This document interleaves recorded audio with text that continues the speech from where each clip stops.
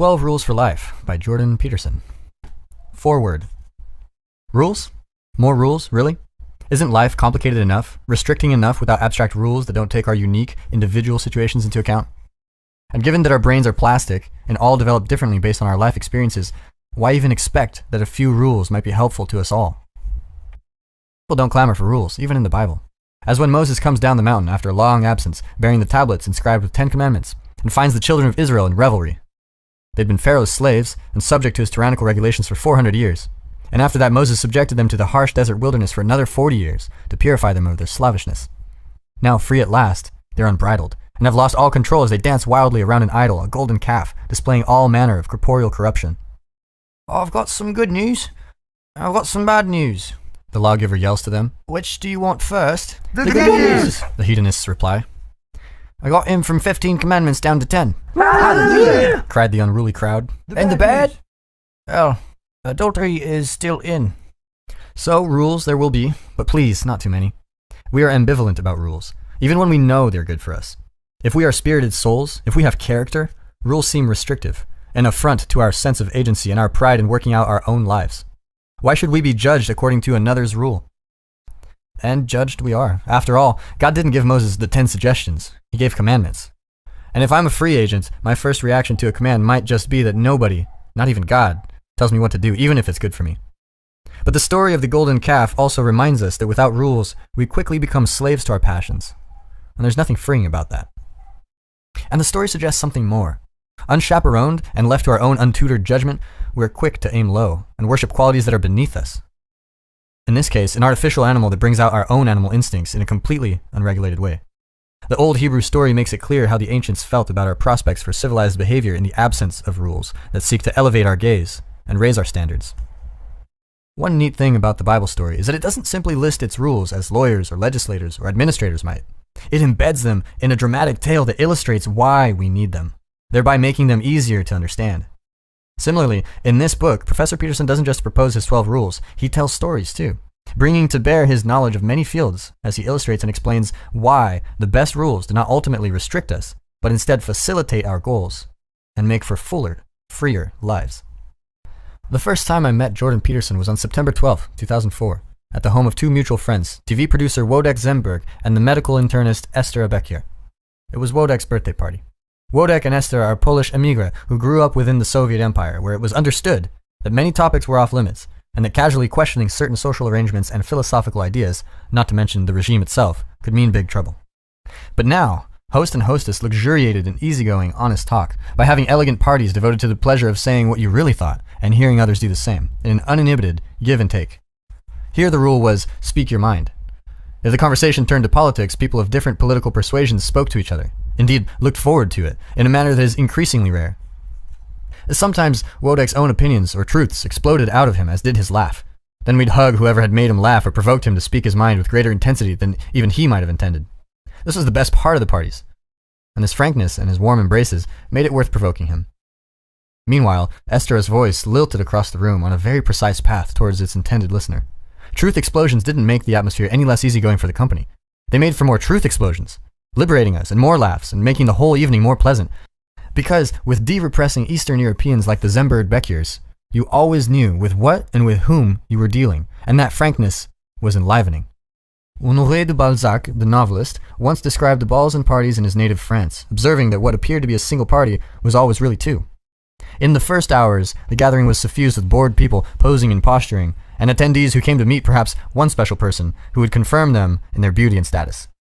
Then, only in the very late hours, after most of the guests had left, would the second party, the real party, begin. Here the conversation was shared by each person present, and open-hearted laughter replaced the starchy airs. At Esther and Wojtek's parties, this kind of wee hours of the morning disclosure and intimacy often began as soon as we entered the room.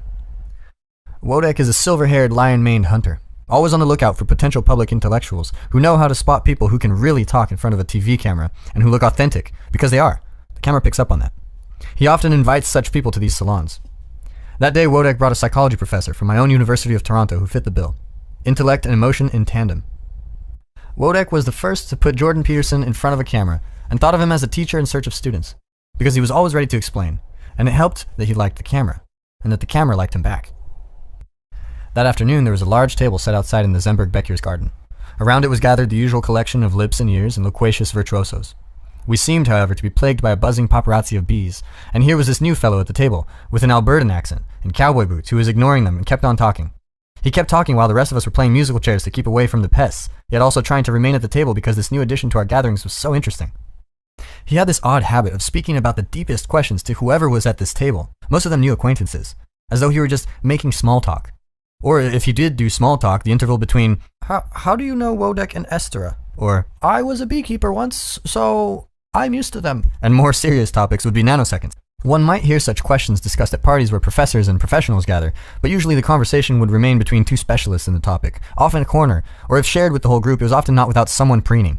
But this Peterson, though erudite, didn't come across as a pedant. He had this enthusiasm of a kid who had just learned something new and had to share it.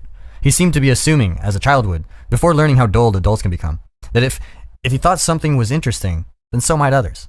There was something boyish in the cowboy, in his broaching of subjects as though we had all grown up together in the same small town, or family, and had been thinking about the very same problems of human existence all along. Peterson wasn't really an eccentric. He had sufficient conversational chops, had been a Harvard professor, was a gentleman, as cowboys can be, though he did say damn and bloody a lot, in a rural 1950s sort of way. But everyone listened, with a fascination on their faces, because he was in fact addressing the questions of concern to everyone at the table. There was something freeing about being with a person so learned, yet speaking in such an unedited way. His thinking was motoric. It seemed he needed to think aloud, to use his motor cortex to think. But that motor also had to run fast to work properly, to get to liftoff. Not quite manic, but his idling speed revved high. Spirited thoughts were tumbling out, but unlike many academics who take the floor and hold it, if someone challenged or corrected him, he really seemed to like it. He didn't rear up and neigh. He'd say in a kind of folksy way, yeah, and bow his head involuntarily, wag it if he had overlooked something, laughing at himself for overgeneralizing. He appreciated being shown another side of an issue, and it became clear that thinking through a problem was, for him, a dialogic process. One could not but be struck by another unusual thing about him. For an egghead, Peterson was extremely practical. His examples were filled with applications to everyday life. Business management, how to make furniture, he made much of his own. Designing a simple house, making a room beautiful, now an internet meme, or in another specific case related to education, creating an online writing project that kept minority students from dropping out of school by getting them to do a kind of psychoanalytic exercise on themselves in which they would free associate about their past, present, and future, now known as the self-authoring program. I was always especially fond of Midwestern prairie types who come from a farm where they learned all about nature, or from a very small town and have worked with their hands to make things, spent long periods outside in the harsh elements, and are often self-educated and go to university against the odds.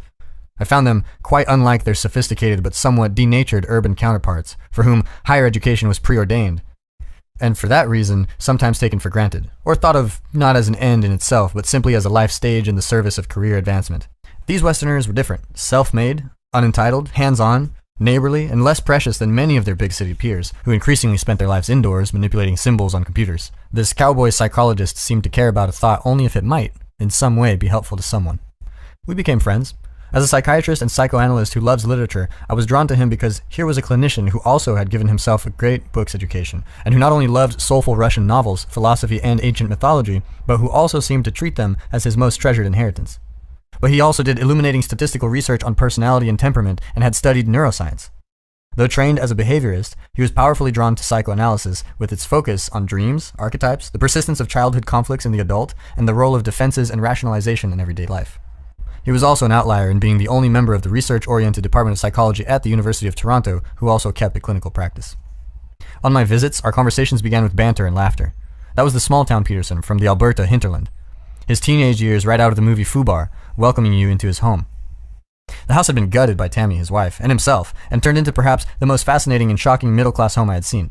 They had art, some carved masks, and abstract portraits, but they were overwhelmed by a huge collection of original socialist, realist paintings of Lenin and the early communists commissioned by the USSR. Not long after the Soviet Union fell, and most of the world breathed a sigh of relief, Peterson began purchasing this propaganda for a song online. Paintings lionizing the Soviet revolutionary spirit completely filled every single wall, the ceilings, even the bathrooms.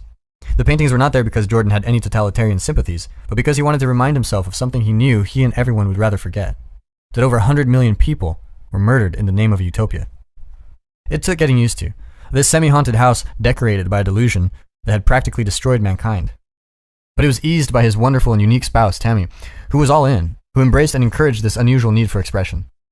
These paintings provided a visitor with the first window into the full extent of Jordan's concern about our human capacity for evil in the name of good, and the psychological mystery of self-deception. How can a person deceive himself and get away with it? An interest that we share. And then there were also the hours we'd spend discussing what I might call a lesser problem. Lesser because rarer. The human capacity for evil for the sake of evil. The joy some people take in destroying others, captured famously by the 17th century English poet John Milton in Paradise Lost. And so we'd chat and have our tea in his kitchen underworld, walled by this odd art collection, a visual marker of his earnest quest to move beyond simplistic ideology, left or right, and not repeat mistakes of the past. After a while, there was nothing peculiar about taking tea in the kitchen and discussing family issues, one's latest reading with those ominous pictures hovering. It was just living in the world as it was, or in some places is. In Jordan's first and only book before this one, Maps of Meaning, he shares his profound insights into universal themes of world mythology and explains how all cultures have created stories to help us grapple with, and ultimately map the chaos into which we are thrown at birth. This chaos is everything that is unknown to us, and any unexplored territory that we must traverse, be it in the world outside or the psyche within. Combining evolution, the neuroscience of emotion, some of the best of Jung, some of Freud, much of the great works of Nietzsche, Dostoevsky, Solzhenitsyn, Eliade, Newman, Piaget, Frey, Frankl, Maps of Meaning, published nearly 2 decades ago, shows Jordan's wide-ranging approach to understanding how human beings and the human brain deal with the archetypal situation that arises whenever we, in our daily lives, must face something we do not understand. The brilliance of the book is in his demonstration of how rooted the situation is in evolution, our DNA, our brains, and our most ancient stories. And he shows that these stories have survived because they still provide guidance in dealing with uncertainty and the unavoidable unknown. One of the many virtues of the book you're reading now is that it provides an entry point into Maps of Meaning, which is a highly complex work because Jordan was working out his approach to psychology as he wrote it. But it was foundational, because no matter how different our genes or life experiences may be, or how differently our plastic brains are wired by our experience, we all have to deal with the unknown, and we all attempt to move from chaos to order. And this is why many of the rules in this book, being based on Maps of Meaning, have an element of universality to them. Maps of Meaning was sparked by Jordan's agonized awareness as a teenager growing up in the midst of the Cold War that much of mankind seemed on the verge of blowing up the planet to defend their various identities. He felt he had to understand how it could be that people would sacrifice everything for an identity, whatever that was. And he felt he had to understand the ideologies that drove totalitarian regimes to a variant of that same behavior, killing their own citizens.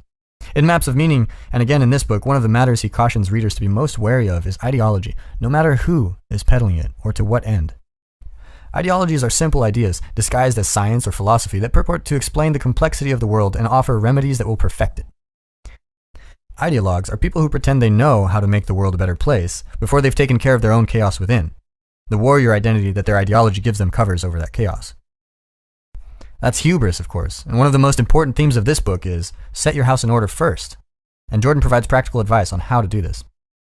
Ideologies are substitutes for true knowledge, and ideologues are always dangerous when they come to power, because a simple-minded, I-know-it-all approach is no match for the complexity of existence. Furthermore, when their social contraptions fail to fly, ideologues blame not themselves, but all who see through the simplifications. Another great U of T professor, Louis Fourier, in his book Ideology and the Ideologists, observed that ideologies retool the very religious stories they purport to have supplanted, but eliminate the narrative and psychological richness. Communism borrowed from the story of the children of Israel in Egypt, with an enslaved class, rich persecutors, a leader like Lenin who goes abroad, lives among the enslavers, and then leads the enslaved to the promised land, the utopia, the dictatorship of the proletariat. To understand ideology, Jordan read extensively about not only the Soviet Gulag, but also the Holocaust and the rise of Nazism. I had never before met a person, born Christian and of my generation, who was so utterly tormented by what happened in Europe to the Jews, and who had worked so hard to understand how it could have occurred. I too had studied this in depth. My own father survived Auschwitz. My grandmother was middle-aged when she stood face-to-face with Dr. Josef Mengele, the Nazi physician who conducted unspeakably cruel experiments on his victims, and she survived Auschwitz by disobeying his order to join the line with the elderly, the gray and the weak, and instead slipping into a line with younger people. She avoided the gas chambers a second time by trading food for hair dye so she wouldn't be murdered for looking too old. My grandfather, her husband, survived the Mauthausen concentration camp but choked to death on the first piece of solid food he was given just before Liberation Day. I relate this because years after we became friends, when Jordan would take a classical liberal stand for free speech, he would be accused by left-wing extremists as being a right-wing bigot. Let me say, with all the moderation I can summon, at best, those accusers have simply not done their due diligence. I have. With a family history such as mine, one develops not only a radar, but underwater sonar for right-wing bigotry. But even more important, one learns to recognize the kind of person with the comprehension, tools, goodwill, and courage to combat it, And Jordan Peterson is that person. My own dissatisfaction with modern political science's attempts to understand the rise of Nazism, totalitarianism, and prejudice was a major factor in my decision to supplement my studies of political science with the study of the unconscious, projection, psychoanalysis, the regressive potential of group psychology, psychiatry, and the brain. Jordan switched out of political science for similar reasons. With these important parallel interests, we didn't always agree on the answers, thank God, but we almost always agreed on the questions. Our friendship wasn't all doom and gloom. I have made a habit of attending my fellow professors' classes at our university, and so attended his, which were always packed, and I saw what now millions have seen online. A brilliant, often dazzling public speaker who was at his best riffing like a jazz artist. At times he resembled an ardent prairie preacher, not in evangelizing, but in his passion, in his ability to tell stories that convey the life stakes that go with believing or disbelieving various ideas. Then he just as easily switched to do a breathtakingly systematic summary of a series of scientific studies. He was a master at helping students become more reflective and take themselves and their futures seriously. He taught them to respect many of the greatest books ever written. He gave vivid examples from clinical practice, was appropriately self-revealing, even of his own vulnerabilities, and made fascinating links between evolution, the brain, and religious stories. In a world where students are taught to see evolution and religion as simply opposed by thinkers like Richard Dawkins, Jordan showed his students how evolution, of all things, helps to explain the profound psychological appeal and wisdom of many ancient stories, from Gilgamesh to the life of the Buddha, Egyptian mythology, and the Bible. He showed, for instance, how stories about journeying voluntarily into the unknown, the hero's quest, mirror universal tasks for which the brain evolved. He respected the stories, was not reductionist, and never claimed to exhaust their wisdom. If he discussed a topic such as prejudice, or its emotional relatives fear and disgust, or the differences between the sexes on average, he was able to show how these traits evolved and why they survived. Above all, he alerted his students to topics rarely discussed in university, such as the simple fact that all the ancients, from Buddha to the biblical authors, knew what every slightly worn-out adult knows, that life is suffering. If you are suffering, or someone close to you is, that's sad. But alas, it's not particularly special. We don't suffer only because politicians are dim-witted, or the system is corrupt, or because you and I, like almost everyone else, can legitimately describe ourselves in some way as a victim of something or someone. It is because we are born human that we are guaranteed a good dose of suffering. And chances are, if you or someone you love is not suffering now, they will be within 5 years, unless you are freakishly lucky. Rearing kids is hard, work is hard, aging, sickness, and death are hard. And Jordan emphasized that doing all that totally on your own without the benefit of a loving relationship or wisdom or the psychological insights of the greatest psychologies only makes it harder. He wasn't scaring the students. In fact, they found this frank talk reassuring because in the depths of their psyches, most of them knew what he said was true, even if there was never a forum to discuss it. Perhaps because the adults in their lives had become so naively overprotective that they deluded themselves into thinking that not talking about suffering would in some way magically protect their children from it. Here he would relate the myth of the hero, a cross-cultural theme explored psychoanalytically by Otto Rank, who noted, following Freud, that hero myths are similar in many cultures, a theme that was picked up by Carl Jung, Joseph Campbell, and Eric Newman, among others. Where Freud made great contributions in explaining neurosis by, among other things, focusing on understanding what we might call a failed hero story, that of Oedipus, Jordan focused on triumphant heroes. In all these triumph stories, the hero has to go into the unknown, into an unexplored territory, and deal with a great new challenge and take great risks. In the process, something of himself has to die or be given up so that he can be reborn and meet the challenge. This requires courage, something rarely discussed in a psychology class or textbook. During his recent public stand for free speech and against what I call forced speech, because it involves a government forcing citizens to voice political views, the stakes were very high. He had much to lose, and knew it. Nonetheless, I saw him, and Tammy for that matter, not only display such courage, but also continue to live by many of the rules in this book, some of which can be very demanding. I saw him grow from the remarkable person he was into someone even more able and assured, through living by these rules. In fact, it was the process of writing this book and developing these rules that led him to take the stand he did against forced or compelled speech. And that is why, during those events, he started posting some of his thoughts about life and these rules on the internet. Now, over 100 million YouTube hits later, we know they have struck a chord. Given our distaste for rules, how do we explain the extraordinary response to his lectures, which give rules? In Jordan's case, it was of course his charisma and a rare willingness to stand for a principle that got him a wide hearing online initially. Views of his first YouTube statements quickly numbered in the hundreds of thousands. But people have kept listening because what he is saying meets a deep and unarticulated need. And that is because, alongside our wish to be free of rules, we all search for structure. The hunger among many younger people for rules, or at least guidelines, is greater today for good reason. In the West, at least, millennials are living through a unique historical situation. They are, I believe, the first generation to have been so thoroughly taught two seemingly contradictory ideas about morality simultaneously, at their schools, colleges, and universities, by many in our own generation. This contradiction has left them at times disoriented and uncertain, without guidance, and more tragically, deprived of riches they don't even know exist. The first idea or teaching is that morality is relative, at best a personal value judgment. Relative means that there is no absolute right or wrong in anything. Instead, morality and the rules associated with it are just a matter of personal opinion or happenstance, relative to or related to a particular framework, such as one's ethnicity or one's upbringing or the cultural or historical moment one is born into. It's nothing but an accident of birth. According to this argument, now a creed, history teaches that religion, tribes, nations, and ethnic groups tend to disagree about fundamental matters, and always have. Today, the postmodernist left makes the additional claim that one's group morality is nothing but its attempt to exercise power over another group.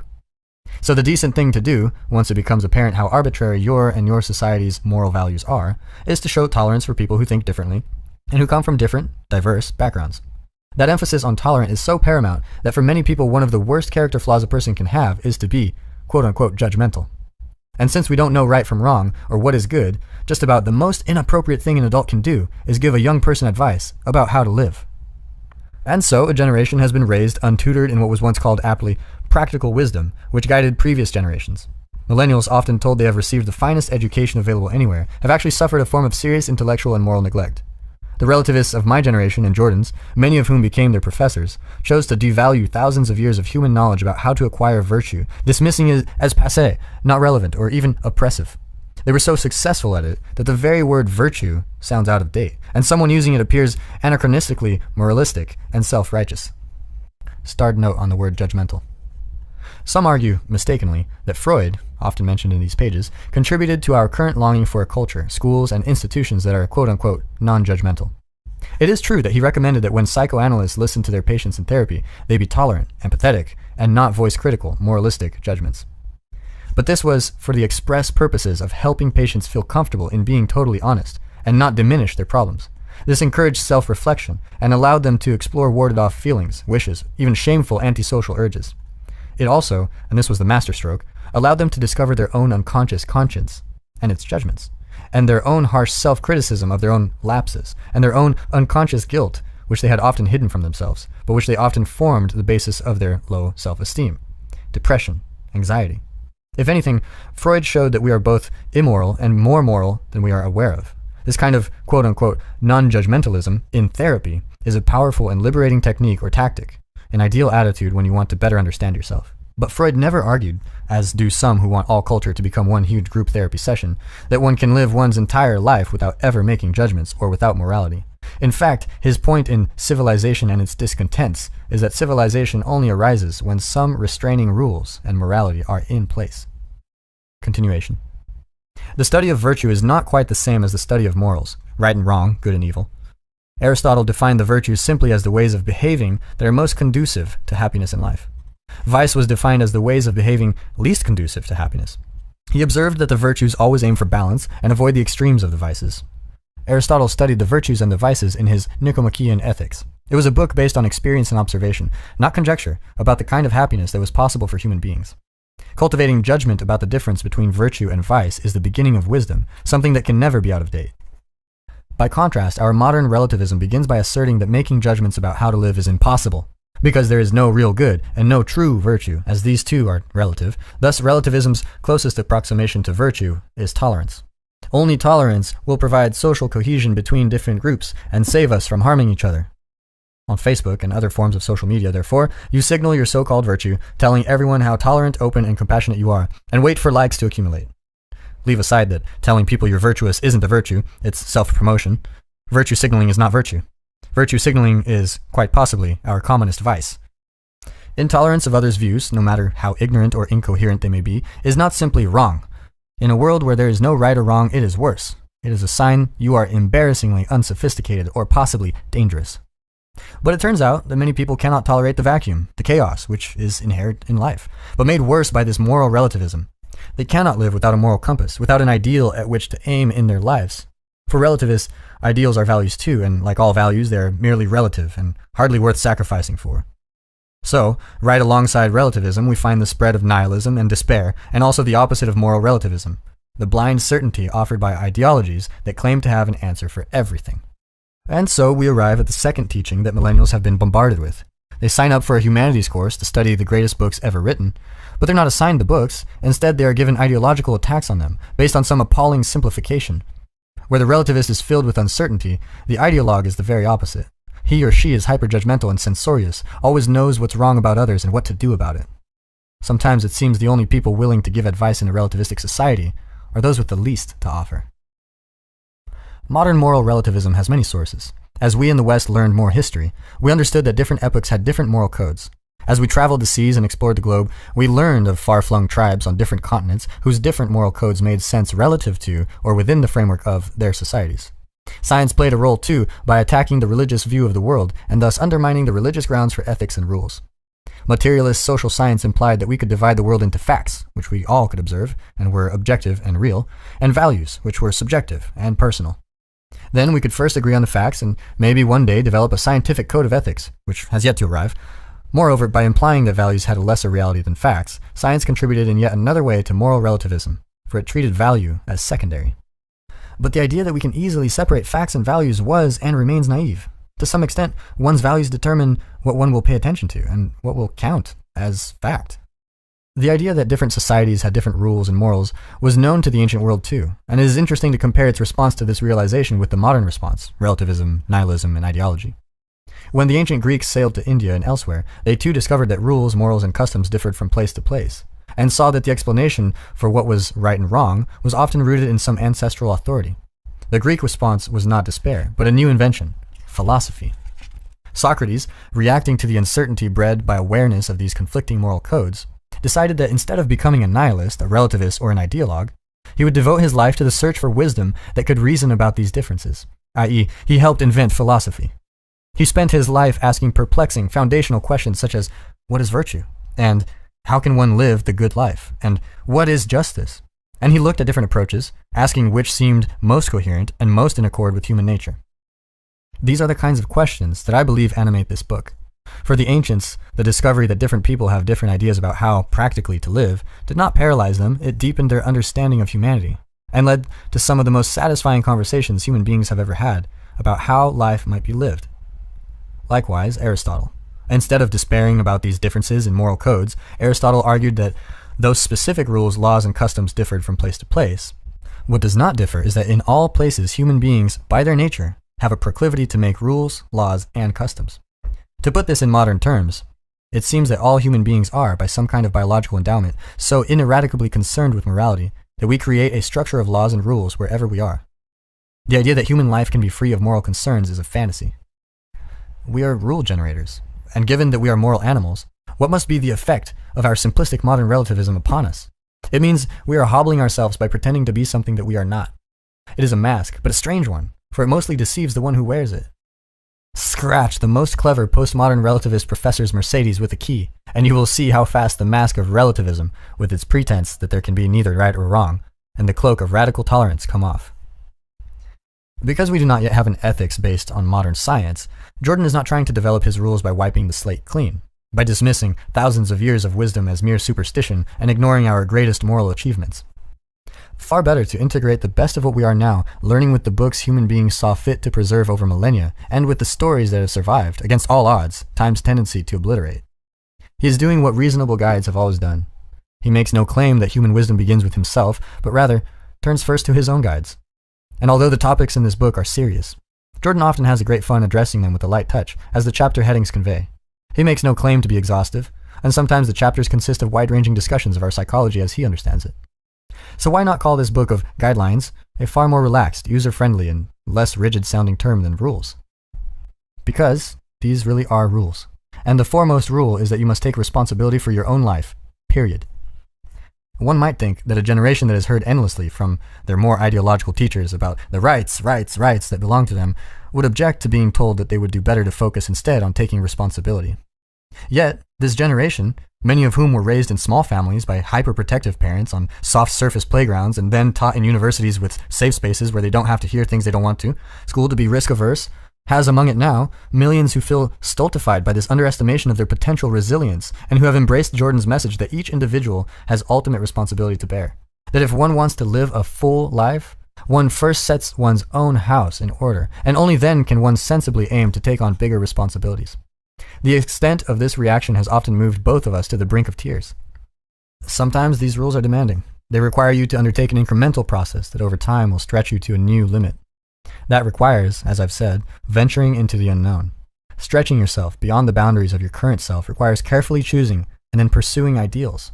Ideals that are up there, above you, superior to you, and that you can't always be sure you will reach. But if it's uncertain that our ideals are attainable, why do we bother reaching in the first place? Because if you don't reach for them, it is certain you will never feel that your life has meaning. And perhaps because, as unfamiliar and strange as it sounds, in the deepest part of our psyche, we all want to be judged. Dr. Norman Deutsch, MD, is the author of The Brain That Changes Itself. 12 Rules for Life by Jordan Peterson. Overture. This book has a short history and a long history. We'll begin with the short history. In 2012, I started contributing to a website called Quora. On Quora, anyone can ask a question of any sort, and anyone can answer. Readers upvote those answers they like and downvote those they don't.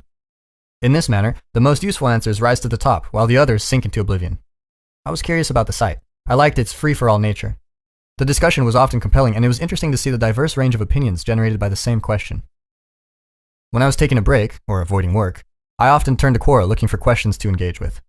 I considered, and eventually answered, such questions as, what's the difference between being happy and being content? What things get better as you age? And what makes life more meaningful? Quora tells you how many people have viewed your answer and how many upvotes you received. Thus, you can determine your reach and see what people think of your ideas. Only a small minority of those who view an answer upvote it. As of July 2017, as I write this, and 5 years after I addressed what makes life more meaningful, my answer to that question has received a relatively small audience, 14,000 views and 133 upvotes, while my response to the question about aging has been viewed by 7,200 people and received 36 upvotes. Not exactly home runs. However, it's to be expected. On such sites, most answers receive very little attention, while a tiny minority become disproportionately popular. Soon after, I answered another question. What are the most valuable things everyone should know? I wrote a list of rules, or maxims, some dead serious, some tongue-in-cheek. Be grateful in spite of your suffering. Do not do things that you hate. Do not hide things in the fog, and so on. The Quora readers appeared pleased with this list. They commented on and shared it. They said such things as, I'm definitely printing this list out and keeping it as a reference. Simply phenomenal. And, you win, Quora. We can just close the site now. Students at the University of Toronto, where I teach, came up to me and told me how much they liked it.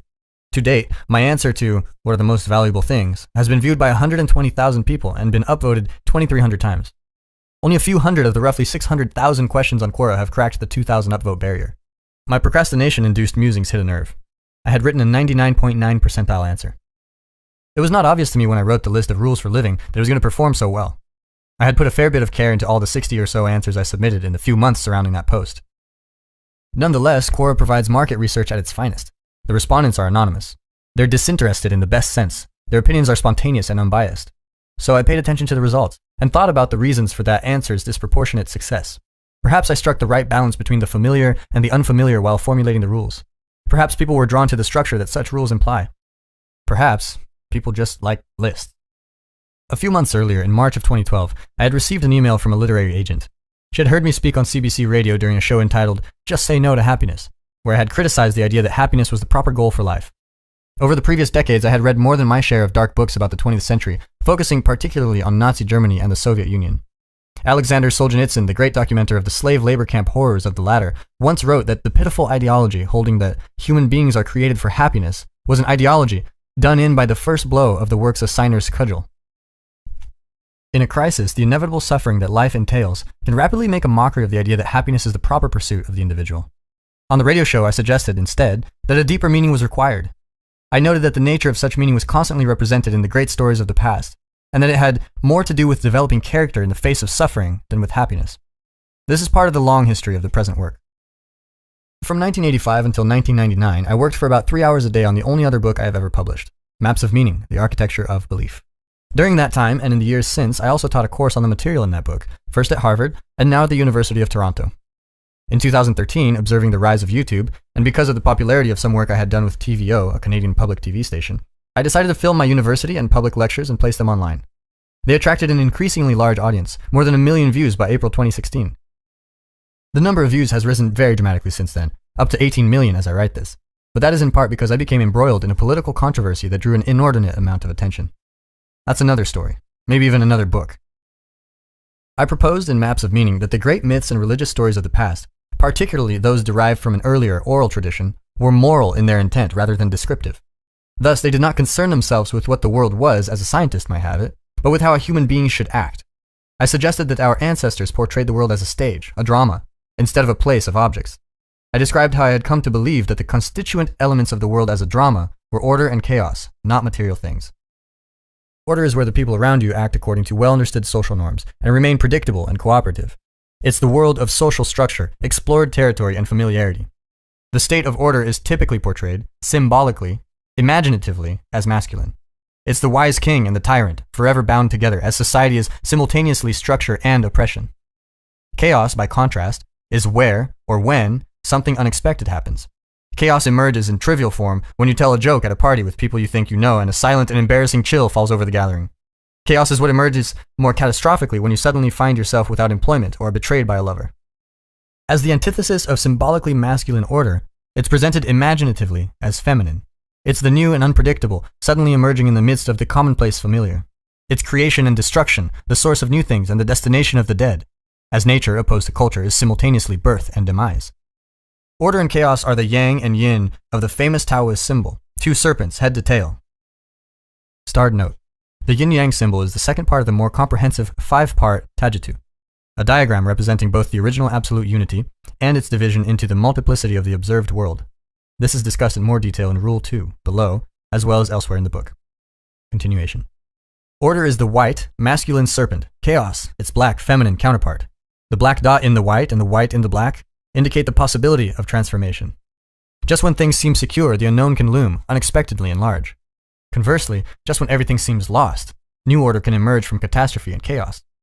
For the Taoists, meaning is to be found on the border between the ever-entwined pair. To walk that border is to stay on the path of life, the divine way. And that's much better than happiness. The literary agent I referred to listened to the CBC radio broadcast where I discussed such issues. It left her asking herself deeper questions. She emailed me, asking if I had considered writing a book for a general audience.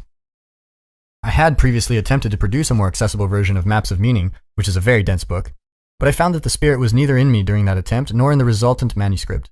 I think this was because I was imitating my former self and my previous book instead of occupying the place between order and chaos, producing something new.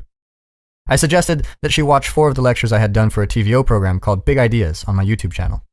I thought if she did, that we could have a more informed and thorough discussion about what kind of topics I might address in a more publicly accessible book. She contacted me a few weeks later after watching all 4 lectures and discussing them with a colleague. Her interest had been further heightened, as had her commitment to the project. That was promising and unexpected. I'm always surprised when people respond positively to what I am saying, given its seriousness and strange nature. I'm amazed I have been allowed, even encouraged, to teach what I taught first in Boston and now in Toronto. I've always thought that if people really noticed what I was teaching, there would be hell to pay. You can decide for yourself what truth there might be in that concern after reading this book. Smiley face. She suggested that I write a guide of sorts to what a person needs to live well, whatever that might mean. I thought immediately about my Quora list. I had, in the meantime, written some further thoughts about the rules I had posted. People had responded positively toward those new ideas as well. It seemed to me, therefore, there might be a nice fit between the Quora list and my new agent's ideas. So I sent her the list. Liked it. At about the same time, a friend and former student of mine, the novelist and screenwriter Greg Hurwitz, was considering a new book, which would become the best-selling thriller Orphan X. He liked the rules too. He had Mia, the book's female lead, post a selection of them one by one on her fridge at points in the story where they seemed apropos. That was another piece of evidence supporting my supposition of their attractiveness. I suggested to my agent that I write a brief chapter on each of the rules. She agreed, so I wrote a book proposal suggesting as much. When I started writing the actual chapters, however, they weren't at all brief. I had much more to say about each rule than I had originally envisioned. This was partly because I had spent a very long time researching my first book, studying history, mythology, neuroscience, psychoanalysis, child psychology, poetry, and large sections of the Bible. I read, and perhaps even understood, much of Milton's Paradise Lost, Goethe's Faust, and Dante's Inferno. I integrated all of that, for better or worse, trying to address a perplexing problem: the reason or reasons for the nuclear standoff of the Cold War. I couldn't understand how belief systems could be so important to people that they were willing to risk the destruction of the world to protect them. I came to realize that shared belief systems made people intelligible to one another, and that the systems weren't just about belief. People who live by the same code are rendered mutually predictable to one another. They act in keeping with each other's expectations and desires. They can cooperate. They can even compete peacefully because everyone knows what to expect from everyone else. A shared belief system, partly psychological, partly acted out, simplifies everyone, in their own eyes and in the eyes of others. Shared beliefs simplify the world as well because people who know what to expect from one another can act together to tame the world. There is perhaps nothing more important than the maintenance of this organization, this simplification. If it's threatened, the great ship of state rocks. It isn't precisely that people will fight for what they believe. They will fight, instead, to maintain the match between what they believe, what they expect, and what they desire. They will fight to maintain the match between what they expect and how everyone is acting. It is precisely the maintenance of that match that enables everyone to live together peacefully, predictably, and productively. It reduces uncertainty and the chaotic mix of intolerable emotions that uncertainty inevitably produces. Imagine someone betrayed by a trusted lover. The sacred social contract obtaining between the two has been violated. Actions speak louder than words, and an act of betrayal disrupts the fragile and carefully negotiated peace of an intimate relationship. In the aftermath of disloyalty, people are seized by terrible emotions: disgust, contempt for self and traitor, guilt, anxiety, rage, and dread. Conflict is inevitable, sometimes with deadly results. Shared belief systems, shared systems of agreed upon conduct and expectation, regulate and control all of those powerful forces. It's no wonder that people will fight to protect something that saves them from being possessed by emotions of chaos and terror, and after that from degeneration into strife and combat. There's more to it, too. A shared cultural system stabilizes human interaction, but it is also a system of value. A hierarchy of value, where some things are given priority and importance, and others are not. In the absence of such a system of value, people simply cannot act. In fact, they can't even perceive because both action and perception require a goal, and a valid goal is, by necessity, something valued. We experience much of our positive emotion in relation to goals. We're not happy, technically speaking, unless we see ourselves progressing, and the very idea of progression implies value. Worse yet is the fact that the meaning of life without positive value is not simply neutral. Because we are vulnerable and mortal, pain and anxiety are an integral part of human existence. But we must have something to set against the suffering that is intrinsic to being. Starred note on being. I use the term being, with a capital B, in part because of my exposure to the ideas of the 20th century German philosopher Martin Heidegger. Heidegger tried to distinguish between reality, as conceived objectively, and the totality of human experience, which is his being. Being, with a capital B, is what each of us experiences subjectively, personally, and individually, as well as what we each experience jointly with others.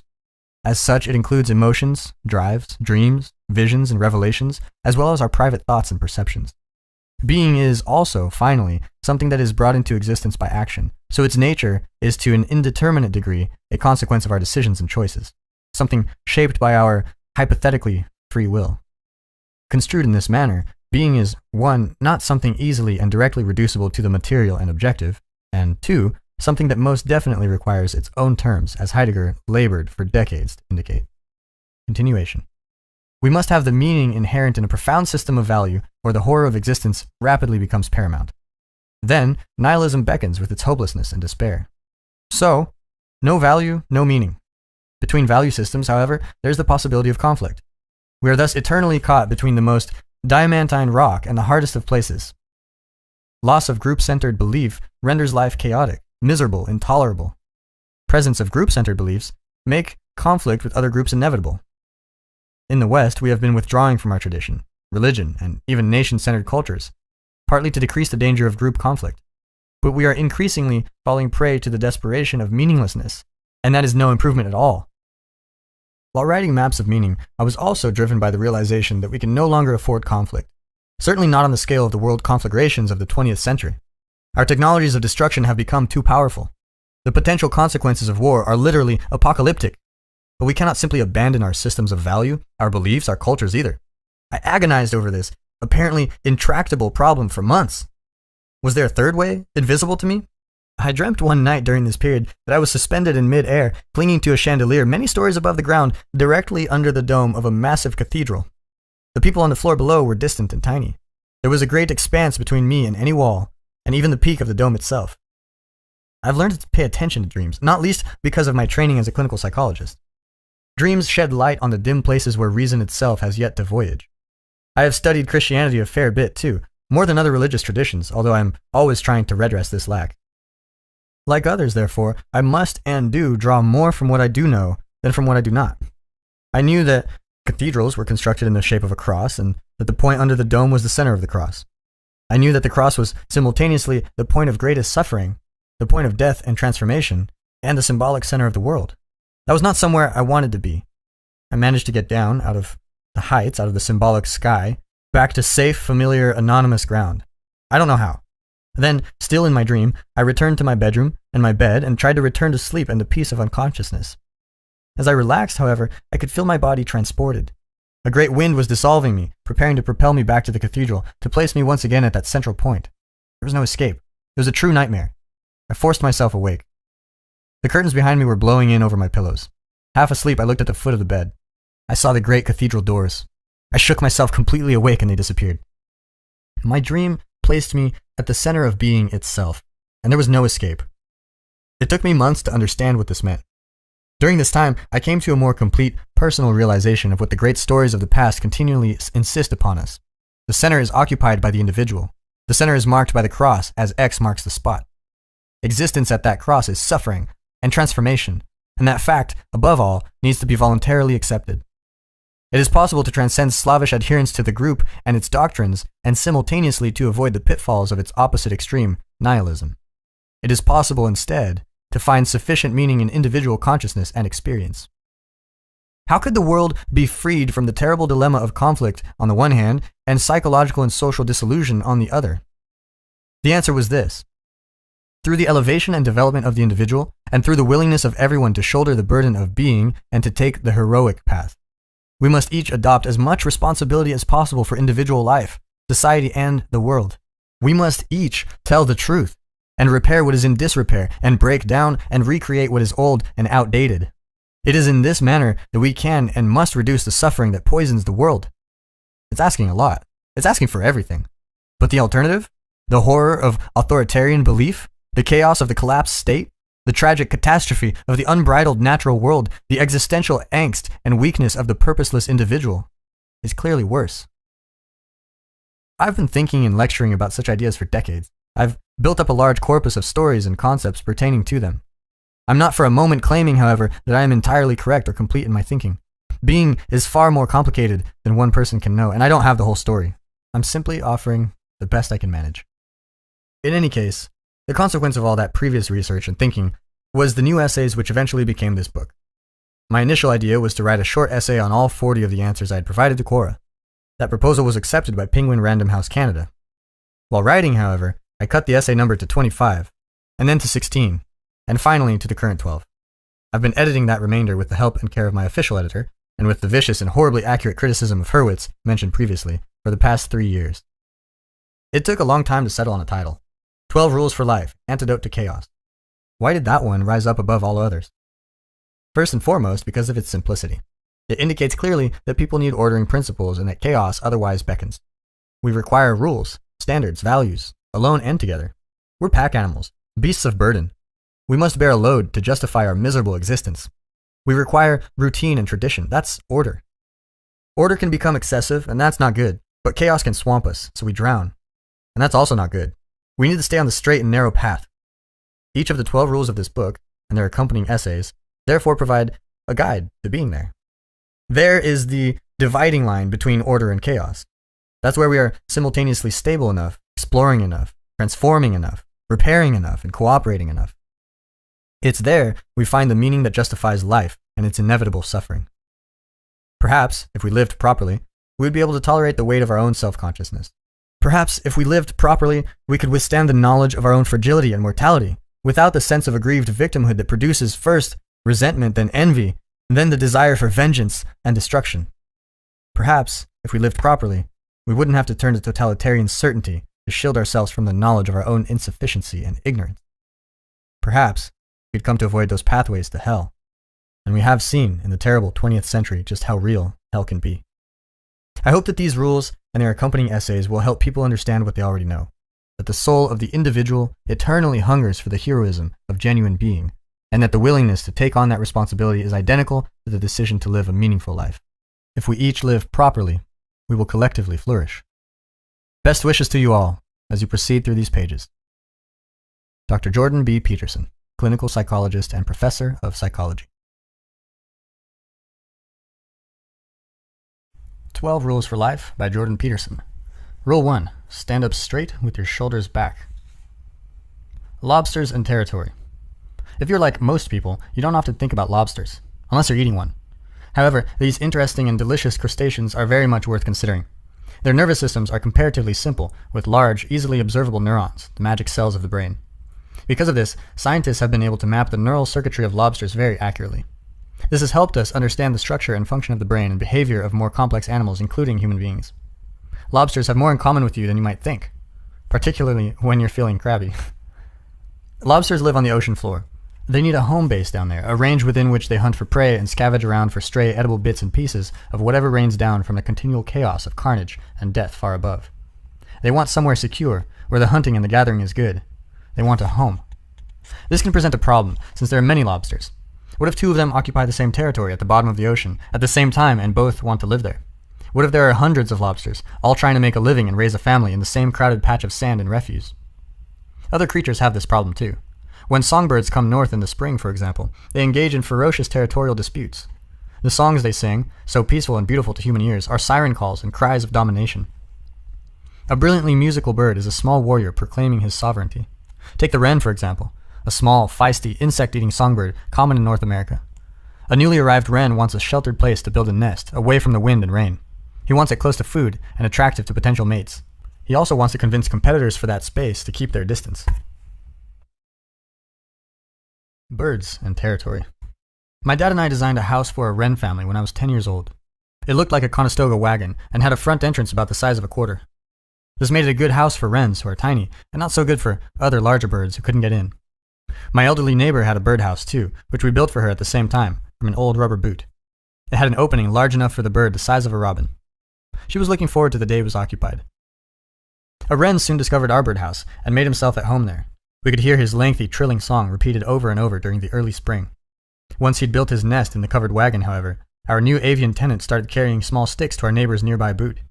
He packed it so full that no other bird, large or small, could possibly get in. Our neighbor was not pleased by this preemptive strike, but there was nothing to be done about it. If we take it down, said my dad, clean it up and put it back in the tree, the wren will just pack it full of sticks again. Wrens are small, and they're cute, but they're merciless.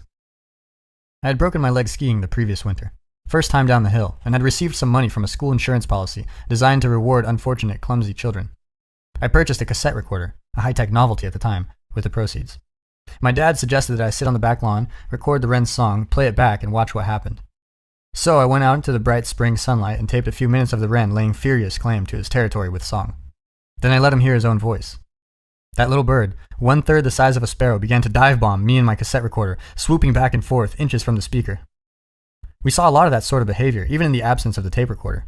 If a larger bird ever dared to sit and rest in any of the trees near our birdhouse, there was a good chance he would get knocked off his perch by a kamikaze wren. Now, wrens and lobsters are very different. Lobsters do not fly, sing, or perch in trees. Wrens have feathers, not hard shells. Wrens can't breathe underwater and are seldom served with butter. However, they are also similar in important ways. Both are obsessed with status and position, for example, like a great many creatures. The Norwegian zoologist and comparative psychologist Thorleif Schjelderup Ebbe observed, back in 1921, that even common barnyard chickens establish a pecking order. The determination of who's who in the chicken world has important implications for each individual bird's survival, particularly in times of scarcity. The birds that always have priority access to whatever food is sprinkled out in the yard in the morning are the celebrity chickens. After them come the second stringers, the hangers-on and wannabes, then the third-rate chickens have their turn, and so on, down to the bedraggled, partially feathered, and badly pecked wretches who occupy the lowest, untouchable stratum of the chicken hierarchy. Chickens, like suburbanites, live communally. Songbirds, such as wrens, do not, but they still inhabit a dominance hierarchy. It's just spread out over more territory. The williest, strongest, healthiest, and most fortunate birds occupy prime territory and defend it. Because of this, they are more likely to attract high-quality mates and to hatch chicks who survive and thrive. Protection from wind, rain, and predators, as well as easy access to superior food, makes for a much less stressed existence. Territory matters, and there is little difference between territorial rights and social status. It is often a matter of life and death. If a contagious avian disease sweeps through a neighborhood of well-stratified songbirds, it is the least dominant and most stressed birds, occupying the lowest rungs of the bird world, who are most likely to sicken and die. This is equally true of human neighborhoods when bird flu viruses and other illnesses sweep across the planet. The poor and stressed always die first, and in greater numbers. They are also much more susceptible to non-infectious diseases such as cancer, diabetes, and heart disease. When the aristocracy catches a cold, as it is said, the working class dies of pneumonia. Because territory matters, and because the best locales are always in short supply, territory seeking among animals produces conflict. Conflict, in turn, produces another problem: how to win or lose without the disagreeing parties incurring too great a cost. This latter point is particularly important. Imagine that two birds engage in a squabble about a desirable nesting area. The interaction can easily degenerate into outright physical combat. Under such circumstances, one bird, usually the largest, will eventually win. But even the victor may be hurt by the fight. That means a third bird, an undamaged, canny bystander, can move in opportunistically and defeat the now crippled victor. That is not at all a good deal for the first two birds. Conflict and territory. Over the millennia, animals who must cohabit with others in the same territories have, in consequence, learned many tricks to establish dominance, while risking the least amount of possible damage. A defeated wolf, for example, will roll over on its back, exposing its throat to the victor, who will not then deign to tear it out. The now dominant wolf may still require a future hunting partner after all, even one as pathetic as his now defeated foe. Bearded dragons, remarkable social lizards, wave their front legs peaceably at one another to indicate their wish for continued social harmony. Dolphins produce specialized sound pulses while hunting and during other times of high excitement to reduce potential conflict among dominant and subordinate group members. Such behavior is endemic in the community of living things. Lobsters, scuttling around on the ocean floor, are no exception. If you catch a few dozen and transport them to a new location, you can observe their status-forming rituals and techniques. Each lobster will first begin to explore the new territory, partly to map its details, and partly to find a good place for shelter. Lobsters learn a lot about where they live, and they remember what they learn. If you startle one near its nest, it will quickly zip back and hide there. If you startle it some distance away, however, it will immediately dart towards the nearest suitable shelter, previously identified and now remembered. A lobster needs a safe hiding place to rest, free from predators and the forces of nature. Furthermore, as lobsters grow, they molt, or shed their shells, which leaves them soft and vulnerable for extended periods of time. A burrow under a rock makes a good lobster home, particularly if it is located where shells and other detritus can be dragged into place to cover the entrance once the lobster is snugly ensconced inside. However, there may be only a small number of high-quality shelters or hiding places in each new territory. They are scarce and valuable. Other lobsters continually seek them out. This means that lobsters often encounter one another when out exploring. Researchers have demonstrated that even a lobster raised in isolation knows what to do when such a thing happens. It has complex defensive and aggressive behaviors built right into its nervous system. It begins to dance around like a boxer, opening and raising its claws, moving forward and backward and side to side, mirroring its opponent, waving its open claws back and forth. At the same time, it employs special jets under its eyes to direct streams of liquid at its opponent. The liquid spray contains a mix of chemicals that tell the other lobster about its size, sex, health, and mood. Sometimes, one lobster can tell immediately from the display of claw size that it is much smaller than its opponent, and will back down without a fight. The chemical information exchanged in the spray can have the same effect, convincing a less healthy or less aggressive lobster to retreat. That's dispute resolution level 1. If the two lobsters are very close in size and apparent ability, however, or if the exchange of liquid has been insufficiently informative, they will proceed to dispute resolution level 2. With antennae whipping madly and claws folded downward, one will advance and the other retreat. Then the defender will advance and the aggressor retreat. After a couple of rounds of this behavior, the more nervous of the lobsters may feel that continuing is not in his best interest. He will flick his tail reflexively, dart backwards and vanish to try his luck elsewhere. If neither blinks, however, the lobsters move to level 3, which involves genuine combat. This time, the now enraged lobsters come at each other viciously, with their claws extended to grapple. Each tries to flip the other on its back. A successfully flipped lobster will conclude that his opponent is capable of inflicting serious damage. It generally gives up and leaves, although it harbors intense resentment and gossips endlessly about the victor behind its back. If neither can overturn the other, or if one will not quit despite being flipped, the lobsters move to level 4. Doing so involves extreme risk, and is not something to be engaged in without forethought. One or both lobsters will emerge damaged from the ensuing fray, perhaps fatally. The animals advance on each other, with increasing speed. Their claws are open so they can grab a leg, antenna, or an eye stalk, or anything else exposed and vulnerable. Once a body part has been successfully grabbed, the grabber will tail flick backwards sharply, with claw clamped firmly shut, and try to tear it off. Disputes that have escalated to this point typically create a clear winner and loser. The loser is unlikely to survive, particularly if he or she remains in the territory occupied by the winner, now a mortal enemy. In the aftermath of losing a battle, regardless of how aggressively a lobster has behaved, it becomes unwilling to fight further, even against another previously defeated opponent. A vanquished competitor loses confidence, sometimes for days. Sometimes the defeat can have even more severe consequences. If a dominant lobster is badly defeated, its brain basically dissolves. Then it grows a new subordinate's brain, one more appropriate to its new, lowly position. Its original brain just isn't sophisticated to manage the transformation from king to bottom dog without virtually complete dissolution and regrowth. Anyone who has experienced a painful transformation after a serious defeat in romance or career may feel some kind of sense of kinship with the once successful crustacean. The neurochemistry of defeat and victory. A lobster loser's brain chemistry differs importantly from that of a lobster winner.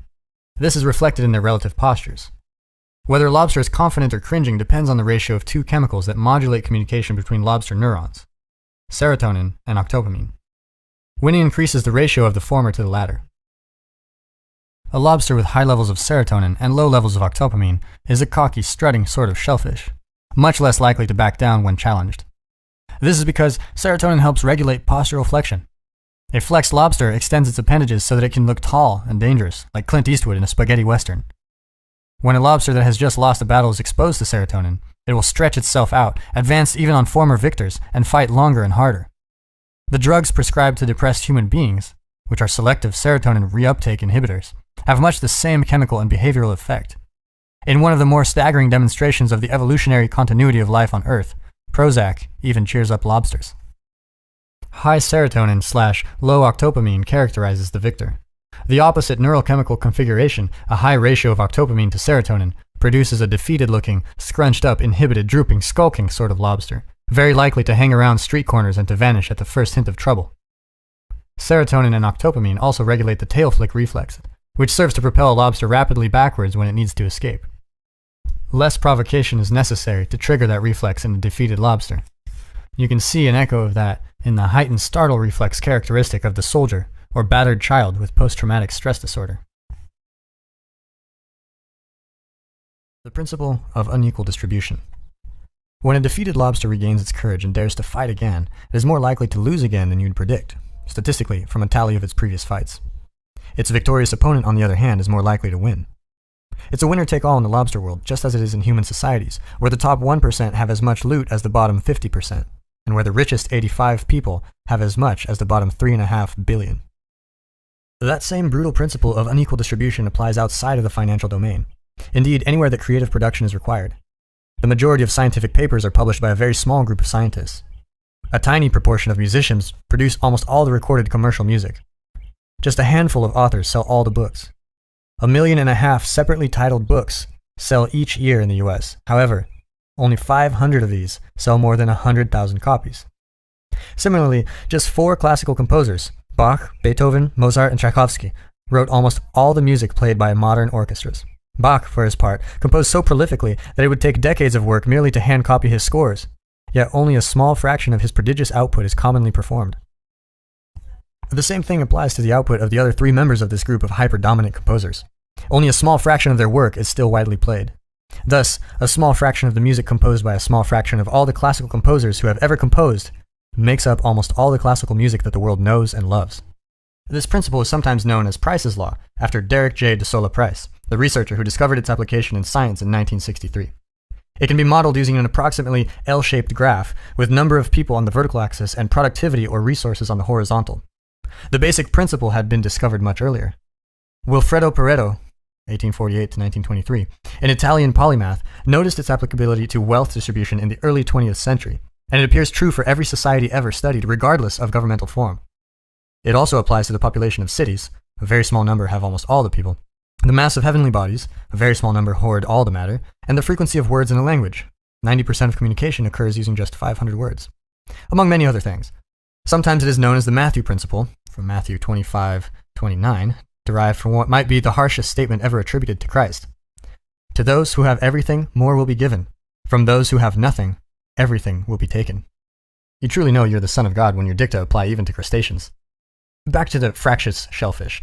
It doesn't take that long before lobsters, testing each other out, learn who can be messed with and who should be given the wide berth. And once they have learned, the resultant hierarchy is exceedingly stable. All a victor needs to do, once he has won, is to wiggle his antenna in a threatening manner, and a previous opponent will vanish in a puff of sand before him. A weaker lobster will quit trying, accept his lowly status, and keep his legs attached to his body. The top lobster, by contrast, occupying the best shelter, getting some good rest, finishing a good meal, parades his dominance around his territory, rousting subordinate lobsters from their shelters at night, just to remind them who's their daddy. All the girls. The female lobsters, who also fight hard for territory during the explicitly maternal stages of their existence, identify the top guy quickly and become irresistibly attracted to him. This is brilliant strategy in my estimation. It's also one used by females of many different species, including humans. Instead of undertaking the computationally difficult task of identifying the best man, the females outsource the problem to the machine-like calculations of the dominance hierarchy. They let the males fight it out and peel their paramours from the top. This is very much what happens with stock market pricing, where the value of any particular enterprise is determined through the competition of all. When the females are ready to shed their shells and soften up a bit, they become interested in mating. They start hanging around the dominant lobster's pad, spraying attractive scents and aphrodisiacs towards him, trying to seduce him. His aggression has made him successful, so he's likely to react in a dominant, irritable manner. Furthermore, he's large, healthy, and powerful. It's no easy task to switch his attention from fighting to mating. If properly charmed, however, he will change his behavior towards the female. This is the lobster equivalent of 50 Shades of Grey, the fastest-selling paperback of all time, and the eternal Beauty and the Beast plot of archetypal romance. This is the pattern of behavior continually represented in the sexually explicit literary fantasies that are as popular among women as provocative images of naked women are among men. It should be pointed out, however, that sheer physical power is an unstable basis on which to found lasting dominance, as the Dutch primatologist Frans de Waal, has taken pains to demonstrate. Among the chimp troops he studied, males who were successful in the longer term had to buttress their physical prowess with more sophisticated attributes. Even the most brutal chimp despot can be taken down, after all, by two opponents, each 3/4 as mean. In consequence, males who stay on top longer are those who form reciprocal coalitions with their lower status compatriots, and who pay careful attention to the troops' females and their infants. The political ploy of baby kissing is literally millions of years old. But lobsters are still comparatively primitive, so the bare plot elements of beast and beauty suffice for them. Once the beast has been successfully charmed, the successful female lobster will disrobe, shedding her shell, making herself dangerously soft, vulnerable, and ready to mate. At the right moment, the male, now converted into a careful lover, deposits a packet of sperm into the appropriate receptacle. Afterward, the female hangs around and hardens up for a couple of weeks, another phenomenon not entirely unknown among human beings. At her leisure, she returns to her own domicile, laden with fertilized eggs. At this point, another female will attempt to do the same thing, and so on. The dominant male, with his upright and confident posture, not only gets the prime real estate and easiest access to the best hunting grounds, he also gets all the girls. It is exponentially more worthwhile to be successful if you are a lobster and male. Why is all this relevant? For an amazing number of reasons, apart from those that are comically obvious. First, we know that lobsters have been around, in one form or another, for more than 350 million years. This is a very long time. 65 million years ago, there were still dinosaurs. That is the unimaginably distant past to us. To lobsters, however, dinosaurs were the nouveau riche, who appeared and disappeared in the flow of near-eternal time. This means that dominance hierarchies have been an essentially permanent feature of the environment to which all complex life has adapted. A third of a billion years ago, brains and nervous systems were comparatively simple. Nonetheless, they already had the structure and neural chemistry necessary to process information about status and society. The importance of this fact can hardly be overstated. The nature of nature. It is a truism of biology that evolution is conservative. When something evolves, it must build upon what nature has already produced. New features may be added, and old features may undergo some alteration, but most things remain the same.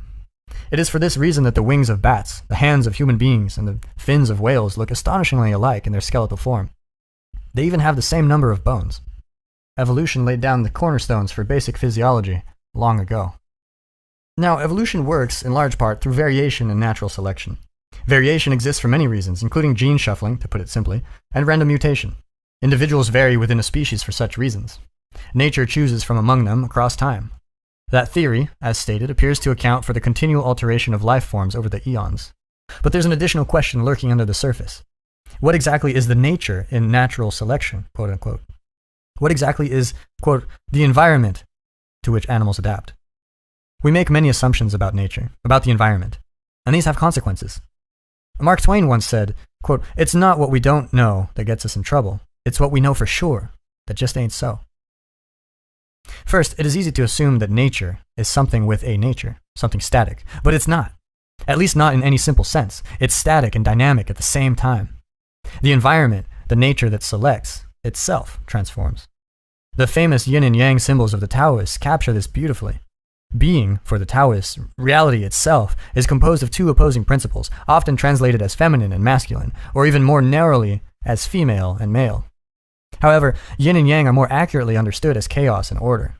The Taoist symbol is a circle enclosing twin serpents head to tail. The black serpent, chaos, has a white dot in its head. The white serpent, order, has a black dot in its head. This is because chaos and order are interchangeable as well as eternally juxtaposed. There is nothing so certain that it cannot vary. Even the sun itself has cycles of instability. Likewise, there is nothing so mutable that it cannot be fixed. Every revolution produces a new order. Every death is, simultaneously, a metamorphosis.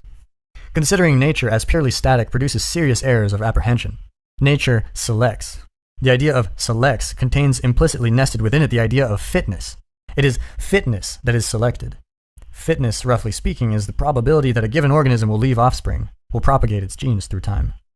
The fit in fitness is therefore the matching of organismal attribute to environmental demand.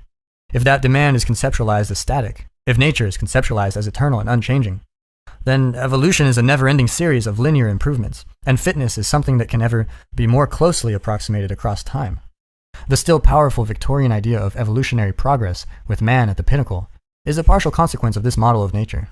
It produces the erroneous notion that there's a destination of natural selection, increasing fitness to the environment, and that it can be conceptualized as a fixed point. But nature, the selecting agent, is not a static selector. Not in any simple sense. Nature dresses differently for each occasion. Nature varies like a musical score, and that, in part, explains why music produces its deep intimations of meaning. As the environment supporting a species transforms and changes, the features that make a given individual successful in surviving and reproducing also transform and change.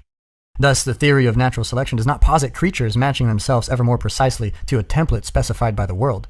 It is more that creatures are in a dance with nature, albeit one that is deadly. In my kingdom, as the Red Queen tells Alice in Wonderland, you have to run as fast as you can just to stay in the same place. No one standing still can triumph, no matter how well constituted. Nature is not simply dynamic either. Some things change quickly, but they're nested within other things that change less quickly. Music frequently models this too. Leaves change more quickly than trees, and trees more quickly than forests. Weather changes faster than climate. If it wasn't this way, then the conservatism of evolution would not work, as the basic morphology of arms and hands would have to change as fast as the length of arm bones and the function of fingers. It's chaos, within order, within chaos, within higher order. The order that is most real is the order that is most unchanging, and that is not necessarily the order that is most easily seen. The leaf, when perceived, might blind the observer to the tree. The tree can blind him to the forest, and some things that are most real, such as the ever-present dominance hierarchy, cannot be seen at all. It is also a mistake to conceptualize nature romantically. Rich, modern city dwellers, surrounded by hot, baking concrete, imagine the environment as something pristine and paradisal like a French impressionist landscape. Eco-activists, even more idealistic in their viewpoint, envision nature as harmoniously balanced and perfect, absent the disruptions and depredations of mankind. Unfortunately, the environment is also elephantiasis and guinea worms, don't ask. Anopheles, mosquitoes and malaria, starvation-level droughts, AIDS, and the Black Plague. We don't fantasize about the beauty of these aspects of nature, although they are just as real as their Edenic counterparts. It is because of the existence of such things, of course, that we attempt to modify our surroundings, protecting our children, building cities and transportation systems, and growing food and generating power. If Mother Nature wasn't so hell-bent on our destruction, it would be easier for us to exist in simple harmony with her dictates. And this brings us to a third erroneous concept, that nature is something strictly segregated from the cultural constructs that have emerged within it. The order within the chaos and order of being is all the more natural the longer it has lasted. This is because nature is what selects, and the longer a feature has existed, the more time it has had to be selected and to shape life. It does not matter whether that feature is physical and biological or social and cultural. All that matters, from a Darwinian perspective, is permanence. And the dominance hierarchy, however social or cultural it might appear, has been around for some 500 million years. It's permanent. It's real. The dominance hierarchy is not capitalism. It's not communism either, for that matter. It's not the military-industrial complex. It's not the patriarchy, that disposable, malleable, arbitrary cultural artifact. It's not even a human creation, not in the most profound sense. It is, instead, a near-eternal aspect of the environment, and much of what is blamed on these more ephemeral manifestations is a consequence of its unchanging existence. We, the sovereign we, the we that has been around since the beginning of life, have lived in a dominance hierarchy for a long, long time. We were struggling for position before we had skin, or hands, or lungs, or bones. There is little more natural than culture. Dominance hierarchies are older than trees. The part of our brain that keeps track of our position in the dominance hierarchy is therefore exceptionally ancient and fundamental. It is a master control system, modulating our perceptions, values, emotions, thoughts, and actions. It powerfully affects every aspect of our being, conscious and unconscious alike. This is why, when we are defeated, we act very much like lobsters who have lost a fight. Our posture droops. We face the ground. We feel threatened, hurt, anxious, and weak. If things do not improve, we become chronically depressed. Under such conditions, we can't easily put up the kind of fight that life demands, and we become easy targets for harder-shelled bullies. And it is not only the behavioral and experimental similarities that are striking. Much of the basic neurochemistry is the same. Consider serotonin, the chemical that governs posture and escape in the lobster. Low-ranking lobsters produce comparatively low levels of serotonin. This is also true of low-ranking human beings, and those low levels decrease more with each defeat. Low serotonin means decreased confidence. Low serotonin means more response to stress and costlier physical preparedness for emergency. As anything whatsoever may happen at any time, at the bottom of the dominance hierarchy, and rarely something good. Low serotonin means less happiness, more pain and anxiety, more illness, and a shorter lifespan. Among humans, just as much among crustaceans. Higher spots in the dominance hierarchy, and the higher serotonin levels typical of those who inhabit them, are characterized by less illness, misery, death, even when factors such as absolute income or number of decaying food scraps are held constant. The importance of this can hardly be overstated. Top and bottom. There's an unspeakably primordial calculator deep within you, at the very foundation of your brain, far below your thoughts and feelings. It monitors exactly where you are positioned in society, on a scale of 1 to 10 for the sake of argument. If you're a number 1, the highest level of status, you're an overwhelming success. If you're male, you have preferential access to the best places to live and the highest quality food. People compete to do you favors. You have limitless opportunity for romantic and sexual contact. You are a successful lobster, and the most desirable females line up and vie for your attention. If you're female, you have access to many high-quality suitors. Tall, strong, and symmetrical, creative, reliable, honest, and generous. And like your dominant male counterpart, you will compete ferociously, even pitilessly, to maintain or improve your position in the equally competitive female mating hierarchy. Although you are less likely to use physical aggression to do so, there are many effective verbal tricks and strategies at your disposal, including the disparaging of opponents, and you may well be the expert at their use. If you are a low-status 10, by contrast, male or female, you have nowhere to live, or nowhere good. Your food is terrible when you're not going hungry. You're in poor physical and mental condition. You're of minimal romantic interest to anyone unless they are as desperate as you. You are more likely to fall ill, age rapidly, and die young, with few, if anything, to mourn you. Even money itself may prove of little use. You won't know how to use it because it is difficult to use money properly, particularly if you are unfamiliar with it. Money will make you liable to the dangerous temptations of drugs and alcohol, which are much more rewarding if you have been deprived of pleasure for a long period. Money will also make you a target for predators and psychopaths who thrive on exploiting those who exist on the lower rungs of society. The bottom of the dominance hierarchy is a terrible, dangerous place to be. The ancient part of your brain specialized for assessing dominance watches how you are treated by other people. On that evidence, it renders a determination of your value and assigns you a status. If you are judged by your peers as of little worth, the counter restricts serotonin availability. That makes you much more physically and psychologically reactive to any circumstance or event that might produce emotion, particularly if it is negative. You need that reactivity. Emergencies are common at the bottom, and you must be ready to survive. Unfortunately, that physical hyper-response, that constant alertness, burns up a lot of precious energy and physical resources. This response is really what everyone calls stress, and it is by no means only, or even primarily, psychological. It's a reflection of the genuine constraints of unfortunate circumstances. When operating at the bottom, the ancient brain counter assumes that even the smallest unexpected impediment might produce an uncontrollable chain of negative events, which will have to be handled alone, as useful friends are rare indeed on society's fringes. You will therefore continually sacrifice what you could otherwise physically store for the future, using it up on heightened readiness and the possibility of immediate panicked action in the present. When you don't know what to do, you must be prepared to do anything and everything in case it becomes necessary. You're sitting in your car with the gas and brake pedals both punched to the mat. Too much of that and everything falls apart. The ancient counter will even shut down your immune system, expanding the energy and resources required for future health now, during the crises of the present. It will render you impulsive, so that you will jump, for example, at any short-term mating opportunities or any possibilities of pleasure, no matter how subpar, disgraceful, or illegal. It will leave you far more likely to live or die carelessly for a rare opportunity at pleasure when it manifests itself. The physical demands of emergency preparedness will wear you down in every way.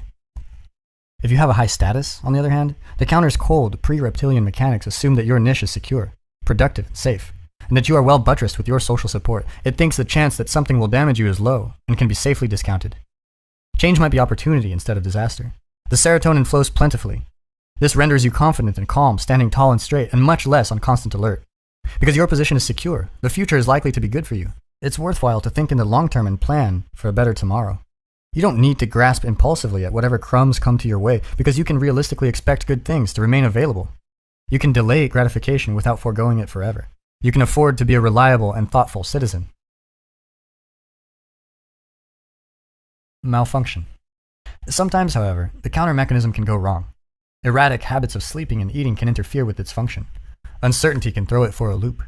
The body with its various parts needs to function like a well-rehearsed orchestra. Every system must play its role properly and at exactly the right time, or noise and chaos ensue. It is for this reason that routine is so necessary. The acts of life we repeat every day need to be automatized. They must be turned into stable and reliable habits, so they lose their complexity and gain predictability and simplicity. This can be perceived most clearly in the case of small children, who are delightful and comical and playful when their sleeping and eating schedules are stable, and horrible and whiny and nasty when they are not. It is for such reasons that I always ask my clinical clients first about sleep. Do they wake up in the morning at approximately the time the typical person wakes up, and at the same time every day?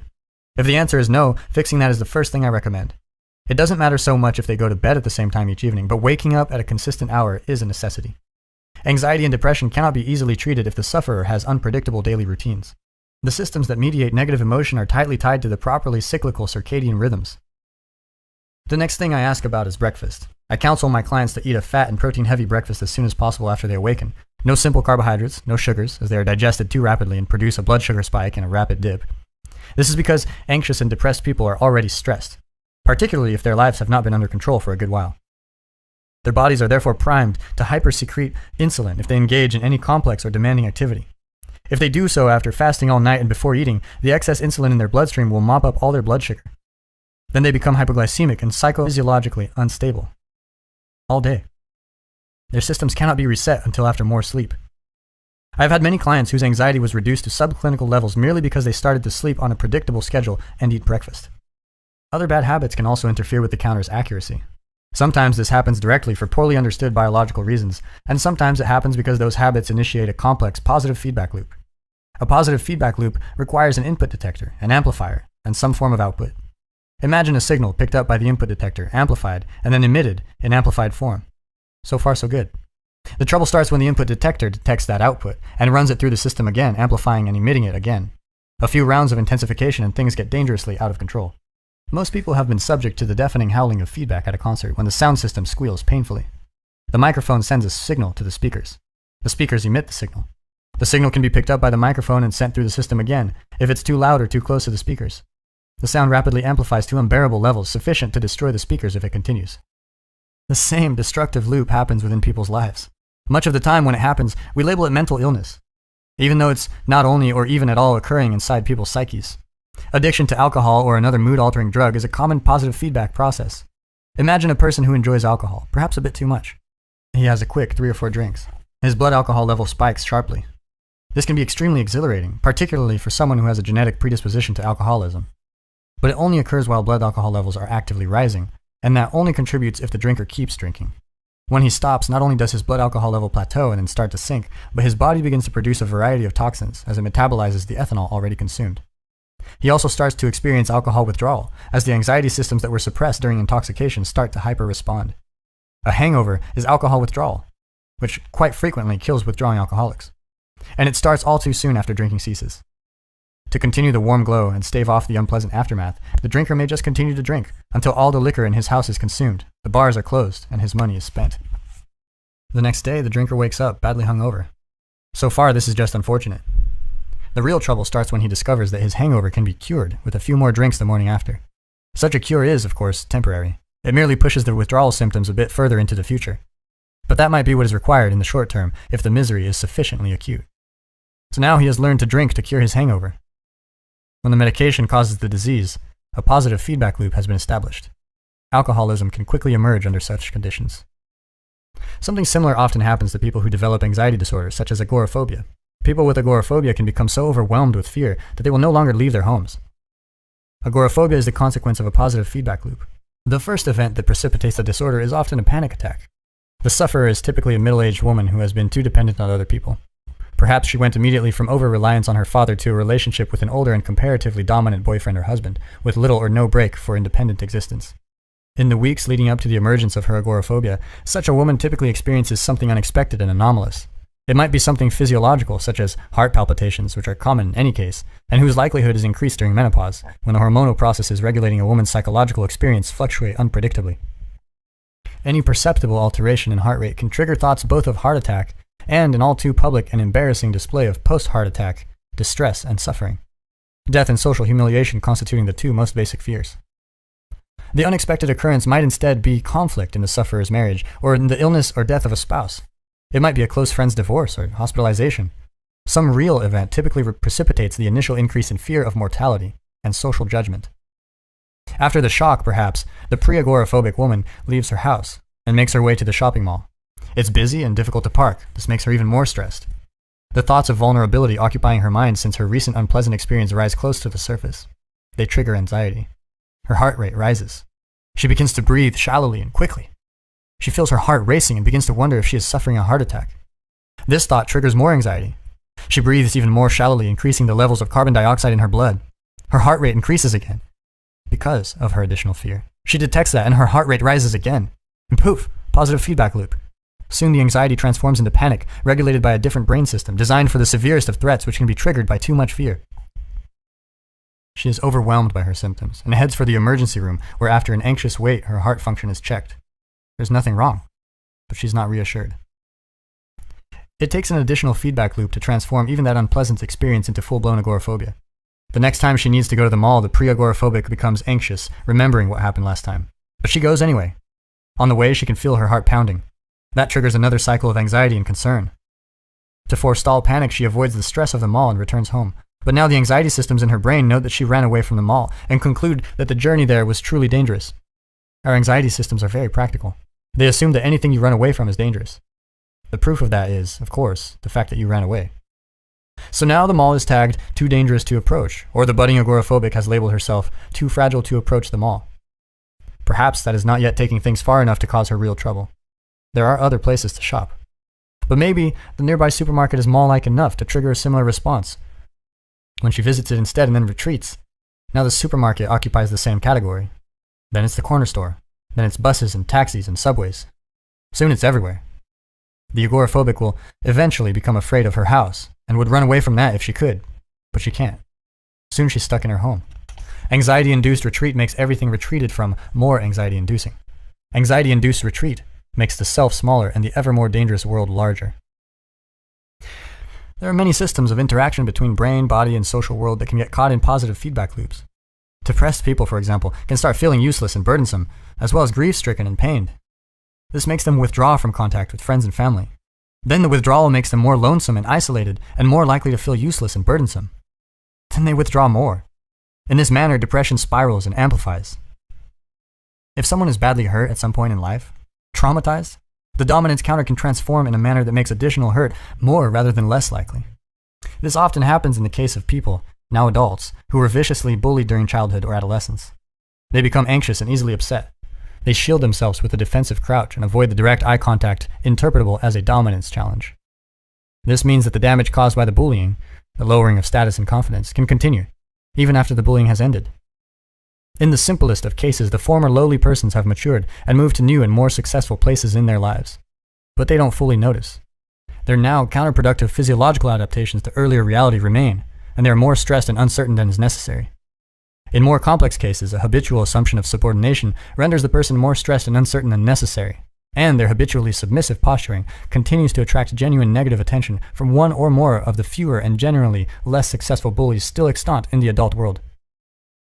In such situations, the psychological consequence of the previous bullying increases the likelihood of continued bullying in the present, even though, strictly speaking, it wouldn't have to. because of maturation or geographical relocation or continued education or improvement in objective status.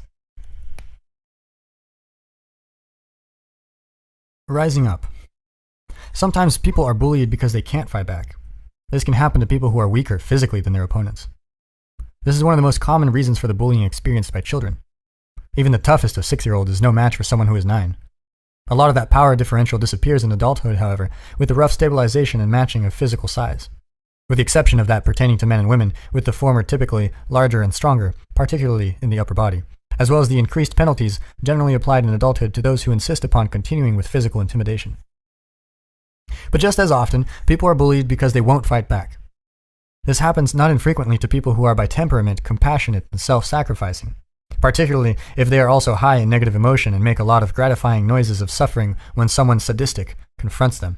Children who cry more easily, for example, are more frequently bullied. It also happens to people who have decided for one reason or another that all forms of aggression, including even feelings of anger, are morally wrong. I have seen people with a particularly acute sensitivity to petty tyranny and over-aggressive competitiveness restrict within themselves all the emotions that might give rise to such things. Often they are people whose fathers were excessively angry and controlling. Psychological forces are never unidimensional in their value, however, and the truly appalling potential of anger and aggression to produce cruelty and mayhem are balanced by the ability of those primordial forces to push back against oppression, speak truth, and motivate resolute movement forward in times of strife, uncertainty, and danger. With their capacity for aggression straitjacketed within a too narrow morality, those who are only or merely compassionate and self-sacrificing, and naive and exploitable, cannot call forth the genuinely righteous and appropriately self-protective anger necessary to defend themselves. If you can bite, you generally don't have to. When skillfully integrated, the ability to respond with aggression and violence decreases rather than increases the probability that actual aggression will become necessary. If you say no early in the cycle of oppression, and you mean what you say, which means you state your refusal in no uncertain terms and stand behind it, then the scope for oppression on the part of oppressor will remain properly bounded and limited. The forces of tyranny expand inexorably to fill the space made available for their existence. People who refuse to muster appropriately self-protective territorial responses are laid open to exploitation as much as those who genuinely can't stand up for their own rights because of a more essential inability or a true imbalance in power. Naive, harmless people usually guide their perceptions and actions with a few simple axioms. People are basically good. No one really wants to hurt anyone else. The threat, and certainly the use of force, physical or otherwise, is wrong. These axioms collapse, or worse, in the presence of individuals who are genuinely malevolent. Worse means that naive beliefs can become a positive invitation to abuse, because those who aim to harm have become specialized to prey on people who think precisely such things. Under such conditions, the axioms of harmlessness must be retooled. In my clinical practice, I often draw the attention of my clients, who think that good people never become angry, to the stark realities of their own resentments. No one likes to be pushed around, but people often put up with it for too long. So I get them to see their resentment, first as anger, and then as an indication that something needs to be said, if not done, not least because honesty demands it. Then I get them to see such action as part of the force that holds tyranny at bay, at the social level as much as the individual. Many bureaucracies have petty authoritarians within them, generating unnecessary rules and procedures simply to express and cement power. Such people produce powerful undercurrents of resentment around them, which, if expressed, would limit their expression of pathological power. It is in this manner that the willingness of the individual to stand up for him or herself protects everyone from the corruption of society. When naive people discover the capacity for anger within themselves, they're shocked, sometimes severely. A profound example of this can be found in the susceptibility of new soldiers to post-traumatic stress disorder, which often occurs because of something they watch themselves doing, rather than because of something that has happened to them. They react like the monsters they can truly be in extreme battlefield conditions, and the revelation of that capacity undoes their world. And no wonder. Perhaps they assumed that all of history's terrible perpetrators were people totally unlike themselves.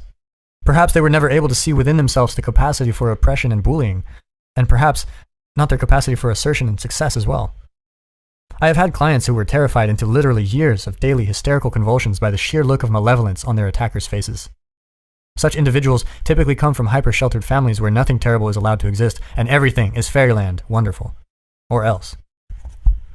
When the awakening occurs, when once naive people recognize in themselves the seeds of evil and monstrosity and see themselves as dangerous, at least potentially, their fear decreases. They develop more self-respect.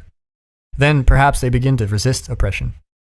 They see that they have the ability to withstand because they are terrible too, They see that they can and must stand up because they begin to understand how genuinely monstrous they will become otherwise, feeding on their resentment, transforming it into the most destructive of wishes. To say it again, there's very little difference between the capacity for mayhem and destruction, integrated, and strength of character. This is one of the most difficult lessons of life. Maybe you are a loser, and maybe you're not. But if you are, you don't have to continue in that mode. Maybe you just have a bad habit. Maybe you're even just a collection of bad habits. Nonetheless, even if you came by your poor posture honestly, even if you were unpopular or bullied at home or in grade school, it's not necessarily appropriate now. Circumstances change. If you slump around with the same bearing that characterizes a defeated lobster, people will assign you a lower status, and the old counter that you share with crustaceans, sitting at the very base of your brain, will assign you a low dominance number. Then your brain will not produce as much serotonin. This will make you less happy and more anxious and sad and more likely to back down when you should stand up for yourself. It will also decrease the probability that you will get to live in a good neighborhood and have access to the highest quality resources and obtain a healthy, desirable mate. It will render you more likely to abuse cocaine and alcohol as you live for the present in a world full of uncertain futures. It will increase your susceptibility to heart disease, cancer, and dementia. All in all, it's just not good. Circumstances change, and so can you. Positive feedback loops adding effect to effect can spiral counterproductively in a negative direction, but can also work to get you ahead. That's the other, far more optimistic lesson of Price's Law and the Pareto distribution. Those who start to have will probably get more. Some of these upwardly moving loops can occur in your own private subjective space. Alterations in body language offer an important example. If you're asked by a researcher to move your facial muscles one at a time into a position that would look sad to an observer, you'll report feeling sadder. If you're asked to move the muscles one by one into a position that looks happy, you will report feeling happier. Emotion is partly bodily expression and can be amplified or dampened by that expression. Some of the positive feedback loops instantiated by body language can occur beyond the private confines of subjective experience, in the social space you share with other people. If your posture is poor, for example, if you slump, shoulders forward and rounded, chest tucked in, head down, looking small, defeated, and ineffectual, protected in theory against attack from behind, then you will feel small, defeated, and ineffectual. The reactions of others will amplify that. People, like lobsters, size each other up, partly in consequence of stance. If you present yourself as defeated, then people will react to you as if you are losing. If you start to straighten up, then people will look and treat you differently. You might object. The bottom is real. Being at the bottom is equally real. A mere transformation of posture is insufficient to change anything that fixed. If you're in number 10 position, then standing up straight and appearing dominant might only attract the attention of those who want, once again, to put you down. And fair enough.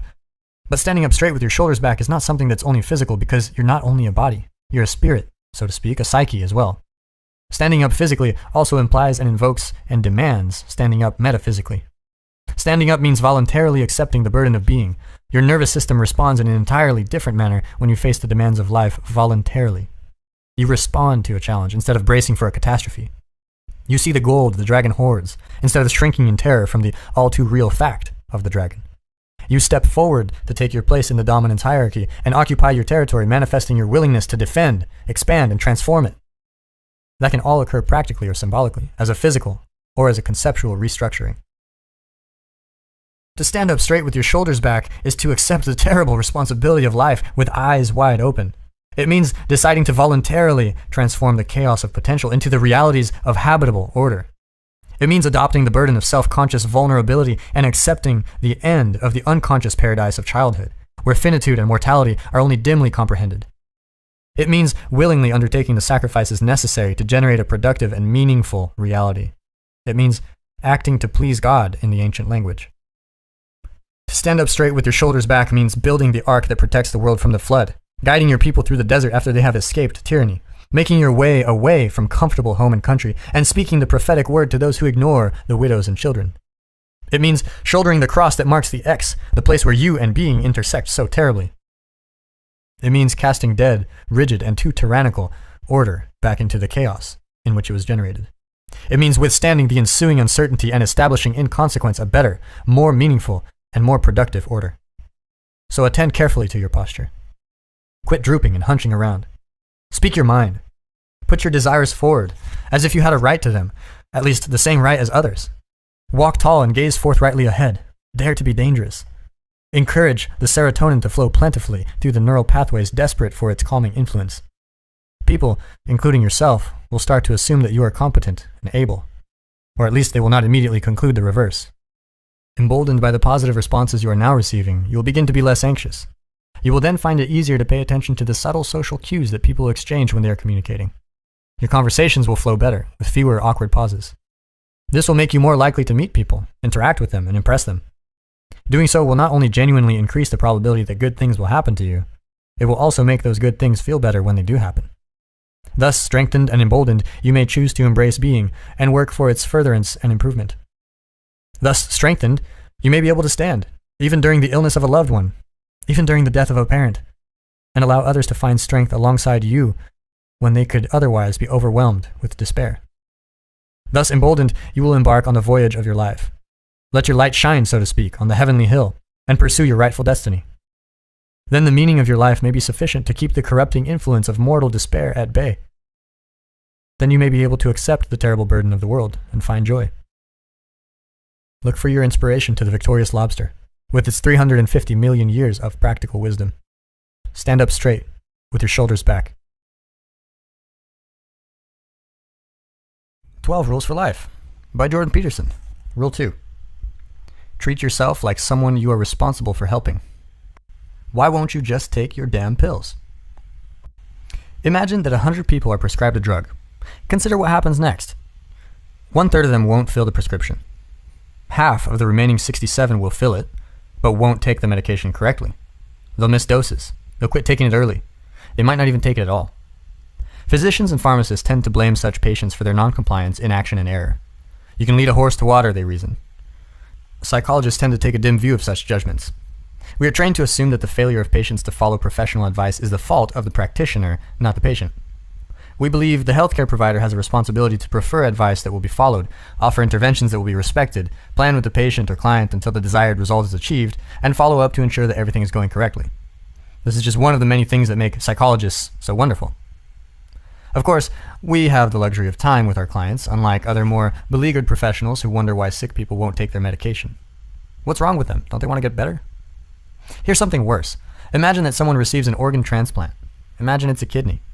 A transplant typically occurs only after a long period of anxious waiting on the part of the recipient. Only a minority of people donate organs when they die, and even fewer when they're still alive. Only a small number of donated organs are a good match for any hopeful recipient. This means that the typical kidney transplantee has been undergoing dialysis, the only alternative, for years. Dialysis involves passing all the patient's blood out of his or her body through a machine and back in. It is an unlikely and miraculous treatment, so that's all good, but it's not pleasant. It must happen 5 to 7 times a week for 8 hours at a time. It should happen every time the patient sleeps. That's too much. No one wants to stay on dialysis. Now, one of the complications of transplantation is rejection. Your body does not like it when parts of someone else's body are stitched into it. Your immune system will attack and destroy such foreign elements, even when they're crucial to your own survival. To stop this from happening, you must take an anti-rejection drug, which weakens immunity, increasing your susceptibility to infectious disease. Most people are happy to accept the trade-off. Recipients of transplants still suffer the effects of organ rejection despite the existence and utility of these drugs. And it's not because the drugs fail, although they sometimes do. It's more often because those prescribed the drugs do not take them. This beggars belief. It is seriously not good to have your kidneys fail. Dialysis is no picnic. Transplantation surgery occurs after long waiting at high risk and great expense. To lose all that because you don't take your medication? How could people do that to themselves? How could this possibly be? It's complicated, to be fair. Many people who receive a transplanted organ are isolated or beset by multiple physical health problems, to say nothing of problems associated with unemployment or family crisis. They may be cognitively impaired or depressed. They may not entirely trust their doctor or understand the necessity of the medication. Maybe they can barely afford the drugs and ration them desperately and unproductively. But, and this is the amazing thing, imagine that it isn't you who feels sick, it's your dog. So you take him to the vet. The vet gives you a prescription. What happens then? You have just as many reasons to distrust a vet as a doctor. Furthermore, if you cared so little for your pet that you weren't concerned with what improper, substandard, or error-ridden prescription he might be given, you wouldn't have taken him to the vet in the first place. Thus, you care. Your actions prove it. In fact, on average, you care more. People are better at filling and properly administering prescription medication to their pets than to themselves. That's not good. Even from your pet's perspective, it's not good. Your pet probably loves you and would be happier if you took your medication. It is difficult to conclude anything from this set of facts, except that people appear to love their dogs, cats, ferrets, and birds, and maybe even their lizards, more than themselves. How horrible is that? How much shame must exist for something like that to be true? What could it be about people that makes them prefer their pets to themselves? It was an ancient story in the book of Genesis, the first book in the Old Testament, that helped me find an answer to that perplexing question. The oldest story and the nature of the world. Two stories of creation from two different Middle Eastern sources appear to be woven together in the Genesis account. In the chronologically first but historically more recent account, known as the priestly, God created the cosmos using his divine word, speaking light and water into existence, following that with the plants and the heavenly bodies. Then he created the birds and animals and fish, again employing speech, and ended with man, male and female, but somehow formed in his image. That all happens in Genesis 1. In the second, older, Taoist version, we find another origin account involving Adam and Eve, where the details of creation differ somewhat, as well as the stories of Cain and Abel, Noah, and the Tower of Babel. That is Genesis 2 to 11. To understand Genesis 1, the priestly story, with its insistence on speech as the fundamental creative force, it is first necessary to review a few fundamental ancient assumptions. These are markedly different in type and intent from the assumptions of science, which are, historically speaking, quite novel.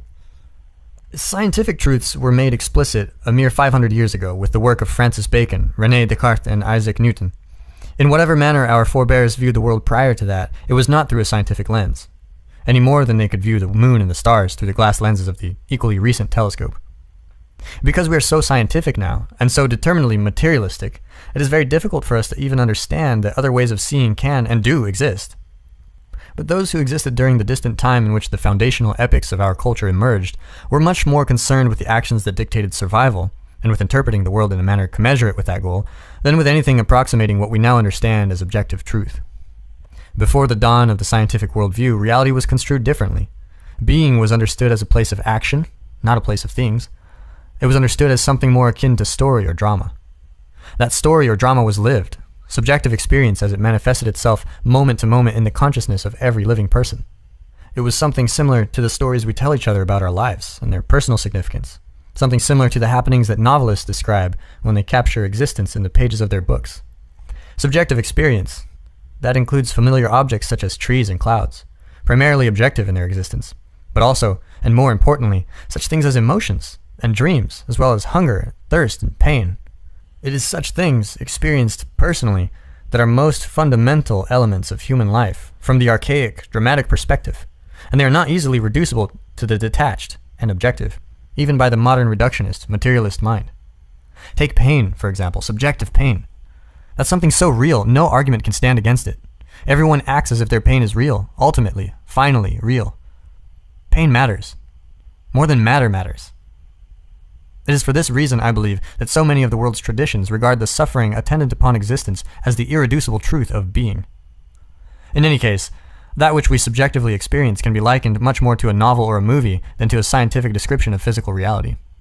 It is the drama of lived experience, the unique, tragic, personal death of your father, compared to the objective death listed in the hospital records, the pain of your first love, the despair of dashed hopes, the joy attendant upon a child's success. The domain, not of matter, but of what matters.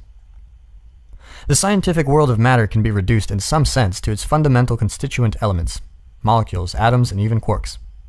However, the world of experience has primal constituents as well. These are the necessary elements whose interactions define drama and fiction. One of these is chaos. Another is order. The third, as there are three, is the process that mediates between the two, which appears identical to what modern people call consciousness.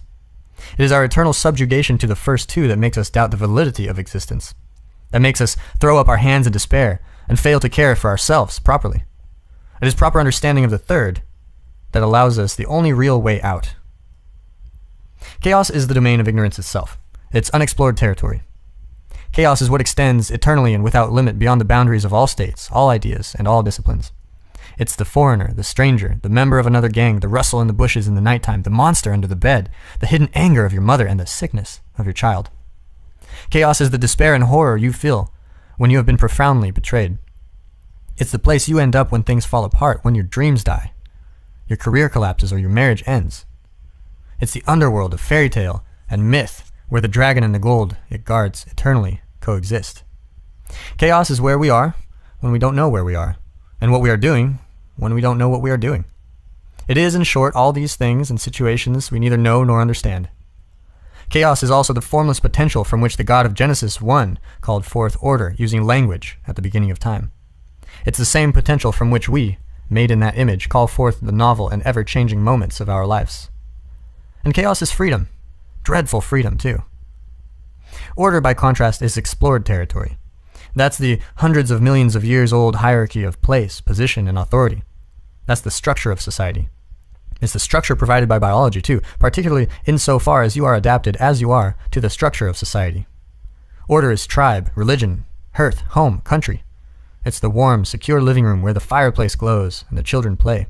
It's the flag of the nation. It's the value of the currency. Order is the floor beneath your feet and your plan for the day. It is the greatness of tradition, the rows of desks in a school classroom, the trains that leave on time, the calendar, and the clock. Order is the public facade we're called upon to wear, the politeness of a gathering of civilized strangers, and the thin ice on which we all skate. Order is the place where the behavior of the world matches our expectations and our desires, the place where all things turn out the way we want them to. But order is sometimes tyranny, and stultification as well, when the demand for certainty and uniformity and purity becomes too one-sided. Where everything is certain, we're in order. We're there when things are going according to plan and nothing is new and disturbing. In the domain of order, things behave as God intended. We like to be there. Familiar environments are congenial. In order, we're able to think about things in the long term. There, things work, and we're stable, calm, and competent. We seldom leave places we understand, geographical or conceptual, for that reason. And we certainly do not like it when we are compelled to, or when it happens accidentally. You're in order when you have a loyal friend, a trustworthy ally. When the same person betrays you, sells you out, you move from the daytime world of clarity and light to the dark underworld of chaos, confusion, and despair. That's the same move you make and the same place you visit when the company you work starts to fail and your job is placed in doubt. When your tax return has been filed, that's order. When you're audited, that's chaos. Most people would rather be mugged than audited. Before the Twin Towers fell, that was order. Chaos manifested itself afterward. Everyone felt it. The very air became uncertain. What exactly was it that fell? Wrong question. What exactly remained standing? That was the issue at hand. When the ice you're skating on is solid, that's order. When the bottom drops out and all things fall apart, you plunge through the ice, that's chaos. Order is the Shire of Tolkien's hobbits, peaceful, productive, and safely inhabitable, even by the naive. Chaos is the underground kingdom of the dwarves, usurped by Smaug, the treasure-hoarding serpent. Chaos is the deep ocean bottom to which Pinocchio voyaged to rescue his father from Monstro, whale, and fire-breathing dragon. That journey into darkness and rescue is the most difficult thing a puppet must do if he wants to be real. If he wants to extract himself from the temptations of deceit and acting and victimization and impulsive pleasure and totalitarian subjugation. If he wants to take his place as a genuine being in the world. Order is the stability of your marriage. It's buttressed by the traditions of the past and by your expectations, grounded, often invisibly, in those traditions. Chaos is that stability crumbling under your feet when you discover your partner's infidelity. Chaos is the experience of reeling unbound and unsupported through space when your guiding routines and traditions collapse. Order is the place and time where the often visible axioms you live by organize your experience and your actions so that what should happen does happen. Chaos is the new place and time that emerges when tragedy strikes suddenly, or malevolence reveals its paralyzing visage, even in the confines of your own home. Something unexpected or undesired can always make its appearance when a plan is being laid out, regardless of how familiar the circumstances. When that happens, the territory has shifted. Make no mistake about it. The space, the apparent space, may be the same. But we live in time as well as space. In consequence, even the oldest and most familiar places retain an ineradicable capacity to surprise you. You may be cruising happily down the road in the automobile you have known and loved for years, but time is passing. The brakes could fail. You might be walking down the road in the body you have always relied on. If your heart malfunctions, even momentarily, everything changes. Friendly old dogs can still bite. Old and trusted friends can still deceive. New ideas can destroy old and comfortable certainties. Such things matter. They're real. Our brains respond instantly when chaos appears, with simple, hyper-fast circuits maintained from the ancient days, when our ancestors dwelled in trees and snakes struck in a flash. After that nigh-instantaneous, deeply reflexive bodily response comes the later evolving, more complex but slower responses of emotion. And after that comes thinking, of the higher order, which can extend over seconds, minutes, or years. All that response is instinctive in some sense. But the faster the response, the more instinctive. Chaos and order, personality, female and male. Chaos and order are two of the most fundamental elements of lived experience, two of the most basic subdivisions of being itself. But they're not things or objects, and they're not experienced as such. Things or objects are part of the objective world. They're inanimate, spiritless, they're dead. This is not true of chaos and order. Those are perceived, experienced, and understood, to the degree that they are understood at all, as personalities. And that is just as true of the perceptions, experiences, and understanding of modern people as their ancient forebears. It's just that moderners don't notice. Order and chaos are not understood first, objectively, as things or objects, and then personified. That would only be the case if we perceived objective reality first, and then inferred intent and purpose. But that isn't how perception operates, despite our preconceptions. Perception of things as tools, for example, occurs before or in concert with perception of things as objects. We see what things mean just as fast or faster than we see what they are. Perception of things as entities with personality also occurs before perception of things as things. This is particularly true of the action of others, living others, but we also see the non-living, objective world as animated, with purpose and intent. This is because of the operation of what psychologists have called the hyperactive agency detector within us. We evolved over millennia within intensely social circumstances.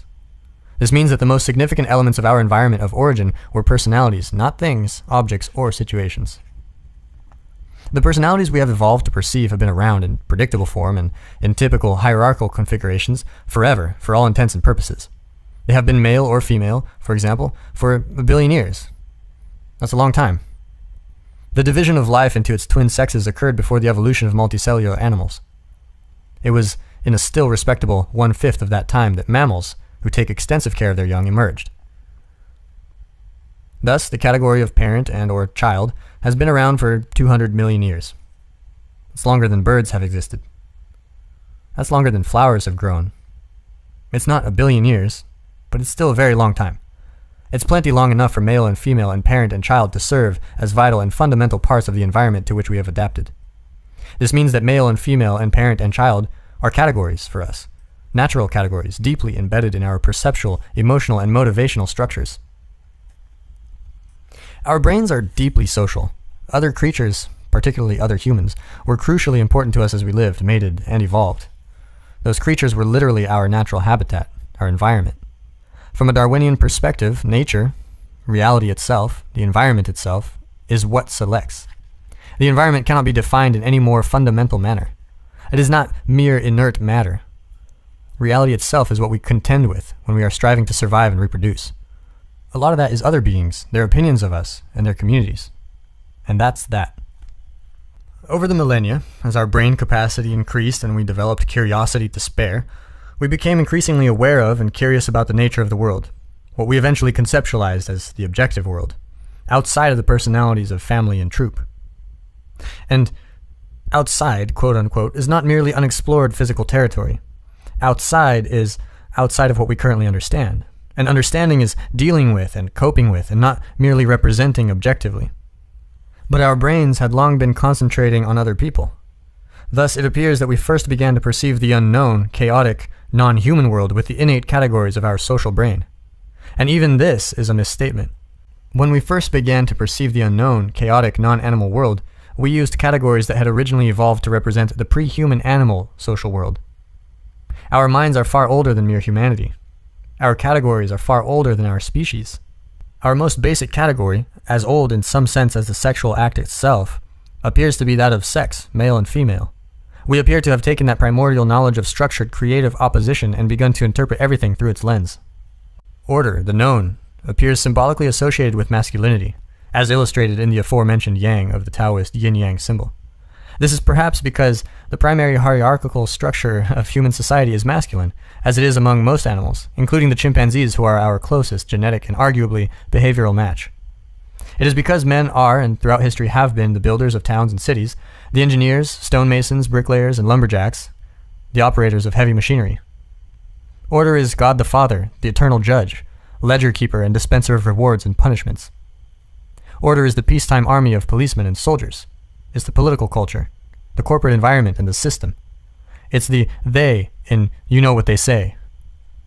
It's credit cards, classrooms, supermarket checkout lineups, turn-taking, traffic lights, and the familiar routes of daily commuters. Order, when pushed too far, when imbalanced, can also manifest itself destructively and terribly. It does so as the forced migration, the concentration camp, and the soul-devouring uniformity of the goose step. Chaos, the unknown, is symbolically associated with the feminine. This is partly because all the things we have come to know were born originally of the unknown, just as all beings we encountered were born of mothers. Chaos is the mater, origin, source, mother, materia, the substance from which all things are made. It is also what matters, or what is the matter, the very subject of matter of thought and communication.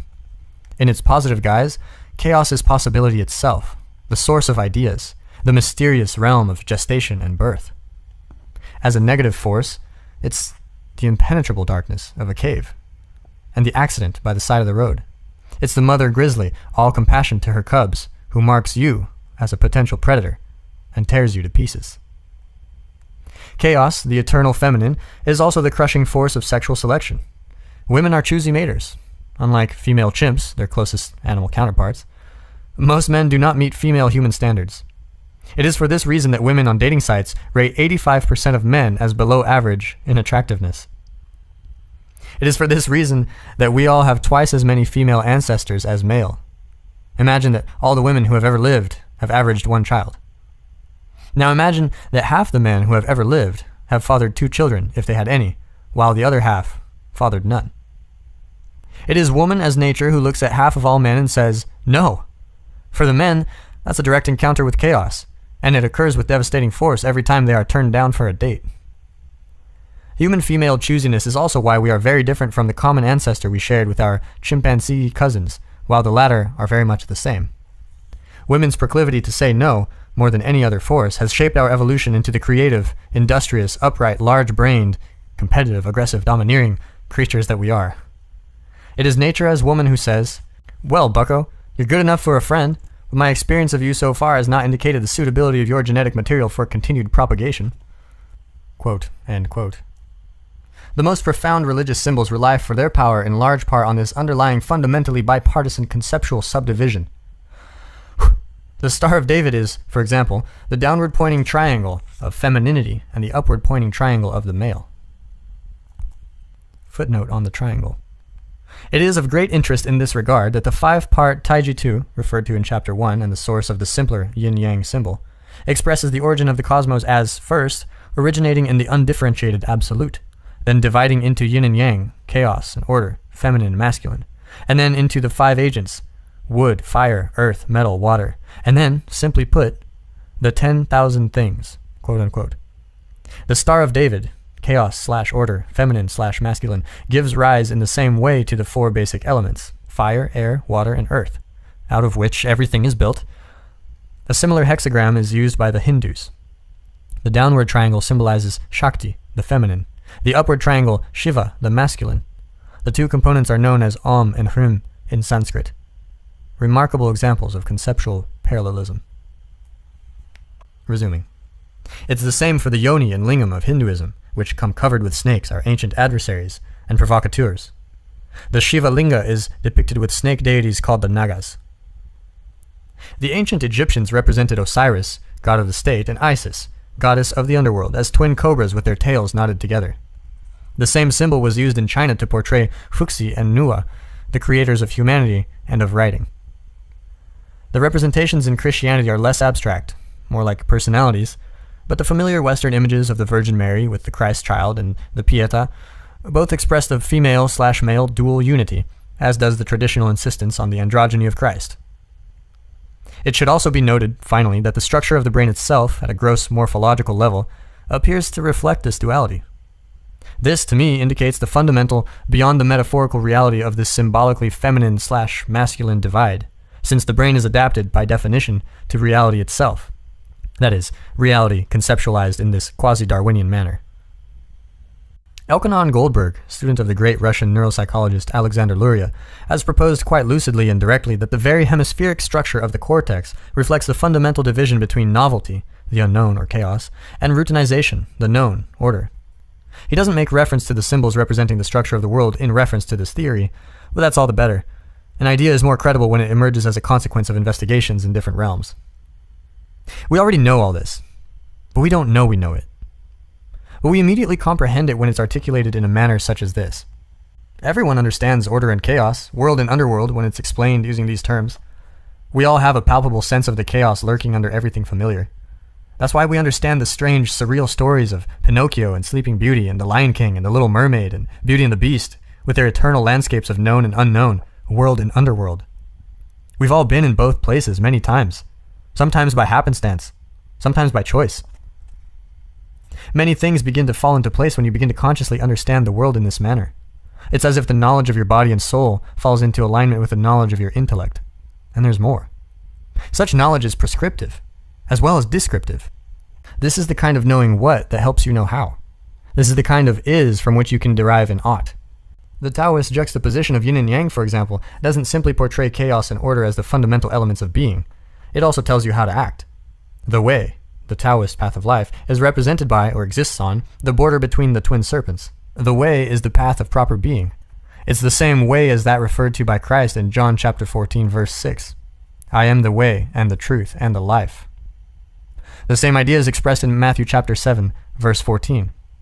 Because strait is the gate, and narrow is the way, which leadeth unto life, and few there be that find it. We eternally inhabit order, surrounded by chaos. We eternally occupy known territory, surrounded by the unknown. We experience meaningful engagement when we mediate appropriately between them. We are adapted in the deepest Darwinian sense not to world of objects, but to the meta-realities of order and chaos, yang and yin. Chaos and order make up the eternal, transcendent environment of the living. To straddle that fundamental duality is to be balanced, to have one foot firmly planted in order and security and the other in chaos, possibility, growth, and adventure. When life suddenly reveals itself as intense, gripping, and meaningful, when time passes and you're so engrossed in what you're doing and you don't notice, it is there and then that you are located precisely on the border between order and chaos.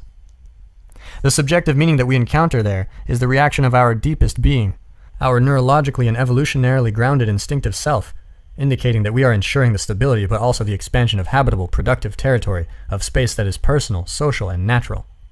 It's the right place to be in every sense. You are there when and where it matters. That's what music is telling you too when you're listening.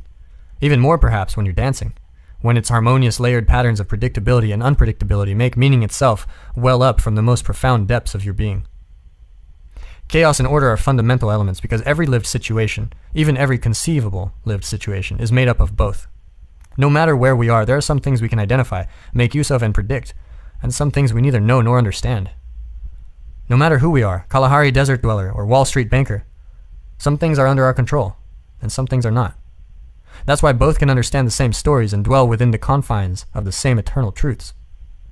Finally, the fundamental reality of chaos and order is true for everything alive, not only for us. Living things are always to be found in places they can master, surrounded by things and situations that make them vulnerable. Order is not enough. You can't just be stable and secure and unchanging, because there are still vital and important new things to be learned. Nonetheless, chaos can be too much. You can't long tolerate being swamped and overwhelmed beyond your capacity to cope while you're still learning what you still need to know. Thus, you need to place one foot in what you have mastered and understood and the other in what you are currently exploring and mastering. Then you have positioned yourself where the terror of existence is under control and you are secure, but where you are also alert and engaged. That is where there is something new to master and some way that you can be improved. That is where meaning is to be found. The Garden of Eden. Remember, as discussed earlier, that the Genesis stories were amalgamated from several sources. After the newer priestly story, Genesis 1, recounting the emergence of order from chaos, comes the second, even more ancient, Yahwist part, beginning, essentially, with Genesis 2. The Yahwist account, which uses the name Yahweh, or Yahweh, to represent God, contains the story of Adam and Eve, along with a much fuller explication of the events of the sixth day alluded to in the previous priestly story. The continuity between the stories appears to be the result of careful editing by the person or persons known singly to biblical scholars as the redactor, who wove the stories together. This may have occurred when the peoples of two traditions united, for one reason or another, and the subsequent illogic of their melded stories, growing together over time in an ungainly fashion, bothered someone conscious, courageous, and obsessed with coherence.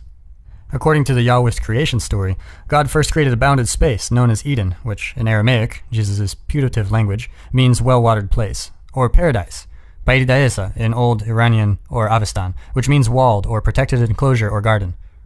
God placed Adam in there, along with all manner of fruit-bearing trees, 2 of which were marked out. One of these was the tree of life, the other the tree of knowledge of good and evil. God then told Adam to have his fill of fruit as he wished, but added that the fruit of the tree of knowledge of good and evil was forbidden. After that, he created Eve as a partner for Adam. Footnote on partner for Adam. Or, in another interpretation, he split the original androgynous individual into 2 parts, male and female. According to this line of thinking, Christ, the second Adam, is also the original man before the sexual subdivision. The symbolic meaning of this should be clear to those who have followed the argument thus far.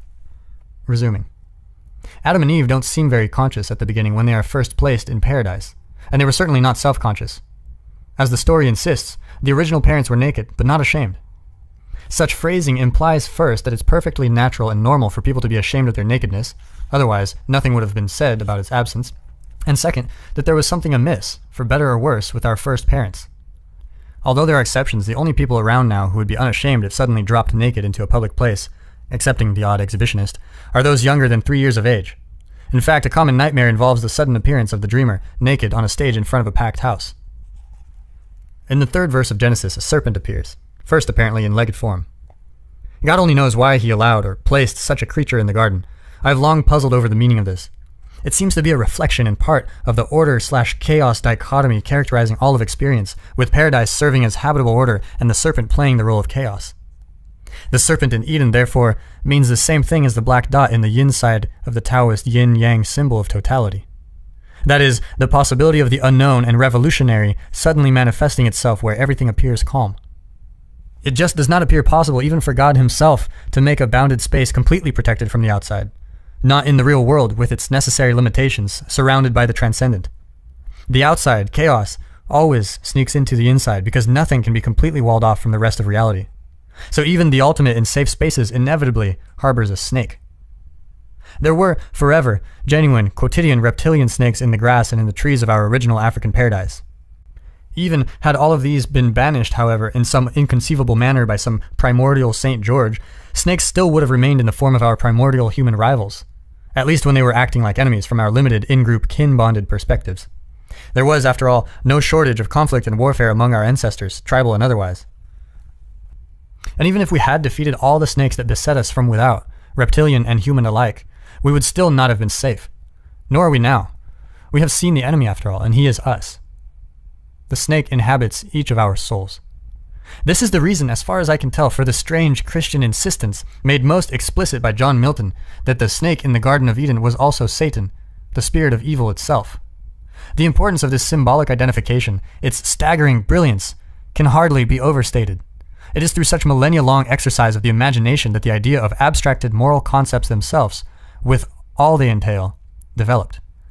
Work beyond comprehension was invested into the idea of good and evil, and its surrounding, dreamlike metaphor. The worst of all possible snakes is the eternal human proclivity for evil. The worst of all possible snakes is psychological, spiritual, personal, internal. No walls, however tall, will keep that out. Even if the fortress were thick enough, in principle, to keep everything bad whatsoever outside, it would immediately appear again within. As the great Russian writer Alexander Solzhenitsyn insisted, the line dividing good and evil cuts through the heart of every human being. There is simply no way to wall off some isolated portion of the greater surrounding reality and make everything permanently predictable and safe within it. Some of what has been, no matter how carefully excluded, will always sneak back in. A serpent, metaphorically speaking, will inevitably appear. Even the most assiduous of parents cannot fully protect their children, even if they lock them in the basement safely away from drugs, alcohol, and internet porn. In that extreme case, the too cautious, too caring parent merely substitutes him or herself for the other terrible problems of life. This is the great Freudian Oedipal nightmare. It is far better to render beings in your care competent than to protect them. And even if it were possible to permanently banish everything threatening, everything dangerous and therefore everything challenging and interesting, that would mean only that another danger would emerge, that of permanent human infantilism and absolute uselessness. How could the nature of man ever reach its full potential without challenge and danger? How dull and contemptible would we become if there was no longer reason to pay attention? Maybe God thought his new creation would be able to handle the serpent and considered its presence the lesser of two evils. Question for parents. Do you want to make your children safe or strong? In any case, there's a serpent in the garden, and he's a subtle beast, according to the ancient story. Difficult to see, vaporous, cunning, deceitful, and treacherous. It therefore comes as no surprise when he decides to play a trick on Eve. Why Eve instead of Adam? It could just be chance. It was 50-50 for Eve, statistically speaking, and those are pretty high odds. But I have learned that these old stories contain nothing superfluous. Anything accidental, anything that does not serve the plot, has long been forgotten in the telling. As the Russian playwright Anton Chekhov advised, if there is a rifle hanging on the wall in Act 1, it must be fired in the next act. Otherwise, it has no business being there. Perhaps primordial Eve had more reason to attend to serpents than Adam. Maybe they were more likely, for example, to prey on her tree-dwelling infants.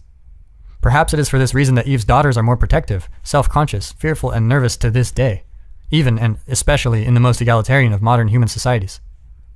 In any case, the serpent tells Eve that if she eats the forbidden fruit, she won't die. Instead, her eyes will be opened. She will become like God, knowing good from evil.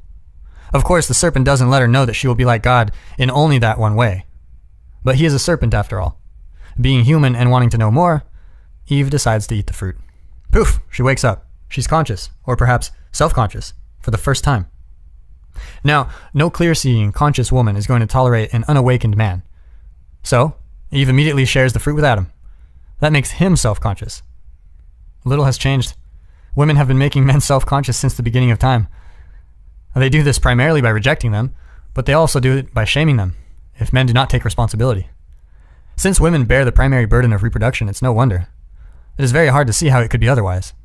But the capacity of women to shame men and render them self-conscious is still a primal force of nature. Now you may ask, what in the world have snakes got to do with vision? Well, first, it's clearly of some importance to see them, because they might prey on you, particularly when you're little and live in trees like our arboreal ancestors.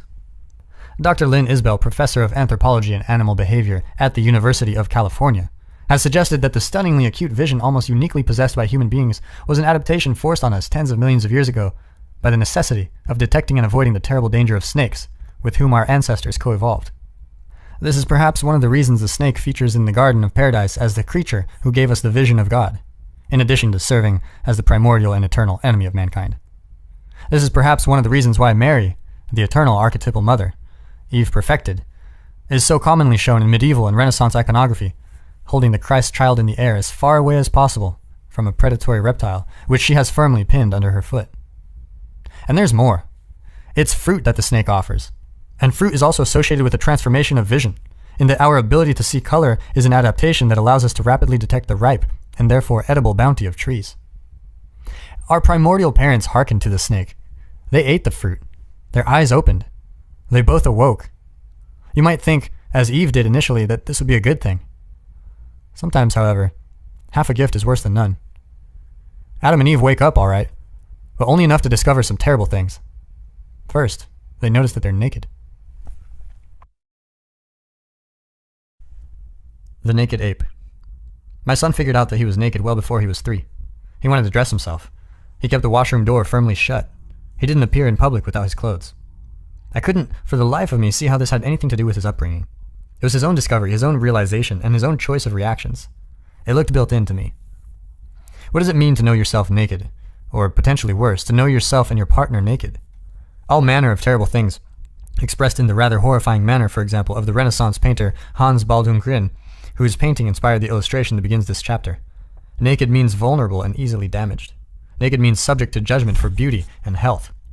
Naked means unprotected and unarmed in the jungle of nature and man. This is why Adam and Eve became ashamed immediately after their eyes were opened. They could see. And what they first saw was themselves. Their faults stood out. Their vulnerability was on display. Unlike other mammals whose delicate abdomens are protected by the armor-like expanse of their backs, they were upright creatures, with the most vulnerable parts of their body presented to the world. And worse was to come. Adam and Eve made themselves loincloths, in the International Standard Version, aprons in the King James Version, right away, to cover up their fragile bodies and to protect their egos. Then they promptly skittered off and hid. In their vulnerability now fully realized, they felt unworthy to stand before God. If you can't identify with that sentiment, you're just not thinking. Beauty shames the ugly. Strength shames the weak. Death shames the living. And the ideal shames us all.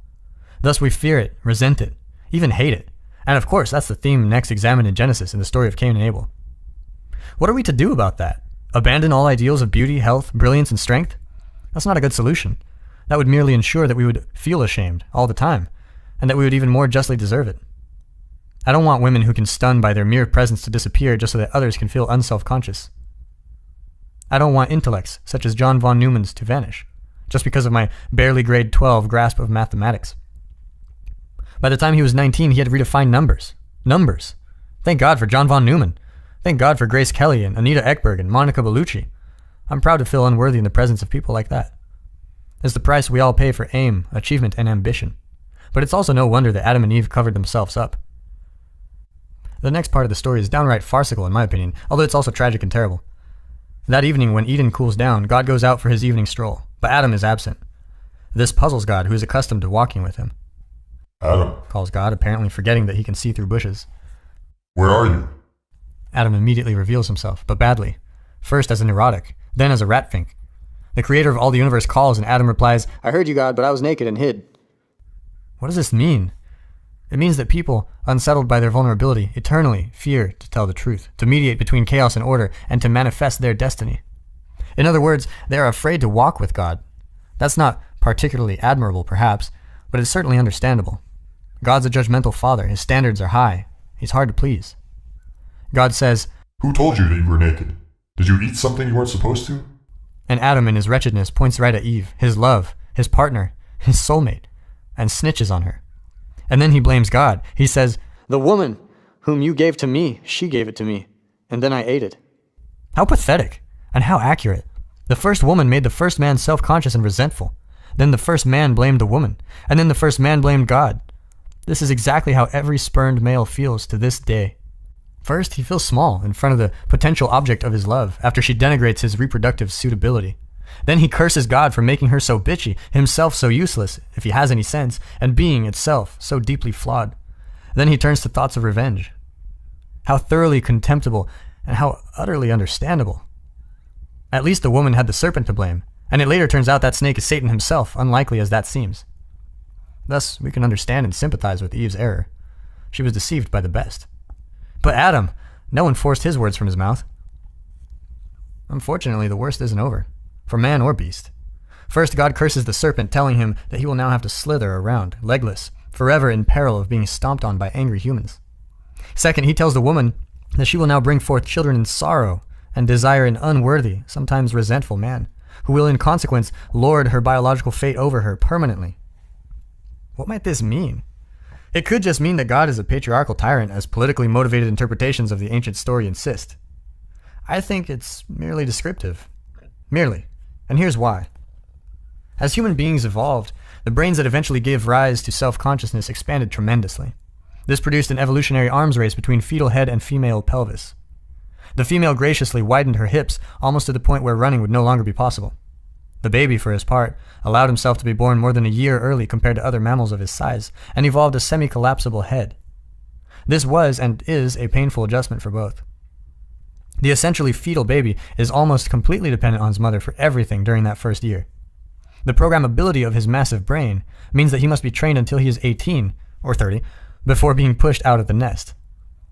That is to say nothing of the woman's consequential pain in childbirth and high risk of death for mother and infant alike. This all means that women pay a high price for pregnancy and child-rearing, particularly in the early stages, and that one of the inevitable consequences is increased dependence upon the sometimes unreliable and always problematic good graces of men. After God tells Eve what is going to happen, now she has awakened, and turns to Adam, who, along with his male descendants, doesn't get off any easier. God says something akin to this: Man, because you attended to a woman, your eyes have been opened. Your godlike vision granted to you by snake, fruit, and lever allows you to see far, even into the future. But those who see into the future can also eternally see trouble coming, and must then prepare for all contingencies and possibilities. To do that, you will have to eternally sacrifice the present for the future. You must put aside pleasure for security. In short, you will have to work, and it's going to be difficult. I hope you're fond of thorns and thistles, because you're going to grow a lot of them. And then God banishes the first man and the first woman from paradise, out of infancy, out of the unconscious animal world into the horrors of history itself. And then he puts cherubim and a flaming sword at the gate of Eden just to stop them from eating the fruit of the tree of life. That, in particular, appears rather mean-spirited. Why not just make the poor humans immortal right away? Particularly if that is your plan for the ultimate future anyway, as the story goes. But who would dare to question God? Perhaps heaven is something that you must build, and immortality is something you must earn. And so we return to our original query. Why would someone buy prescription medication for his dog and then so carefully administer it when he would not do the same for himself? Now you have the answer, derived from one of the foundational texts of mankind. Why should anyone take care of anything as naked, ugly, ashamed, frightened, worthless, cowardly, resentful, defensive, and accusatory as a descendant of Adam, even if that thing, that being, is himself? And I do not mean at all to exclude women with this phrasing. All the reasons we have discussed so far for taking a dim view of humanity are applicable to others, as much as to the self. They're generalizations about human nature, nothing more specific. But you know so much more about yourself. You're bad enough as other people know you. But only you know the full range of your secret transgressions, insufficiencies, and inadequacies. No one is more familiar than you with all the ways your mind and body are flawed. No one has more reason to hold you in contempt, to see you as pathetic. And by withholding something that might do you good, you can punish yourself for all your failings. A dog, a harmless, innocent, unself-conscious dog, is clearly more deserving. But if you're not convinced yet, let us consider another vital issue. Order, chaos, life, death, sin, vision, work, and suffering. That is not enough for the authors of Genesis, nor for humanity itself. The story continues in all its catastrophe and tragedy, and the people involved, that's us, must contend with yet another painful awakening. We are next fated to contemplate morality itself. Good and evil. When their eyes are opened, Adam and Eve realize more than just their nakedness and the necessity of toil. They also come to know good and evil. The serpent says, referring to the fruit, For God doth know that in the day ye eat thereof, then your eyes shall be opened, and ye shall be as gods, knowing good and evil. What could that possibly mean? What could be left to explore and relate after the vast ground already covered? Well, simple context indicates that it must have something to do with gardens, snakes, disobedience, fruit, sexuality, and nakedness. It was the last item, nakedness, that finally clued me in. It took years. Dogs are predators. So are cats. They kill things and eat them. It's not pretty, but we'll take them as pets and care for them and give them their medication when they're sick regardless. Why? They're predators, but it's just their nature. They do not bear responsibility for it. They're hungry, not evil. They don't have the presence of mind, the creativity, and above all, the self-consciousness necessary for the inspired cruelty of man. And why not? It's simple. Unlike us, the predators have no comprehension of their fundamental weakness, their fundamental vulnerability, their own subjugation to pain and death. But we know exactly how and where we can be hurt and why. That is as good a definition as any of self-consciousness. We are aware of our own defenselessness, finitude, and mortality. We can feel pain and self-disgust, and shame and horror, and we know it. We know what makes us suffer. We know how dread and pain can be inflicted on us, and that means we know exactly how to inflict it on others. We know how we are naked, and how nakedness can be exploited, and that means we know how others are naked, and how they can be exploited. We can terrify other people consciously. We can hurt and humiliate them for faults we understand only too well. We can torture them, literally, slowly, artfully, and terribly. That's far more than predation. That's a qualitative shift in understanding. That's a cataclysm as large as the development of self-consciousness itself. That's the entry of the knowledge of good and evil into the world. That's a second as yet unhealed fracture in the structure of existence. That's the transformation of being itself into a moral endeavor, all attendant on the development of sophisticated self-consciousness. Only man could conceive of the rack, the Iron Maiden, and the thumbscrew. Only man will inflict suffering for the sake of suffering. That is the best definition of evil I have been able to formulate. Animals can't manage that, but humans, with their excruciating, semi-divine capacities, most certainly can. And with this realization, we have well nigh full legitimization of the idea, very unpopular in modern intellectual circles, of original sin. And who would dare to say that there was no element of voluntary choice in our evolutionary, individual, and theological transformation? Our ancestors chose their sexual partners, and they selected for consciousness, and self-consciousness, and moral knowledge? And who can deny the sense of existential guilt that pervades human experience? And who could avoid noting that without that guilt, that sense of inbuilt corruption and capacity for wrongdoing, a man is one step from psychopathy? Human beings have a great capacity for wrongdoing. It's an attribute that is unique in the world of life. We can and do make things worse voluntarily, with full knowledge of what we are doing, as well as accidentally and carelessly in a manner that is willfully blind. Given that terrible capacity, that proclivity for malevolent actions, is it any wonder we have a hard time taking care of ourselves or others? Or even that we doubt the value of the entire human enterprise? And we've suspected ourselves for good reason for a very long time. Thousands of years ago, the ancient Mesopotamians believed, for example, that mankind itself was made from the blood of Kingu, the single most terrible monster that the great goddess of chaos could produce in her most vengeful and destructive moments. After drawing conclusions such as that, how could we not question the value of our being, and even of being itself? Who then could be faced with illness in himself or another without doubting the moral utility of prescribing a healing medicament? And no one understands the darkness of the individual better than the individual himself. Who then, when ill, is going to be fully committed to his own care? Perhaps man is something that should never have been. Perhaps the world should even be cleansed of all human presence, so that being and consciousness could return to the innocent brutality of the animal. I believe that the person who claims never to have wished for such a thing has neither consulted his memory nor confronted his darkest fantasies. What, then, is to be done? A spark of the divine.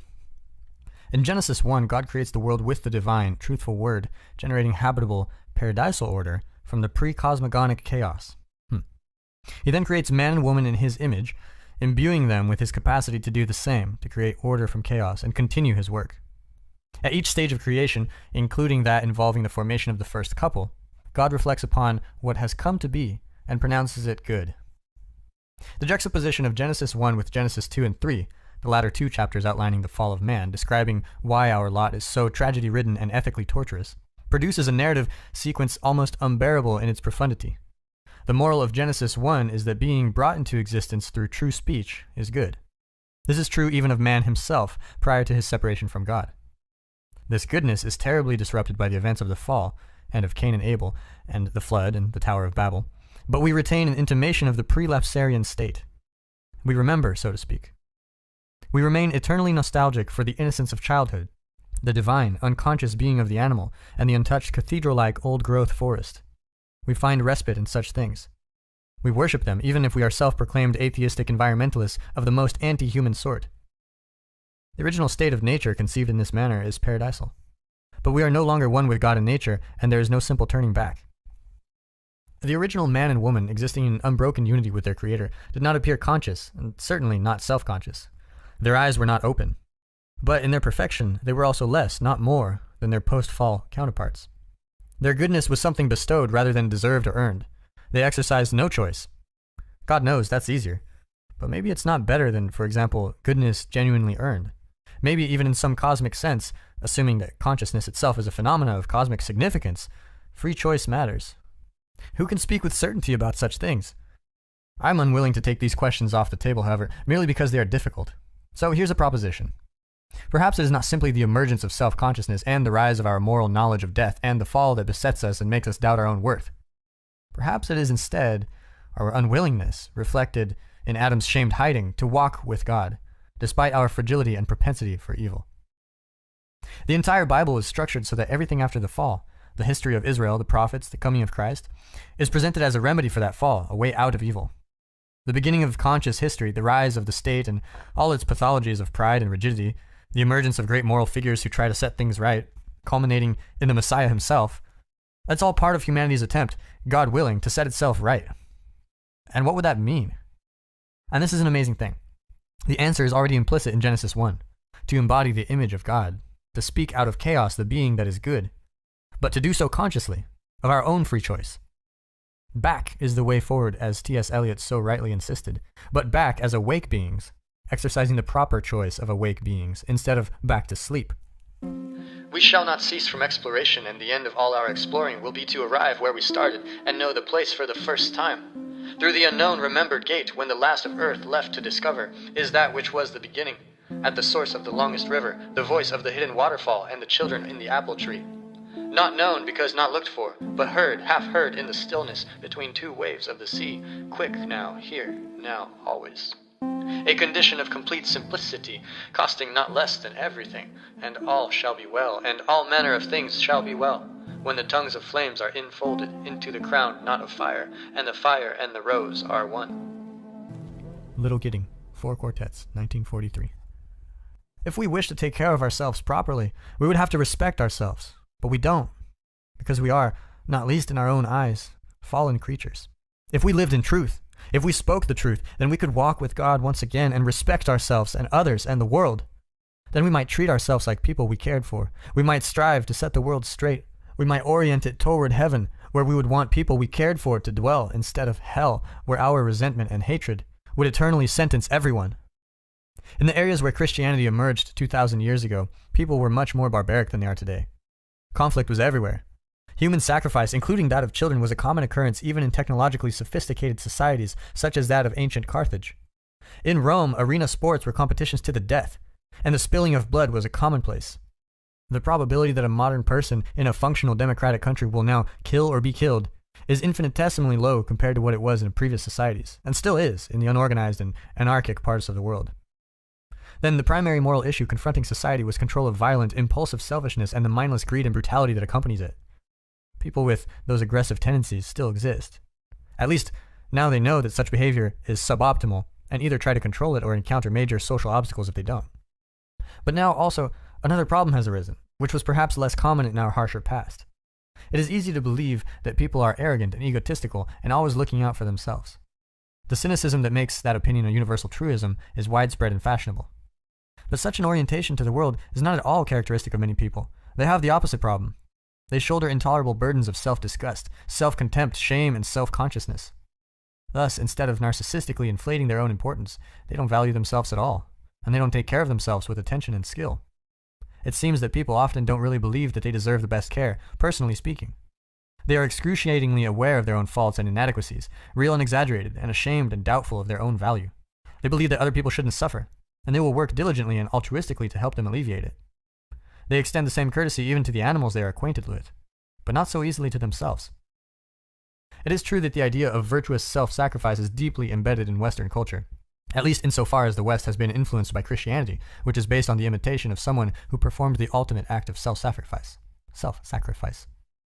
Any claim that the Golden Rule does not mean sacrifice yourself to others might therefore appear dubious. But Christ's archetypal death exists as an example of how to accept finitude, betrayal, and tyranny heroically.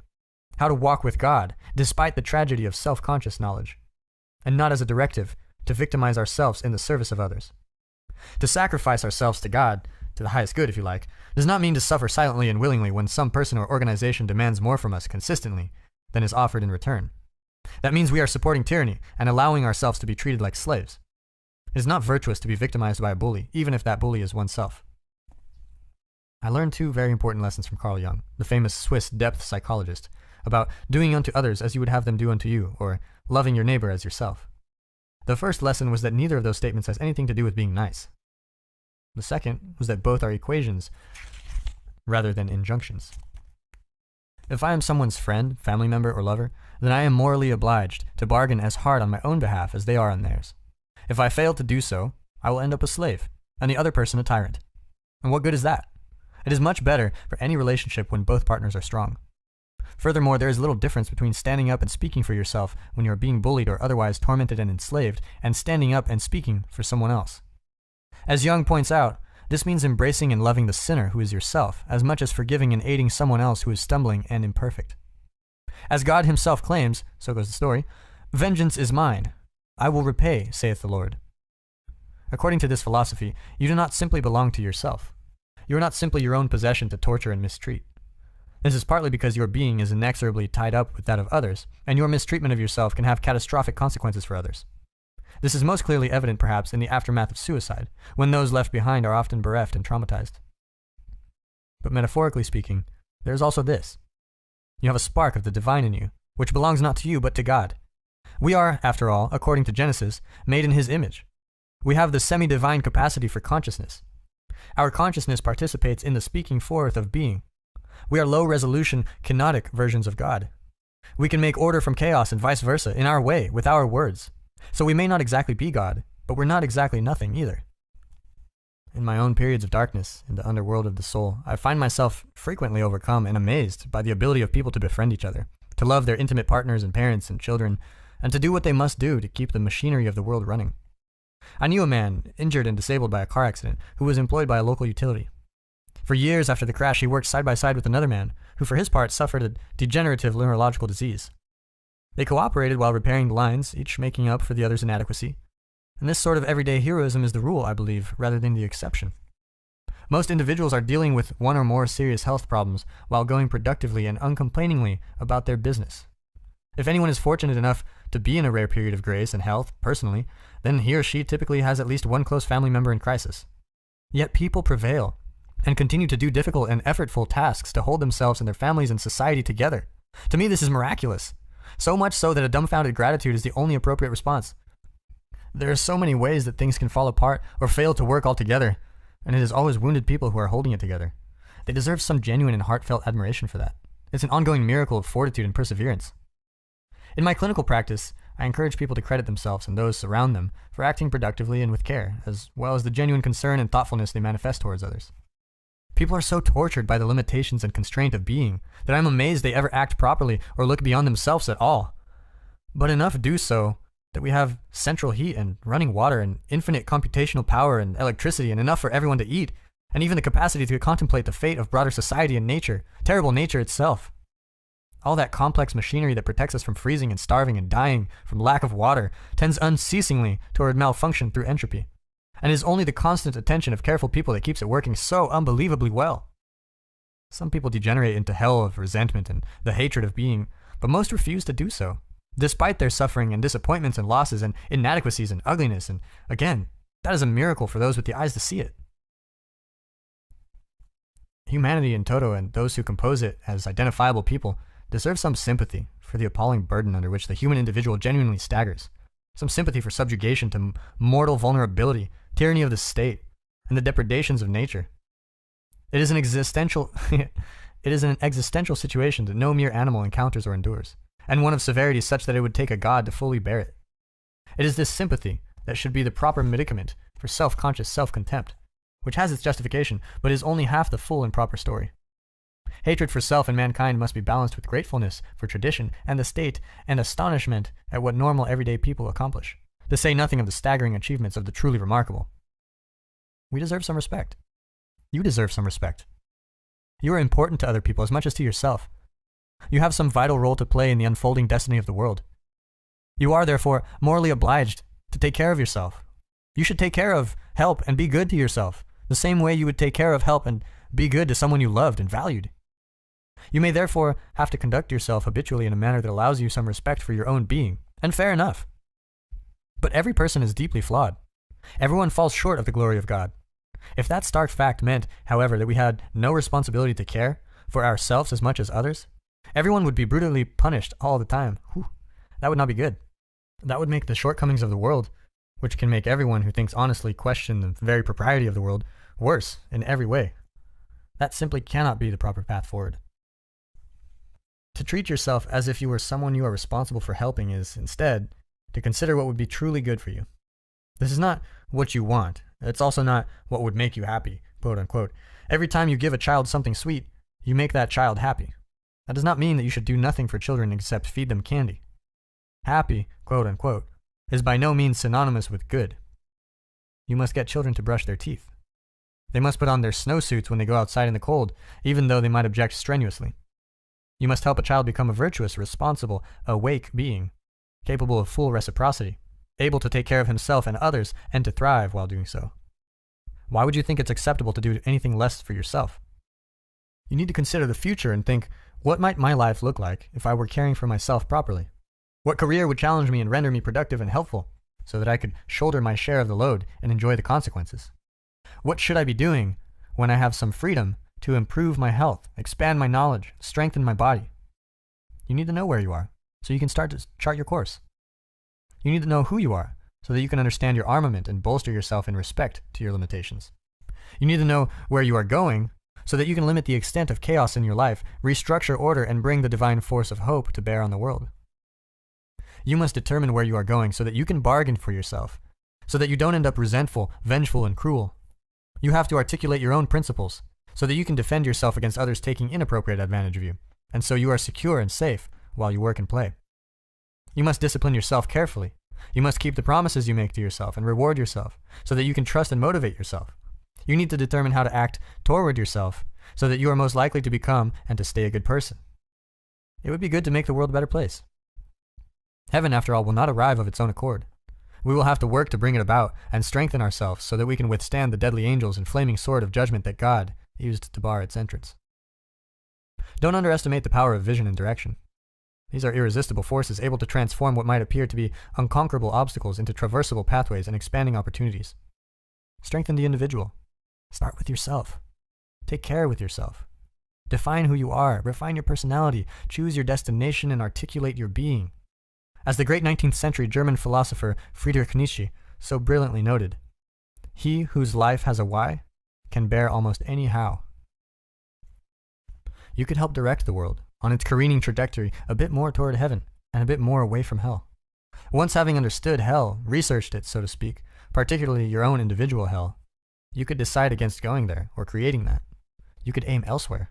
You could, in fact, devote your life to this. That would give you a meaning, with a capital M. That would justify your miserable existence. That would atone for your sinful nature and replace your shame and self-consciousness with the natural pride and forthright confidence of someone who has learned once again to walk with God in the garden. You could begin by treating yourself as if you were someone you were responsible for helping. 12 Rules for Life by Jordan Peterson. Rule 3. Make friends with people who want the best for you. The old hometown. The town I grew up in had been scraped only 50 years earlier out of the endless flat northern prairie. Fairview, Alberta, was part of the frontier and had the cowboy bars to prove it. The Hudson's Bay Company department store on Main Street still bought beaver, wolf, and coyote furs directly from the local trappers. 3,000 people lived there, 400 miles away from the nearest city. Cable TV, video games, and internet did not exist. It was no easy matter to stay innocently amused in Fairview, particularly during the 5 months of winter when long stretches of 40 below days and even colder nights were the norm. The world is a different place when it's cold like that. The drunks in our town ended their sad lives early. They passed out in snowbanks at 3 a.m. and froze to death. You don't go outside casually when it's 40 below. On first breath, the arid desert air constricts your lungs. Ice forms on your eyelashes and they stick together. Long hair, wet from the shower, freezes solid, and then stands on end, wraith-like of its own accord later in a warm house, when it thaws bone dry, charged with electricity. Children only put their tongues on steel playground equipment once. Smoke from house chimneys doesn't rise. Defeated by the cold, it drifts downwards and collects like fog on snow-covered rooftops and yards. Cars must be plugged in at night, their engines warmed by block heaters, or oil will not flow through them in the morning and they won't start. Sometimes they won't anyway. Then you turn the engine over pointlessly until the starter clatters and falls silent. Then you remove the frozen battery from the car, loosening bolts with stiffening fingers in the intense cold, and bring it into the house. It sits there, sweating for hours, until it warms enough to hold a decent charge. You're not going to see out of the back window of your car either. It frosts over in November and stays that way until May. Scraping it off just dampens the upholstery. Then it's frozen too. Late one night, going to visit a friend, I sat for 2 hours on the edge of the passenger seat in a 1970 Dodge Challenger, jammed up against the stick shift, using a vodka-soaked rag to keep the inside of the front windshield clear in front of the driver because the car heater had quit. Stopping wasn't an option. There was nowhere to stop. And it was hell on house cats. Felines in Fairview had short ears and tails because they had lost the tips of both to frostbite. They came to resemble Arctic foxes, which evolved those features to deal proactively with the intense cold. One day, our cat got outside, and no one noticed. We found him later, fur frozen fast to the cold, hard backdoor cement steps where he sat. We carefully separated the cat from concrete with no lasting damage, except to his pride. Fairview cats were also at great risk in the winter from cars, but not for the reasons you think. It wasn't automobiles sliding on icy roads and running them over. Only loser cats died that way. It was cars parked immediately after being driven that were dangerous. A frigid cat might think highly of climbing up under such a vehicle and sitting on its still warm engine block. But what if the driver decided to use the car again before the engine cooled down and the cat departed? Let's just say the heat-seeking house pets and rapidly rotating radiator fans do not coexist happily. Because we were so far north, the bitterly cold winters were also very dark. By December, the sun didn't rise until 9:30 a.m. Whew. We trudged to school in the pitch black. It wasn't much lighter when we walked to home, just before the early sunset. There wasn't much for young people to do in Fairview, even in the summer. But the winters were worse. Then your friends mattered, more than anything. My friend Chris and his cousin. I had a friend at that time. We'll call him Chris. He was a smart guy. He read a lot. He liked science fiction of the kind I was attracted to. Bradbury, Heinlein, Clarke. He was inventive. He was interested in electronic kits and gears and motors. He was a natural engineer. All this was overshadowed, however, by something that had gone wrong in his family. I don't know what it was. His sisters were smart and his father was soft-spoken, and his mother was kind. The girls seemed okay. But Chris had been left unattended to in some important way. Despite his intelligence and curiosity, he was angry, resentful, and without hope. All this manifested itself in material form in the shape of his 1972 blue Ford pickup truck. That notorious vehicle had at least one dent in every quarter panel of its damaged external body. Worse, it had an equivalent number of dents inside. Those were produced by the impact of the body parts of friends against the internal surfaces during the continual accidents that resulted in the outer dents. Chris's truck was the exoskeleton of a nihilist. It had the perfect bumper sticker, "Be alert, the world needs more alerts." The irony it produced in combination with the dents elevated it nicely to theater of the absurd. Very little of that was, so to speak, accidental. Every time Chris crashed his truck, his father would fix it and buy him something else. He had a motorbike and a van for selling ice cream. He did not care for his motorbike. He sold no ice cream. He often expressed dissatisfaction with his father and their relationship. But his dad was older and unwell, diagnosed with an illness only after many years. He didn't have the energy he should have. Maybe he couldn't pay enough attention to his son. Maybe that's all it took to fracture their relationship. Chris had a cousin, Ed, who was about 2 years younger. I liked him as much as you can like the younger cousin of a teenage friend. He was a tall, smart, charming, good-looking kid. He was witty, too. You would have predicted a good future for him had you met him when he was 12. But Ed drifted slowly downhill into a dropout, semi-drifting mode of existence. He didn't get as angry as Chris, but he was just as confused. If you knew Ed's friends, you might say that it was peer pressure that set him on his downward path. But his peers weren't obviously any more lost or delinquent than he was, although they were generally somewhat less bright. It was also the case that Ed's and Chris's situation did not appear particularly improved by their discovery of marijuana. Marijuana isn't bad for everyone any more than alcohol is bad for everyone. Sometimes it even appears to improve people. But it didn't improve Ed. It didn't improve Chris either. To amuse ourselves in the long nights, Chris and I and Ed and the rest of the teenagers drove around and around in our 1970s cars and pickup trucks. We cruised down Main Street along Railroad Avenue, up past the high school, around the north end of town over to the west, or up Main Street around the north end of town over to the east, and so on, endlessly repeating the theme. If we weren't driving in town, we were driving in the countryside. A century earlier, surveyors had laid out a vast grid across the entire 300,000 square mile expanse of the Great Western Prairie. Every 2 miles north, a plowed gravel road stretched forever east to west. Every mile west, another traveled north and south. We never ran out of roads. Teenage wasteland. If we weren't circling around town and countryside, we were at a party. Some relatively young adult, or some relatively creepy older adult, would open his house to friends. It would then become a temporary home to all manner of party crashers, many of whom started out seriously undesirable or quickly become that way when drinking. A party might also happen accidentally, when some of the teenagers' unwitting parents had left town. In that case, the occupants of the cars or trucks always cruising around would notice house lights on, but household car absent. This was not good. Things could get seriously out of hand. I did not like teenage parties. I do not remember them nostalgically. They were dismal affairs. The lights were kept low. That kept self-consciousness to a minimum. The overloud music made conversation impossible. There was little to talk about in any case. There were always a couple of the town psychopaths attending. Everybody drank and smoked too much. A dreary and oppressive sense of aimlessness hung over such occasions, and nothing ever happened, unless you count the time my too-quiet classmate drunkenly began to brandish his fully loaded 12-gauge shotgun, or the time the girl I later married contemptuously insulted someone while he threatened her with a knife, or the time another friend climbed a large tree, swung out on a branch, and crashed flat onto his back, half dead, right beside the campfire we had started at its base, followed precisely 1 minute later by his half-wit sidekick. No one knew what the hell they were doing at those parties. Hoping for a cheerleader? Waiting for Godot? Although the former would have been immediately preferred, although cheerleading squads were scarce in our town, the latter was closer to the truth. It would be more romantic, I suppose, to suggest that we would have all jumped at the chance for something more productive, bored out of our skulls as we were. But it's not true. We were all too prematurely cynical and world-weary and leery of responsibility to stick to the debating clubs and air cadets and school sports that the adults around us tried to organize. Doing anything wasn't cool. I don't know what teenage life was like before the revolutionaries of the late 60s advised everyone young to tune in, turn on, and drop out. Was it okay for a teenager to belong wholeheartedly to a club in 1955? Because it certainly wasn't 20 years later. Plenty of us turned on and dropped out, but not so many tuned in. I wanted to be elsewhere. I wasn't the only one. Everyone who eventually left the Fairview I grew up in knew they were leaving by the age of 12. I knew. My wife, who grew up with me on the street our families shared, knew. The friends I had who did and didn't leave also knew, regardless of which track they were on. There was an unspoken expectation in the families of those who were college-bound that such a thing was a matter of course. For those from less educated families, a future that included university was simply not part of the conceptual realm. It wasn't for lack of money either. Tuition for advanced education was very low at that time, and jobs in Alberta were plentiful and high-paying.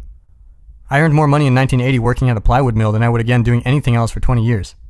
No one missed out on university because of financial need in oil-rich Alberta in the 1970s. Some different friends and some more of the same. In high school, after my first group of cronies had all dropped out, I made friends with a couple of newcomers. They came to Fairview as boarders. There was no school after 9th grade in their even more remote and aptly named hometown, Bear Canyon. They were an ambitious duo, comparatively speaking, straightforward and reliable, but also cool and very amusing. When I left town to attend Grande Prairie Regional College, 90 miles away, one of them became my roommate. The other went off elsewhere to pursue further education. Both were aiming upward. Their decisions to do so bolstered mine. I was a happy clam when I arrived at college. I found another expanded group of like-minded companions, whom my Bear Canyon comrade also joined. We were all captivated by literature and philosophy. We ran the student union. We made it profitable, for the first time in its history, hosting college dances. How can you lose money selling beer to college kids? We started a newspaper. We got to know our professors of political science and biology and English literature in the tiny seminars that characterized even our first year. The instructors were thankful for our enthusiasm and taught us well. We were building a better life. This left off a lot of my past. In a small town, everyone knows who you are. You drag your years behind you like a running dog with tin cans tied to its tail. You can't escape who you have been. Everything wasn't online then, and thank God for that. But it was stored equally indelibly in everyone's spoken and unspoken expectations and memory. When you move, everything is up in the air, at least for a while. It's stressful, but in the chaos there are new possibilities. People, including you, can't hem you in with their old notions. You get shaken out of your ruts. You can make new, better ruts with people aiming at better things. I thought this was just a natural development. I thought that every person who moved would have, and want, the same Phoenix-like experience, but that wasn't always the case. One time when I was about 15, I went with Chris and another friend, Carl, to Edmonton, a city of 600,000. Carl had never been to a city. This was not uncommon. Fairview to Edmonton was an 800-mile round trip. I had done it many times, sometimes with my parents, sometimes without.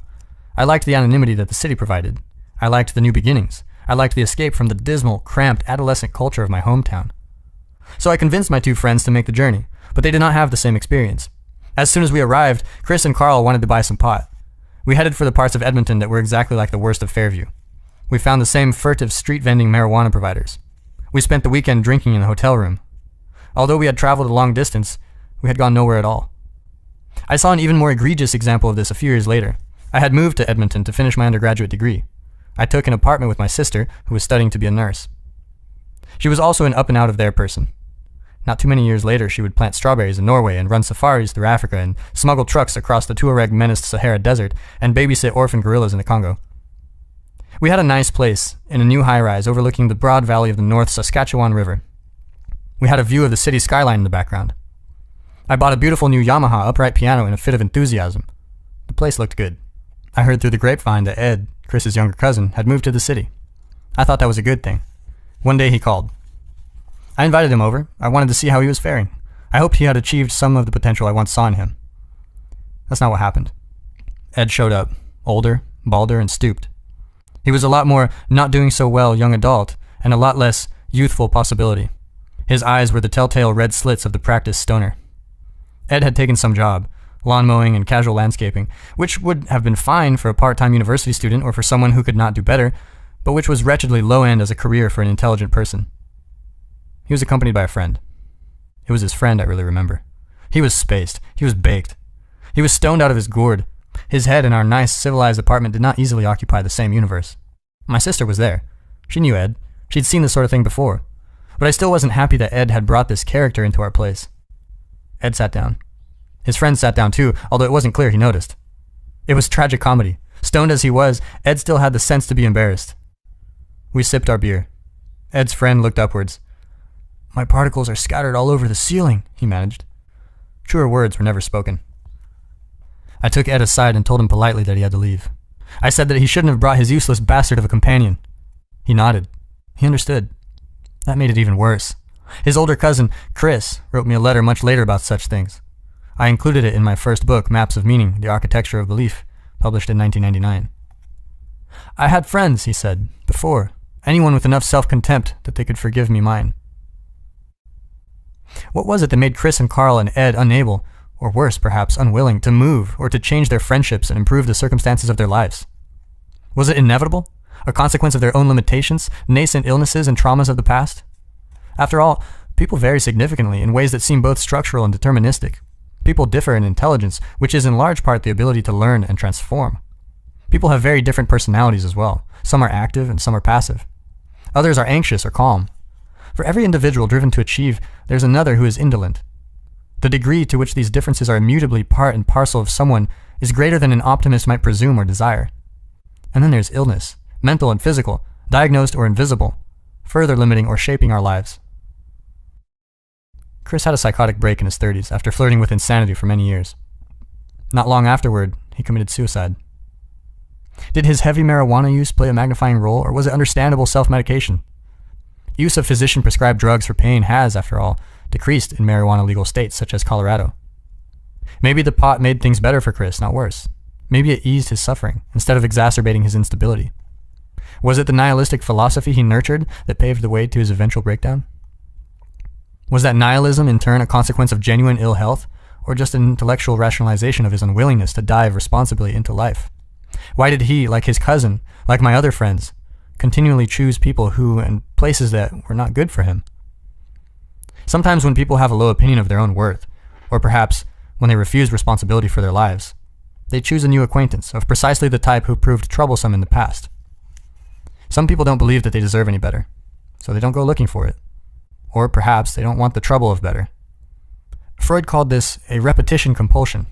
He thought of it as an unconscious drive to repeat the horrors of the past, sometimes perhaps to formulate those horrors more precisely, sometimes to attempt more active mastery, and sometimes perhaps no alternatives beckon. People create their worlds with the tools they have directly at hand. Faulty tools produce faulty results. Repeated use of the same faulty tools produces the same faulty results.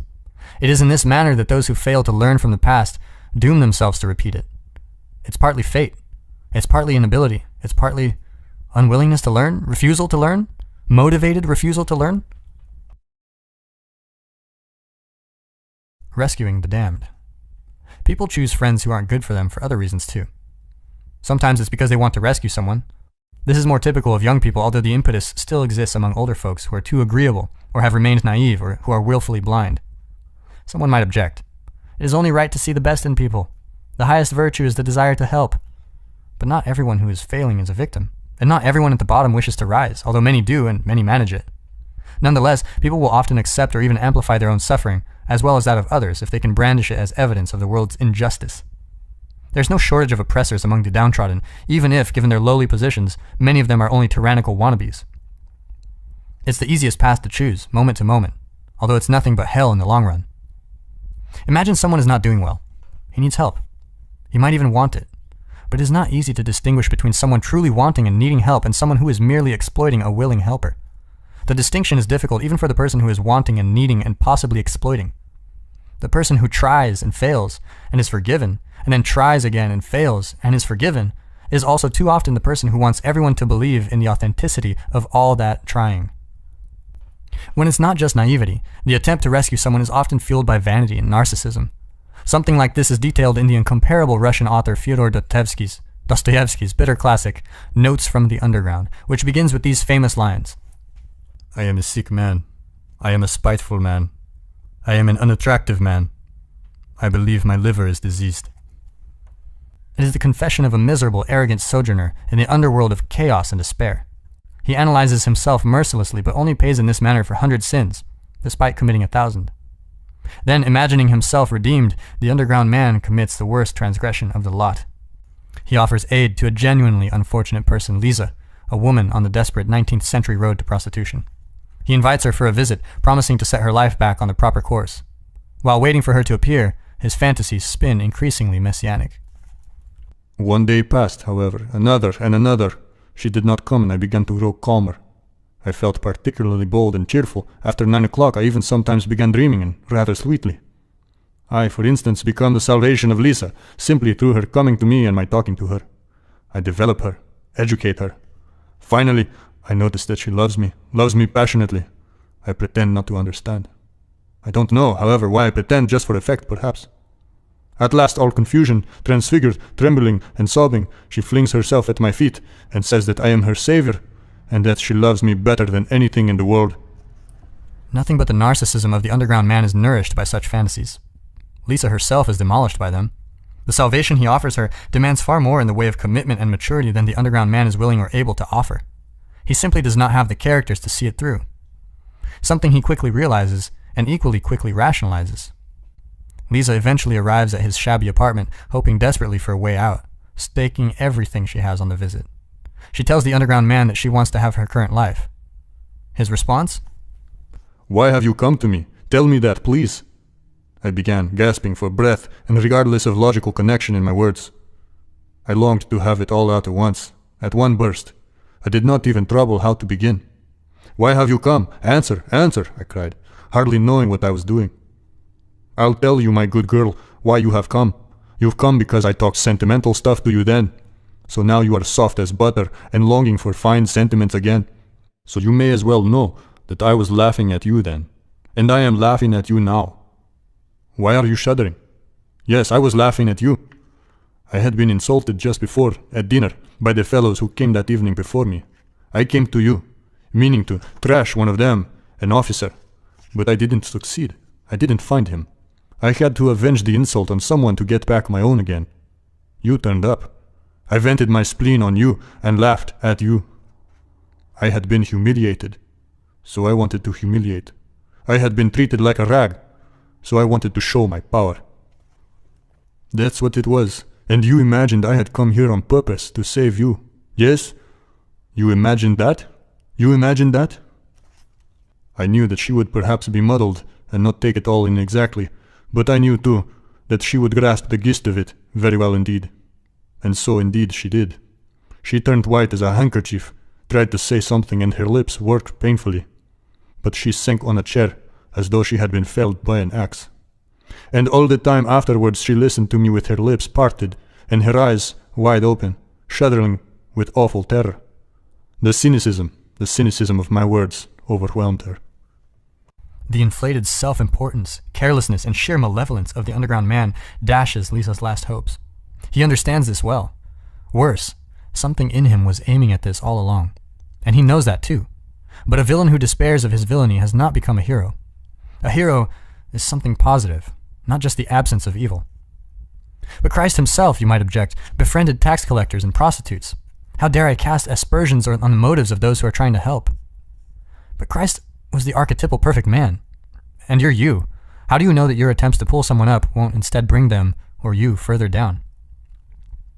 Imagine the case of someone supervising an exceptional team of workers, all of them striving towards a collectively held goal. Imagine them hard-working, brilliant, creative, and unified. But the person supervising is also responsible for someone troubled, who is performing poorly elsewhere.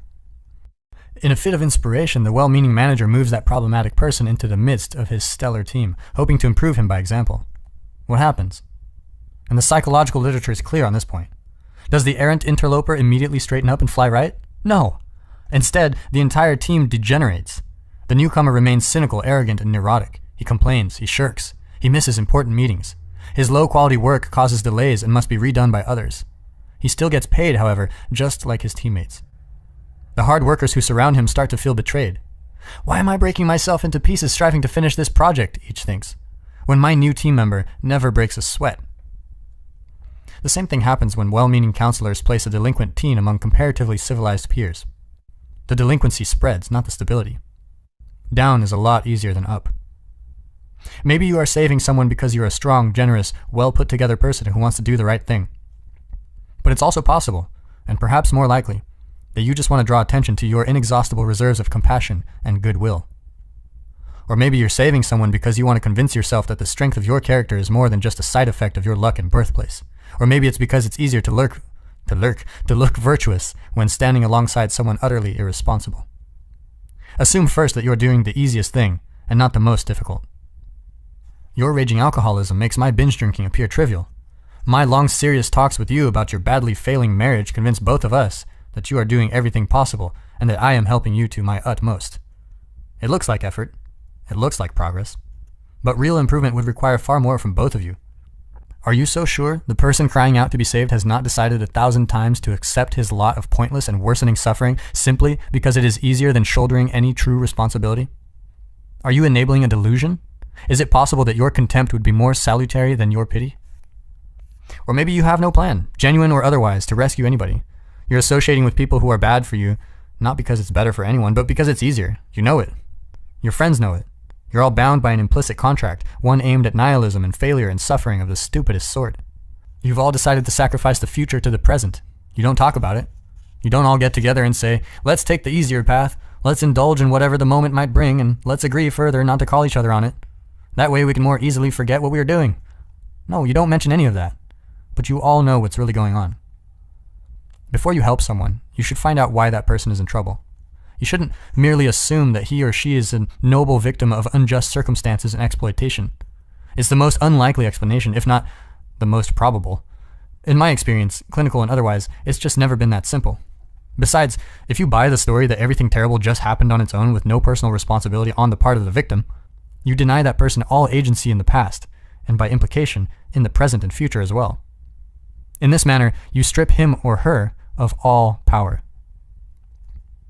It is far more likely that a given individual has just decided to reject the path upward because of its difficulty. Perhaps that should even be your default assumption when faced with such a situation. That's too harsh, you think. You might be right. Maybe that's a step too far. But consider this. Failure is easy to understand. No explanation for its existence is required. In the same manner, fear, hatred, addiction, promiscuity, betrayal, and deception require no explanation. It's not the existence of vice or the indulgence in it that requires explanation. Vice is easy. Failure is easy too. It's easier not to shoulder a burden. It's easier not to think and not to do and not to care. It's easier to put off until tomorrow what needs to be done today and drown the upcoming months and years in today's cheap pleasures. As the infamous father of the Simpson clan puts it, immediately prior to drowning a jar of mayonnaise in vodka, "That's a problem for future Homer. Man, I don't envy that guy." How do I know that your suffering is not the demand of a martyrdom for my resources, so that you can oh so momentarily stave off the inevitable? Maybe you have even moved beyond caring about the impending collapse, but you don't yet want to admit it. Maybe my help won't rectify anything, can't rectify anything, but it does keep that too terrible, too personal realization temporarily at bay. Maybe your misery is a demand placed on me, so that I fail too, so that the gap you so painfully feel between us can be reduced, while you degenerate and sink. How do I know that you would refuse to play such a game?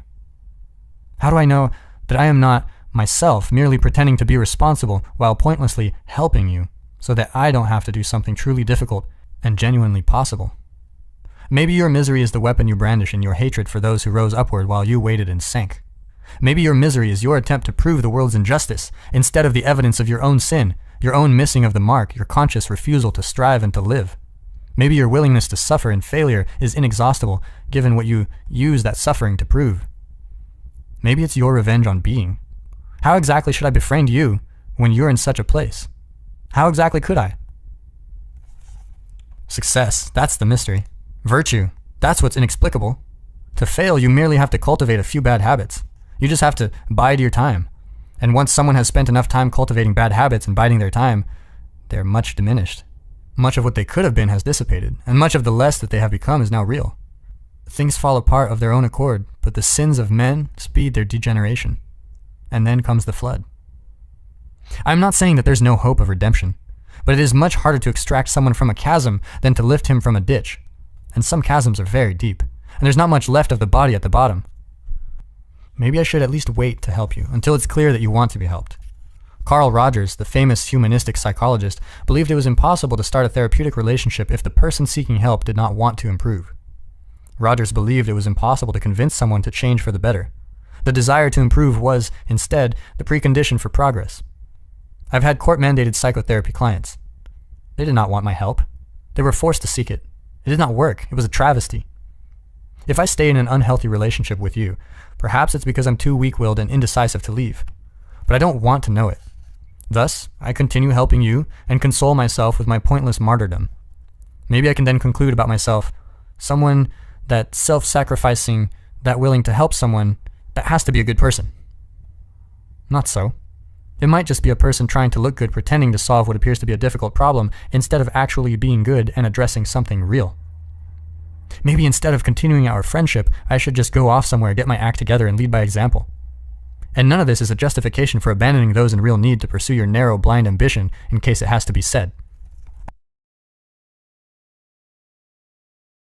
A reciprocal arrangement. Here's something to consider. If you have a friend whose friendship you wouldn't recommend to your sister or your father or your son, why would you have such a friend for yourself? You might say, out of loyalty? Well, loyalty is not identical to stupidity. Loyalty must be negotiated fairly and honestly. Friendship is a reciprocal arrangement. You are not morally obliged to support someone who is making the world a worse place. Quite the opposite. You should choose people who want things to be better, not worse. It's a good thing, not a selfish thing, to choose people who are good for you. It's appropriate and praiseworthy to associate with people whose lives would be improved if they saw your life improve. If you surround yourself with people who support your upward aim, they will not tolerate your cynicism and destructiveness. They will instead encourage you when you do good for yourself and others, and punish you carefully when you do not. This will help you bolster your resolve to do what you should do, in the most appropriate and careful manner. People who are not aiming up will do the opposite. They will offer a former smoker a cigarette and a former alcoholic a beer. They will become jealous when you succeed or do something pristine. They will withdraw their presence or support, or actively punish you for it.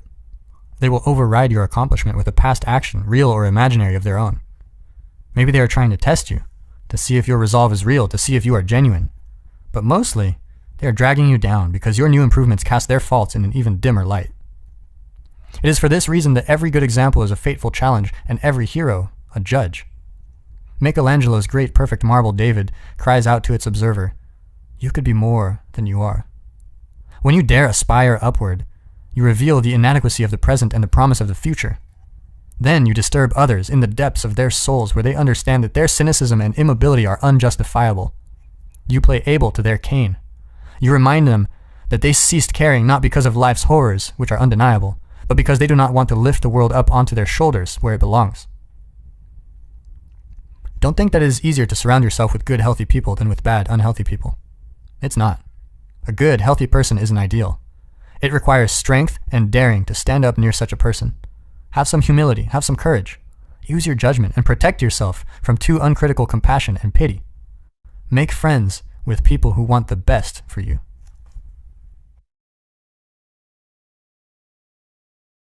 "12 Rules for Life" by Jordan Peterson. Rule 4. Compare yourself to who you were yesterday, not to who someone else is today. The internal critic. It was easier for people to be good at something when more of us lived in small rural communities. Someone could be homecoming queen. Someone else could be spelling bee champ, math whiz, or basketball star. There were only 1 or 2 mechanics and a couple of teachers. In each of their domains, these local heroes had the opportunity to enjoy some serotonin-fueled confidence of the victor. It may be for that reason that people who were born in small towns are statistically overrepresented among the eminent. If you're 1 in a million now but originated in modern New York, there's 20 of you, and most of us now live in cities. What's more, we've become digitally connected to the entire 7 billion. Our hierarchies of accomplishment are now dizzyingly vertical. No matter how good you are at something, or how you rank your accomplishments, there is someone out there who makes you look incompetent. You're a decent guitar player, but you're not Jimmy Page or Jack White. You're almost certainly not even going to rock your local pub. You're a good cook, but there are many great chefs. Your mother's recipe for fish heads and rice, no matter how celebrated in her village of origin, doesn't cut it in these days of grapefruit foam and Scotch tobacco ice cream. Some mafia don has a tackier yacht. Some obsessive CEO has a more complicated self-winding watch, kept in his more valuable mechanical hardwood and steel automatic self-winding watch case. Even the most stunning Hollywood actress eventually transforms into the evil queen on eternal paranoid watch for the new Snow White. And you? Your career is boring and pointless. Your housekeeping skills are second-rate. Your taste is appalling. You're fatter than your friends, and everyone dreads your parties. Who cares if you're Prime Minister of Canada when someone else is the President of the United States? Inside us dwells a critical internal voice and spirit that knows all this. It's predisposed to make its noisy case. It condemns our mediocre efforts. It can be very difficult to quell. Worse, critics of its sort are necessary. There's no shortage of tasteless artists, of tuneless musicians, poisonous cooks, bureaucratically personality-disordered middle managers, hack novelists, and tedious ideology-ridden professors. Things and people differ importantly in their qualities. Awful music torments listeners everywhere. Poorly designed buildings crumble in earthquakes. Substandard automobiles kill their drivers when they crash. Failure is the price we pay for standards, and because mediocrity has consequences, both real and harsh, standards are necessary. We are not equal in ability or outcome, and never will be. A very small number of people produce very much of everything. The winners don't take all, but they take most, and the bottom is not a good place to be. People are unhappy at the bottom. They get sick there, and remain unknown and unloved. They waste their lives there. They die there. In consequence, the self-denigrating voice in the minds of people weaves a devastating tale. Life is a zero-sum game. Worthlessness is the default condition. What but willful blindness could possibly shelter people from such withering criticism? It is for such reasons that a whole generation of social psychologists recommended positive illusions as the only reliable route to mental health. Their credo? Let a lie be your umbrella. A more dismal, wretched, pessimistic philosophy can hardly be imagined. Things are so terrible that only delusion can save you. Here's an alternative approach, and one that requires no illusions. If the cards are always stacked against you, perhaps the game you are playing is somehow rigged. Perhaps by you, unbeknownst to yourself. If the internal voice makes you doubt the value of your endeavors, or life itself, perhaps you should stop listening. If the critical voice within says the same denigrating things about everyone, no matter how successful, how reliable can it be? Maybe its comments are chatter, not wisdom. There will always be people better than you. That's a cliché of nihilism. Like the phrase, in a million years, who's going to know the difference? The proper response to that statement is not, well then, everything is meaningless. It's, any idiot can choose a frame of time within which nothing matters. Talking yourself into irrelevance is not a profound critique of being. It's a cheap trick of the rational mind. Many good games. Standards of better or worse are not illusory or unnecessary. If you hadn't decided that what you are doing right now was better than the alternatives, you wouldn't be doing it. The idea of a value-free choice is a contradiction in terms. Value judgments are a precondition for action. Furthermore, every activity, once chosen, comes with its own internal standards of accomplishment. If something can be done at all, it can be done better or worse. To do anything at all is therefore to play a game with a defined and valued end, which can always be reached more or less efficiently and elegantly. Every game comes with its chance of success or failure. Differentials in quality are omnipresent. Furthermore, if there was no better and worse, nothing would be worth doing. There would be no value and therefore no meaning. Why make an effort if it doesn't improve anything? Meaning itself requires the difference between better and worse. How then can the voice of critical self-consciousness be stilled? Where are the flaws in the apparently impeccable logic of its message? We might start by considering the all too black and white words themselves, success or failure. You are either a success, comprehensive, singular, overall good thing, or its opposite, a failure, a comprehensive, singular, irredeemably bad thing. The words imply no alternative and no middle ground. However, in a world as complex as ours, such generalizations, really such failure to differentiate, are a sign of naive, unsophisticated, or even malevolent analysis. There are vital degrees and gradations of value obliterated by this binary system, and the consequences are not good. To begin with, there is not just one game at which to succeed or fail. There are many games, and more specifically many good games, games that match your talents, involve your productivity with other people, and sustain and even improve themselves across time. Lawyer is a good game. So is plumber, physician, carpenter, or school teacher. The world allows for many ways of being. If you don't succeed at one, you can try another. You can pick something better matched to your unique mix of strengths, weaknesses, and situation. Furthermore, if changing games does not work, you can invent a new one. I recently watched a talent show featuring a mime who taped his mouth shut and did something ridiculous with oven mitts. That was unexpected. That was original. It seemed to be working for him. It's also unlikely that you're playing only one game. You have a career and friends and family members and personal projects and artistic endeavors and athletic pursuits. You might consider judging your success across all of the games you play. Imagine that you are very good at some, middling at others, and terrible at the remainder. Perhaps that's how it should be. You might object. I should be winning at everything. But winning at everything might only mean that you're not doing anything new or difficult. You might be winning, but you're not growing. And growing might be the most important form of winning. Should victory in the present always take precedence over trajectory across time? Finally, you might come to realize that the specifics of the many games you are playing are so unique to you, so individual, that comparison to others is simply inappropriate. Perhaps you are overvaluing what you don't have and undervaluing what you do. There's some real utility in gratitude. It's also good protection against the dangers of victimhood and resentment. Your colleague outperforms you at work. His wife, however, is having an affair, while your marriage is stable and happy. Who has it better? The celebrity you admire is a chronic drunk driver and bigot. Is his life truly preferable to yours? When the internal critic puts you down using such comparisons, here's how it operates. First, it selects a single arbitrary domain of comparison, fame, maybe, or power. Then it acts as if that domain is the only one that is relevant. Then it contrasts you unfavorably with someone truly stellar within that domain.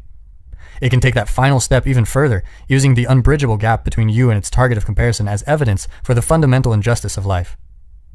That way, your motivation to do anything at all can be most effectively undermined. Those who accept such an approach to self-evaluation certainly can't be accused of making things too easy for themselves. But it's just as big a problem to make things too difficult. When we are very young, we are neither individual nor informed. We have not had the time nor gained the wisdom to develop our own standards. In consequence, we must compare ourselves to others because standards are necessary. Without them, there is nowhere to go and nothing to do. As we mature, we become, by contrast, increasingly individual and unique. The conditions of our lives become more and more personal and less comparable with those of others.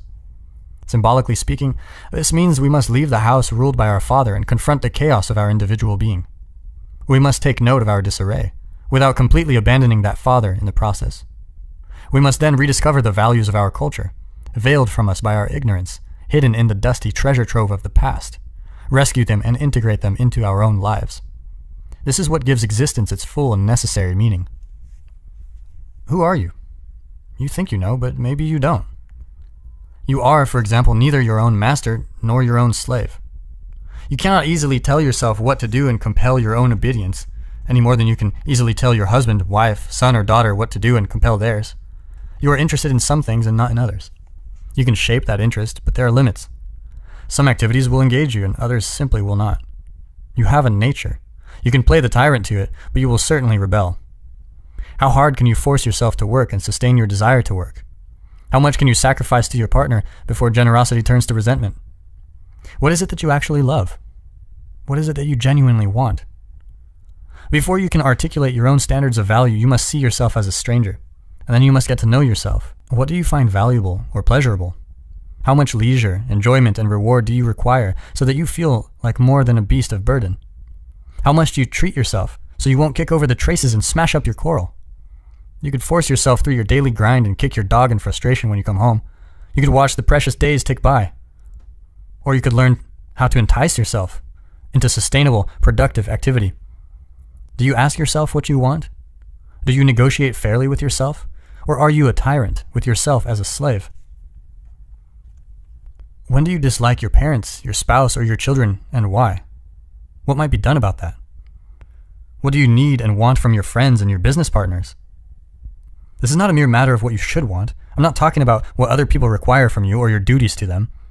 I'm talking about determining the nature of your moral obligation to yourself. Should might enter into it, because you are nested within a network of social obligations. Should is your responsibility, and you should live up to it. But this does not mean you must take the role of lapdog, obedient and harmless. That's how a dictator wants his slaves. Dare instead to be dangerous. Dare to be truthful. Dare to articulate yourself and express, or at least become aware of, what would really justify your life. If you allowed your dark and unspoken desires for your partner, for example, to manifest themselves, if you were even willing to consider them, you might discover that they were not so dark given the light of day. You might discover instead that you were just afraid, and so pretending to be moral. You might find that getting what you actually desire would stop you from being tempted and straying. Are you so sure that your partner would be unhappy if more of you rose to the surface? The femme fatale and the anti-hero are sexually attractive for a reason. How do you need to be spoken to? What do you need to take from people? What are you putting up with or pretending to like from duty or obligation? Consult your resentment. It's a revelatory emotion for all its pathology. It's part of an evil triad: arrogance, deceit, and resentment. Nothing causes more harm than this underworld trinity. But resentment always means one of two things. Either the resentful person is immature, in which case he or she should shut up, quit whining, and get on with it, or there is tyranny afoot, in which case the person subjugated has a moral obligation to speak up. Why? Because the consequence of remaining silent is worse. Of course, it's easier in the moment to stay silent and avoid conflict, but in the long term, that's deadly. When you have something to say, silence is a lie, and tyranny feeds on lies. When should you push back against oppression despite the danger? When you start nursing secret fantasies of revenge, when your life is being poisoned and your imagination fills with the wish to devour and destroy. I had a client decades ago who suffered from severe obsessive-compulsive disorder. He had to line up his pajamas just right before he could go to sleep at night. Then he had to fluff his pillow. Then he had to adjust his bed sheets. Over and over and over and over. I said, maybe that part of you, that insanely persistent part, wants something, inarticulate though it may be. Let it have its way. What could it be? He said, control. I said, close your eyes and let it tell you what it wants. Don't let fear stop you. You don't have to act it out just because you're thinking it. He said, it wants me to take my stepfather by the collar, put him up against the door and shake him like a rat. Maybe it was time to shake someone like a rat, although I suggested something a bit less primal. But God only knows what battles must be fought forthrightly, voluntarily on the road to peace. What do you do to avoid conflict, necessary though it may be? What are you inclined to lie about, assuming the truth might be intolerable? What do you fake? The infant is dependent on his parents for almost everything he needs. The child, the successful child, can leave his parents, at least temporarily, and make friends. He gives up a little of himself to do that, but gains much in return. The successful adolescent must take that process to its logical conclusion. He has to leave his parents and become like everyone else. He has to integrate with a group so he can transcend his childhood dependency. Once integrated, the successful adult then must learn how to be just the right amount of different from everyone else. Be cautious when you're comparing yourself to others. You're a singular being once you're an adult. You have your own particular, specific problems, financial and intimate, psychological and otherwise. Those are embedded in the unique, broader context of your existence. Your career or job works for you in a personal matter, or it does not, and it does so in a unique interplay with the other specifics of your life. You must decide how much of your time to spend on this, and how much on that. You must decide what to let go and what to pursue. The point of our eyes, or take stock. Our eyes are always pointing at things we are interested in approaching, or investigating, or looking for, or having. We must see, but to see we must aim, so we are always aiming. Our minds are built on the hunting and gathering platforms of our bodies. To hunt is to specify a target, track it, and throw at it. To gather is to specify and to grasp. We fling stones and spears and boomerangs. We toss balls through hoops and hit pucks into nets, and curl carved granite rocks down the ice onto horizontal bullseyes. We launch projectiles at targets with bows, guns, rifles, and rockets. We hurl insults, launch plans, and pitch ideas. We succeed when we score a goal or hit a target. We fail or sin when we do not, as the word sin means to miss the mark. We cannot navigate without something to aim at, and while we are in the world, we must always navigate. We are always and simultaneously at point A, which is less desirable than it could be, moving toward point B, which we deem better in accordance with our explicit and implicit values. We always encounter the world in a state of insufficiency and seek its correction. We can imagine new ways that things could be set right and improved, even if we have everything we thought we needed. Even when satisfied temporarily, we remain curious. We live within a framework that defines the present as eternally lacking and the future as eternally better. If we did not see things this way, we would not act at all. We wouldn't even be able to see, because to see, we must focus. And to focus, we must pick one thing above all else on which to focus. But we can see. We can even see the things that aren't there. We can envision new ways that things could be better. We can construct new hypothetical worlds where problems we weren't even aware of can now show themselves and be addressed. The advantages of this are obvious. We can change the world so that the intolerable state of the present can be rectified in the future. The disadvantage to all this foresight and creativity is chronic unease and discomfort. Because we always contrast what is with what could be, we have to aim at what could be. We can aim too high or too low or too chaotically. So we fail and live in disappointment, even when we appear to others to be living well. How can we benefit from our imaginativeness, our ability to improve the future, without continually denigrating our current, insufficiently successful, and worthless lives? The first step, perhaps, is to take stock. Who are you? When you buy a house and prepare to live in it, you hire an inspector to list all its faults. As it is, in reality now, not as you wish it could be. You'll even pay him for the bad news. You need to know. You need to discover the home's hidden flaws. You need to know whether they are cosmetic imperfections or structural inadequacies. You need to know because you can't fix something if you don't know it's broken. And you're broken. You need an inspector, the internal critic. It could play that role if you could get it on track, if you and it could cooperate. It could help you take stock. But you must walk through your psychological house with it and listen judiciously to what it says. Maybe you're a handyman's dream, a real fixer-upper. How can you start your renovations without being demoralized, even crushed by your internal critic's lengthy and painful report of your inadequacies? Here's a hint. The future is like the past, but there's a crucial difference. The past is fixed, but the future, it could be better.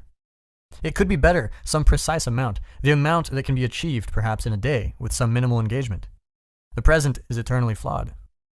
But where you start might not be as important as the direction you are heading. Perhaps happiness is always to be found in the journey uphill, and not in the fleeting sense of satisfaction awaiting at the next peak. Much of happiness is hope, no matter how deep the underworld in which that hope was conceived. Called upon properly, the internal critic will suggest something to set in order, which you could set in order, which you would set in order voluntarily, without resentment, even with pleasure. Ask yourself, is there one thing that exists in disarray in your life or your situation that you could and would set straight? Could you and would you fix that one thing that announces itself humbly in need of repair? Could you do it now? Imagine that you are someone with whom you must negotiate. Imagine further that you are lazy, touchy, resentful, and hard to get along with. With that attitude, it's not going to be easy to get you moving. You might have to use a little charm and playfulness. Excuse me, you might say to yourself, without irony or sarcasm. I'm trying to reduce some of the unnecessary suffering around here. I could use some help. Keep the derision at bay.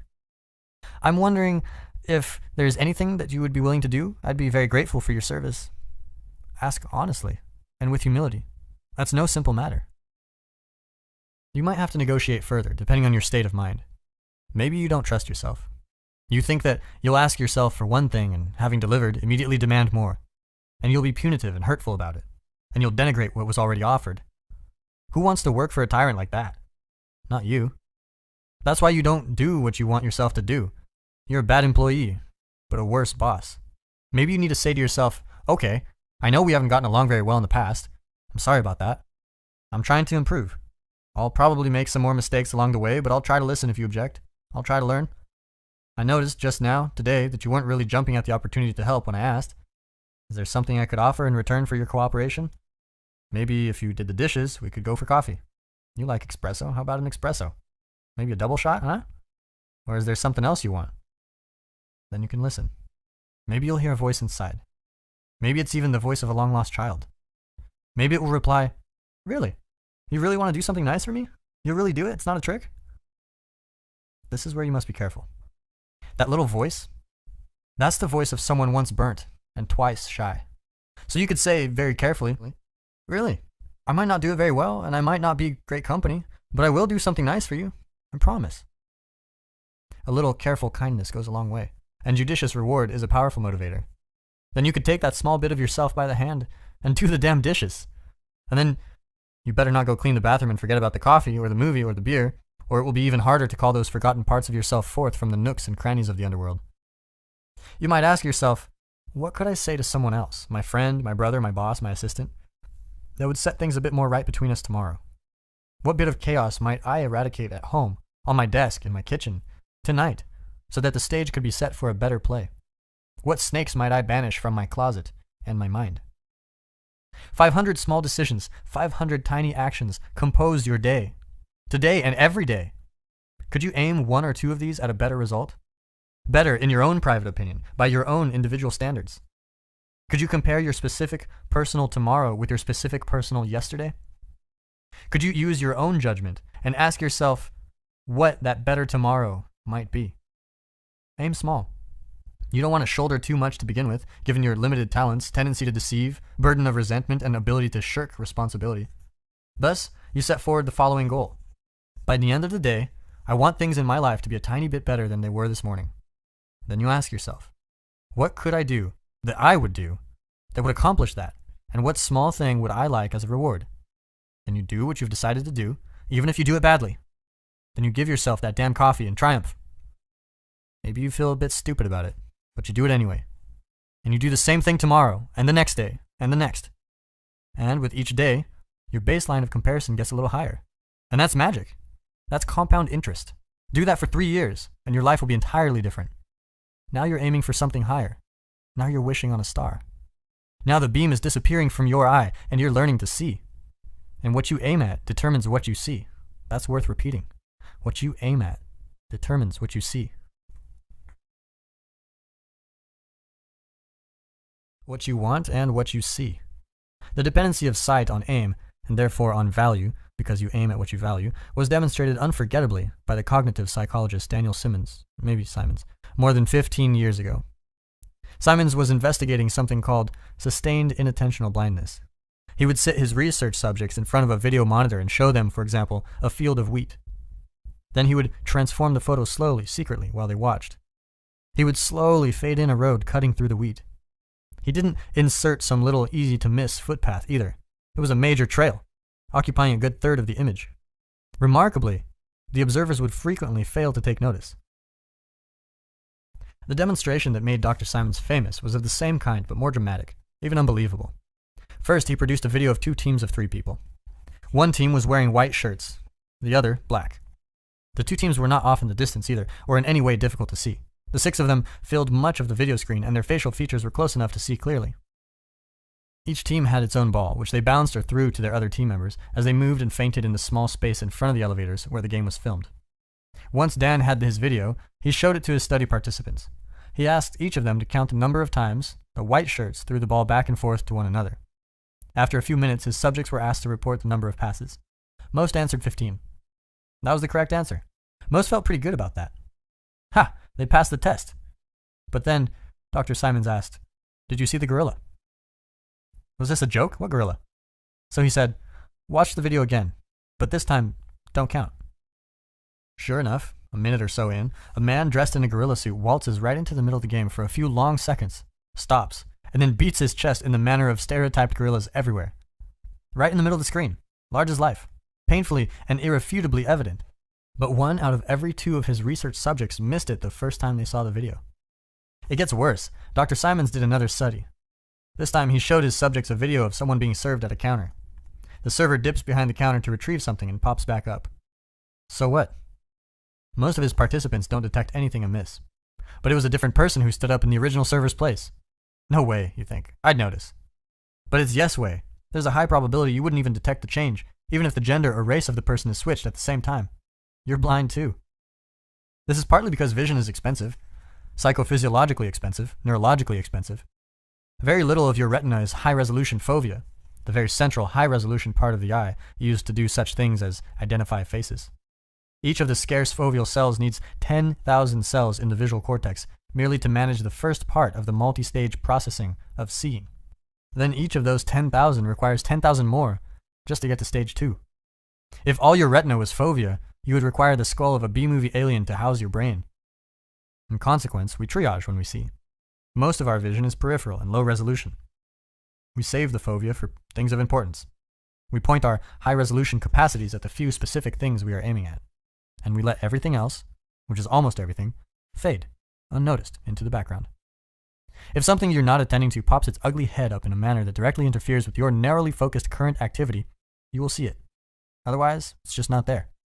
The ball on which Simon's research subjects were focused was never obscured by the gorilla or by any of the 6 players.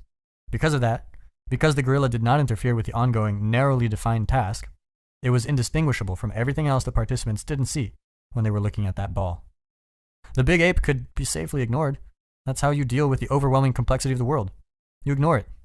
while you concentrate minutely on your private concerns. You see things that facilitate your movement forward toward your desired goals. You detect obstacles when they pop in your path.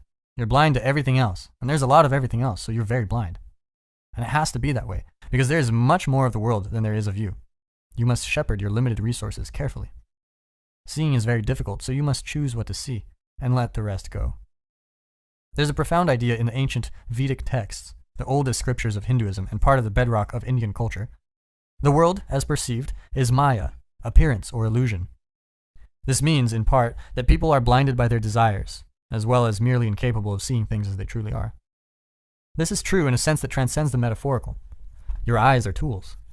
They are there to help you get what you want. The price you pay for that utility, that specific focused direction, is blindness to everything else. This doesn't matter so much when things are going well and we are getting what we want, although it can be a problem even then, because getting what we want currently can make us blind to higher callings.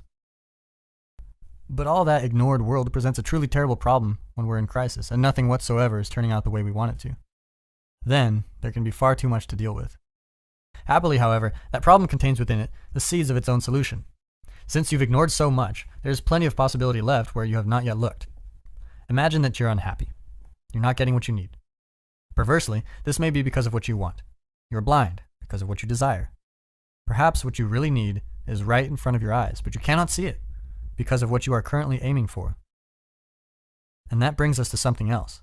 The price that must be paid before you or anyone can get what they want, or better yet, what they need. Think about it this way. You look at the world in your particular idiosyncratic manner. You use a set of tools to screen most things out and let some things in. You have spent a lot of time building those tools. They've become habitual. They're not mere abstract thoughts. They're built right into you. They orient you in the world. They're your deepest and often implicit and unconscious values. They've become part of your biological structure. They're alive. And they don't want to disappear or transform or die. But sometimes their time has come, and new things need to be born. For this reason, although not only for this reason, it is necessary to let things go during the journey uphill. If things are not going well for you, well, that might be because, as the most cynical of aphorisms has it, life sucks, and then you die. Before your crisis impels you to that hideous conclusion, however, you might consider the following. Life doesn't have the problem. You do. At least that realization leaves you with some options. If your life is not going well, perhaps it is your current knowledge that is insufficient, not life itself.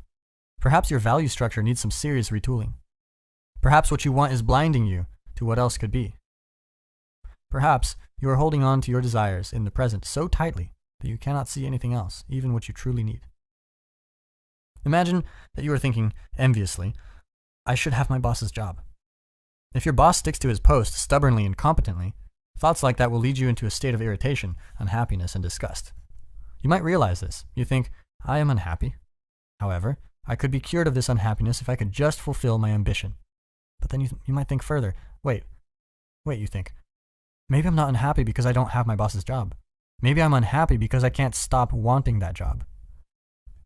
That doesn't mean you can simply and magically tell yourself to stop wanting that job and then listen and transform. You won't. You can't, in fact, just change yourself that easily. You have to dig deeper. You must change what you are after more profoundly. So you might think, I don't know what to do about this stupid suffering. I can't just abandon my ambitions. That would leave me nowhere to go. But my longing for a job that I can't have isn't working. You might decide to take a different tack. You might ask instead for the revelation of a different plan. One that would fulfill your desires and gratify your ambitions in a real sense, but that would remove from your life the bitterness and resentment from which you are currently affected. You might think, I will make a different plan. I will try to want whatever it is that would make my life better, whatever that might be, and I will start working on it now. If that turns out to mean something other than chasing my boss's job, I will accept that and I will move forward. Now you're on a whole different kind of trajectory. Before, what was right, desirable, and worthy of pursuit was something narrow and concrete. But you became stuck there, tightly jammed and unhappy. So you let go. You make the necessary sacrifice and allow a whole new world of possibility, hidden from you because of your previous ambition, to reveal itself. And there's a lot there. What would your life look like if it were better? What would life itself look like? What does better even mean? You don't know. And it doesn't matter that you don't know exactly right away, because you will start to slowly see what is better once you have truly decided to want it. You will start to perceive what remained hidden from you by your presuppositions and preconceptions, by the previous mechanisms of your vision. You will begin to learn. This will only work, however, if you genuinely want your life to improve. You can't fool your implicit perceptual structures. Not even a bit. They aim where you point them. To retool, to take stock, to aim somewhere better, you might have to think it through, bottom to top. You have to scour your psyche. You have to clean the damn thing up. And you must be cautious because making your life better means adopting a lot of responsibility. And that takes more effort and care than living stupidly in pain and remaining arrogant, deceitful, and resentful. What if it was the case that the world revealed whatever goodness it contains in precise proportion to your desire for the best?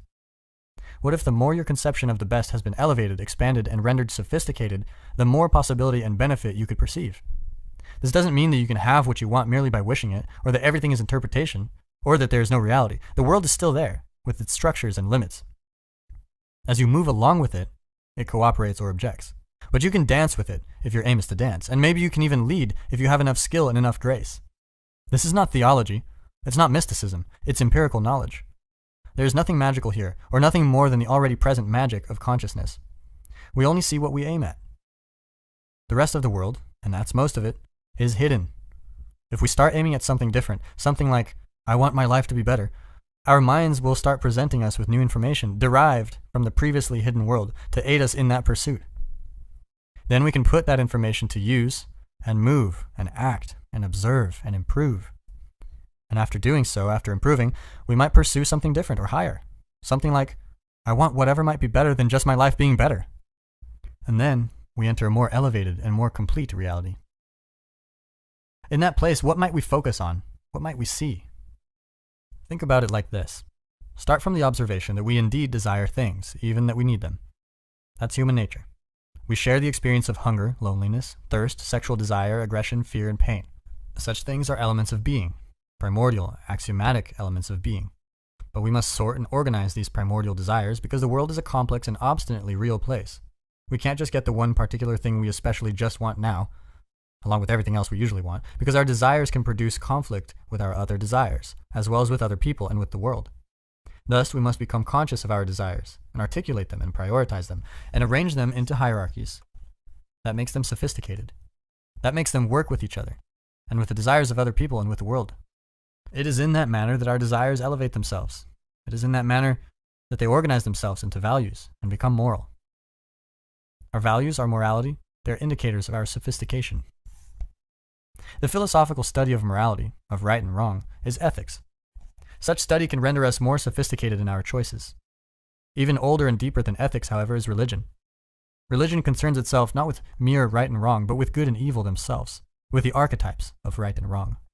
Religion concerns itself with domain of value, ultimate value. That is not the scientific domain. It is not the territory of empirical description. The people who wrote and edited the Bible, for example, weren't scientists. They couldn't have been scientists even if they had wanted to be. The viewpoints, methods, and practices of science hadn't been formulated when the Bible was written. Religion is instead about proper behavior. It's about what Plato called the good. A genuine religious acolyte isn't trying to formulate accurate ideas about the objective nature of the world, although he may be trying to do that too. He's striving instead to be a good person. It may be the case that to him good means nothing but obedient, even blindly obedient. Hence the classical liberal Western Enlightenment objection to religious belief. Obedience is not enough. But it's at least a start, and we have forgotten this. You cannot aim yourself at anything if you are completely undisciplined and untutored. You will not know what to target and you won't fly straight even if you somehow get your aim right. And then you will conclude, there's nothing to aim for, and then you will be lost. It is therefore necessary and desirable for religions to have a dogmatic element. What good is a value system that does not provide a stable structure? What good is a value system that does not point the way to higher order? And what good can you possibly be if you cannot or do not internalize that structure or accept that order, not as a final destination necessarily, but at least as a starting point? Without that, you're nothing but an adult 2-year-old, without the charm or the potential. That is not to say it again, that obedience is sufficient, but a person capable of obedience, let's say instead a properly disciplined person, is at least a well-forged tool. At least that. And that's not nothing. Of course, there must be vision beyond discipline, beyond dogma. A tool still needs a purpose. It is for such reasons that Christ said in the Gospel of Thomas, "The kingdom of the Father is spread out upon the earth, but men do not see it." Does that mean that what we see is dependent on our religious beliefs? Yes, and what we don't see as well. You might object, but I'm an atheist. No, you're not. And if you want to understand this, you could read Dostoevsky's Crime and Punishment, perhaps the greatest novel ever written, in which the main character, Raskolnikov, decides to take his atheism with true seriousness, commits what he has rationalized as a benevolent murder, and pays the price. You're simply not an atheist in your actions, and it is your actions that most accurately reflect your deepest beliefs. Those that are implicit, embedded in your being, underneath your conscious apprehensions and articulable attitudes and surface-level self-knowledge. You can only find out what you actually believe, rather than what you think you believe, by watching how you act. You simply don't know what you believe before that. You are too complex to understand yourself. It takes careful observation and education and reflection and communication with others just to scratch the surface of your beliefs. Everything you value is a product of unimaginably lengthy developmental process, personal, cultural, and biological. You don't understand how what you want, and therefore what you see, is conditioned by the immense, abysmal, profound past. You simply don't understand how every neural circuit through which you peer at the world has been shaped, and painfully, by the ethical aims of millions of years of human ancestors, and all of the life that was lived for the billions of years before that. You don't understand anything. You didn't even know that you were blind. Some of our knowledge of our beliefs has been documented. We have been watching ourselves act, reflecting on that watching, and telling stories distilled through that reflection for tens and perhaps hundreds of thousands of years. That is all part of our attempts, individual and collective, to discover and articulate what it is that we believe. Part of the knowledge so generated is what is encapsulated in the fundamental teachings of our cultures, in ancient writings such as the Tao Te Ching, or the aforementioned Vedic scriptures, or the biblical stories. The Bible is, for better or worse, the foundational document of Western civilization, of Western values, Western morality, and Western conceptions of good and evil. It's the product of processes that remain fundamentally beyond our comprehension. The Bible is a library composed of many books, each written and edited by many people. It's a truly emergent document, a selected, sequenced, and finally coherent story, written by no one and everyone over many thousands of years. The Bible has been thrown up out of the deep by the collective human imagination, which is itself a product of unimaginable forces operating over unfathomable spans of time. Its careful, respectful study can reveal things to us about what we believe, about how we do and should act, that can be discovered in almost no other manner. Old Testament God and New Testament God. The God of the Old Testament can appear harsh, judgmental, unpredictable, and dangerous, particularly on cursory reading. The degree to which this is true has arguably been exaggerated by Christian commentators, intent on magnifying the distinction between the older and newer divisions of the Bible. There has been a price paid, however, for such plotting. And I mean that in both sense of the word. The tendency for modern people to think, when confronted with Jehovah, I would never believe in a God like that. But Old Testament God doesn't much care what modern people think. He often didn't care what Old Testament people thought either, although he could be bargained with to a surprising degree, as is particularly evident in the Abrahamic stories. Nonetheless, when his people strayed from the path, when they disobeyed his injunctions, violated his covenants, and broke his commandments, trouble was certain to follow. If you did not do what Old Testament God demanded, whatever that might have been and however you might have tried to hide from it, you and your children's children were in terrible, serious trouble. It was realists who created or noticed Old Testament God. When the denizens of those ancient societies wandered carelessly down the wrong path, they ended up enslaved and miserable, sometimes for centuries, when they were not obliterated completely. Was that reasonable? Was that just? Was that fair? The authors of the Old Testament asked such questions with extreme caution and under very limited conditions.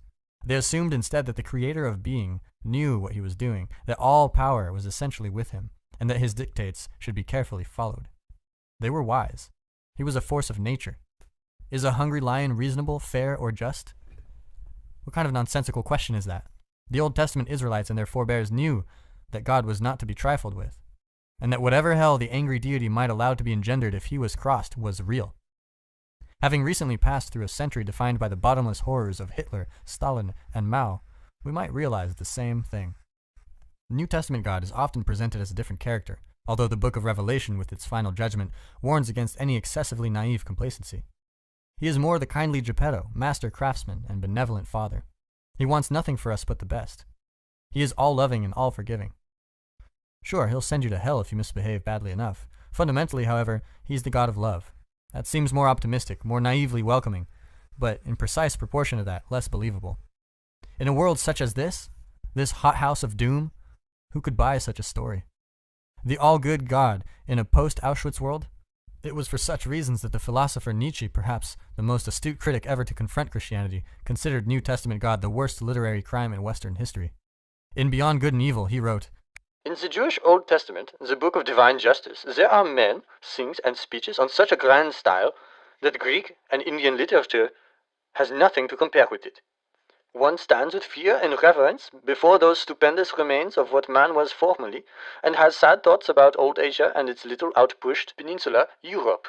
To have bound up in this New Testament a kind of rococo of taste in every respect, along with the Old Testament into one book as the Bible, as the book in itself, is perhaps the greatest audacity and sin against the spirit which literary Europe has on its conscience."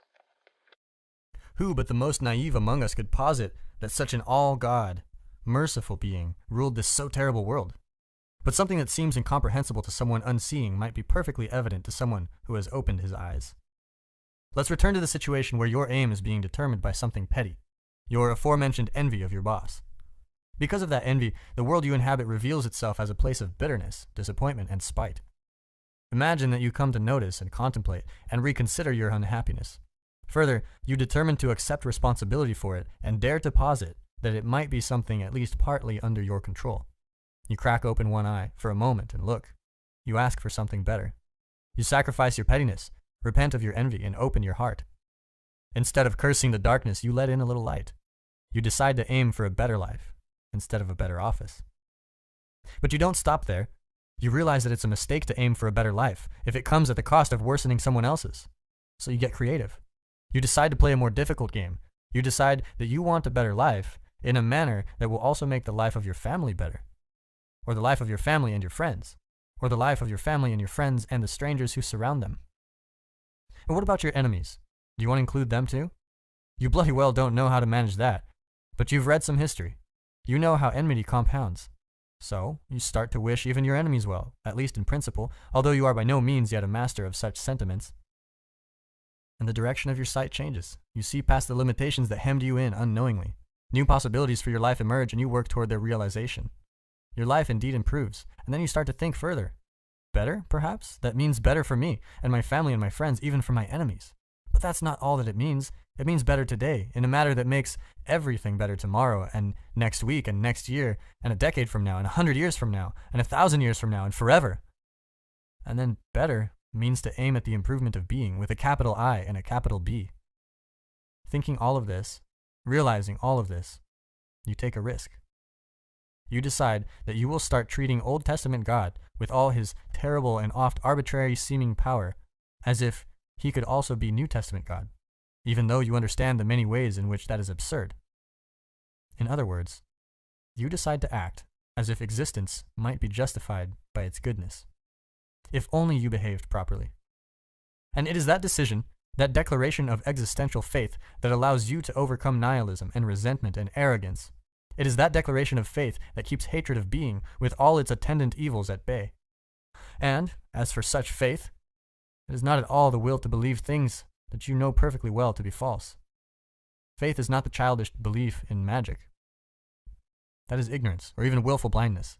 It is instead the realization that the tragic irrationalities of life must be counterbalanced by an equally irrational commitment to the essential goodness of being. It is simultaneously the will to dare set your sights at the unachievable, and to sacrifice everything, including, and most importantly, your life. You realize that you have literally nothing better to do. But how can you do all this, assuming you're foolish enough to try? You might start by not thinking, or more accurately, but less trenchantly, by refusing to subjugate your faith to your current rationality and its narrowness of view. That doesn't mean make yourself stupid. It means the opposite. It means instead that you must quit maneuvering and calculating and conniving and scheming and enforcing and demanding and avoiding and ignoring and punishing. It means you must place your old strategies aside. It means instead that you must pay attention as you may never have paid attention before. Pay attention. Pay attention. Focus on your surroundings, physical and psychological. Notice something that bothers you, that concerns you, that will not let you be, which you could fix and you would fix. You can find such somethings by asking yourself, as if you genuinely want to know, 3 questions. What is it that is bothering me? Is that something I could fix? And would I actually be willing to fix it? If you find that the answer is no to any or all of these questions, then look elsewhere. Aim lower. Search until you find something that bothers you, that you could fix, that you would fix, and then fix it. That might be enough for the day. Maybe there's a stack of paper on your desk and you've been avoiding it. You won't even really look at it when you walk into your room. There are terrible things lurking there. Tax forms and bills and letters from people wanting things you aren't sure you can deliver. Notice your fear and have some sympathy for it. Maybe there are snakes in that pile of paper. Maybe you'll get bitten. Maybe there are even hydras lurking there. You'll cut off one head and 7 more will grow.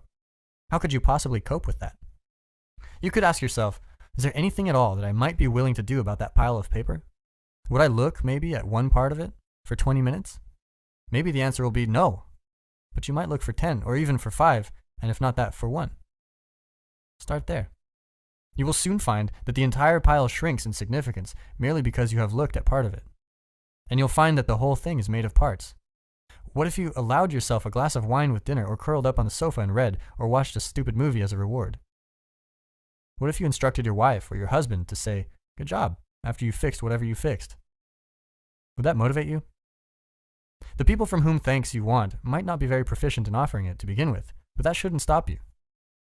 People can learn, even if they are very unskilled at the beginning. Ask yourself, what would you require to be motivated to undertake the job, honestly, and listen to the answer. Don't tell yourself, I shouldn't need to do that to motivate myself. What do you know about yourself? You are, on the one hand, the most complex thing in the entire universe, and on the other, someone who can't even set the clock on your microwave. Don't overestimate your self-knowledge. Let the tasks for the day announce themselves for your contemplation. Maybe you can do this in the morning as you sit on the edge of your bed. Maybe you can try the night before when you are preparing to sleep. Ask yourself for a voluntary contribution. If you ask nicely and listen carefully and don't try any treachery, you might be offered one. Do this every day for a while. Then do it for the rest of your life. Soon you'll find yourself in a different situation. Now you'll be able to ask yourself habitually, what could I do that I would do to make life a little better? You're not dictating to yourself what better must be. You're not being a totalitarian or a utopian even to yourself, because you have learned from the Nazis and the Soviets and the Maoists and from your own experience that being a totalitarian is a bad thing. Aim high. Set your sights on the betterment of being. Align yourself in your soul with truth and the highest good. There is habitable order to establish and beauty to bring into existence. There is evil to overcome, suffering to ameliorate, and yourself to better. It is this, in my reading, that is the culminating ethic of the canon of the West. It is this, furthermore, that is communicated by those eternally confusing, glowing stanzas from Christ's Sermon on the Mount, the essence, in some sense, of the wisdom of the New Testament. This is the attempt of the spirit of mankind to transform the understanding of ethics from the initial, necessary, thou shalt not, of the child, and the 10 Commandments into the fully articulated positive vision of the true individual. This is the expression not merely of admirable self-control and self-mastery, but of the fundamental desire to set the world right. This is not the cessation of sin, but sin's opposite, good itself. The Sermon on the Mount outlines the true nature of man and the proper aim of mankind. Concentrate on the day, so that you can live in the present and attend completely and properly to what is right in front of you. But do that only after you have decided to let what is within shine forth, so that it can justify being and illuminate the world. Do that only after you have determined to sacrifice whatever it is that must be sacrificed so that you can pursue the highest good. Consider the lilies of the field, how they grow. They toil not, neither do they spin. And yet I say unto you, that even Solomon in all his glory was not arrayed like one of these. Wherefore, if God so clothe the grass of the field, which today is, and tomorrow is cast into the oven, shall he not much more clothe you, O ye of little faith? Therefore take no thought, saying, What shall we eat, or what shall we drink, or wherewithal shall we be clothed? For after all these things do the Gentiles seek. For your heavenly Father knoweth that ye have need of all these things. But seek ye first the kingdom of God and his righteousness, and all these things shall be added unto you. Take therefore no thought for the morrow shall take thought for the things of itself. Sufficient unto the day is the evil therefore. Luke chapter 12, verse 22 through 34. Realization is dawning. Instead of playing the tyrant, therefore, you are paying attention. You are telling the truth instead of manipulating the world. You are negotiating instead of playing the martyr or the tyrant. You no longer have to be envious, because you no longer know that someone else truly has it better. You no longer have to be frustrated because you have learned how to aim low and to be patient. You're discovering who you are and what you want and what you are willing to do. You are finding that the solutions to your particular problems have to be tailored to you personally and precisely. You are less concerned with the actions of other people because you have plenty to do yourself. Attend to the day, but aim at the highest good. Now, your trajectory is heavenward. That makes you hopeful. Even a man on a sinking ship can be happy when he clambers aboard a lifeboat. And who knows where he might go in the future? To journey happily may well be better than to arrive successfully. Ask, and ye shall receive. Knock, and the door will open. If you ask, as if you want, and knock, as if you want to enter, you may be offered the chance to improve your life, a little, a lot, completely. And with that improvement, some progress will be made in being itself. Compare yourself to who you were yesterday, not to who someone else is today. 12 Rules for Life by Jordan Peterson.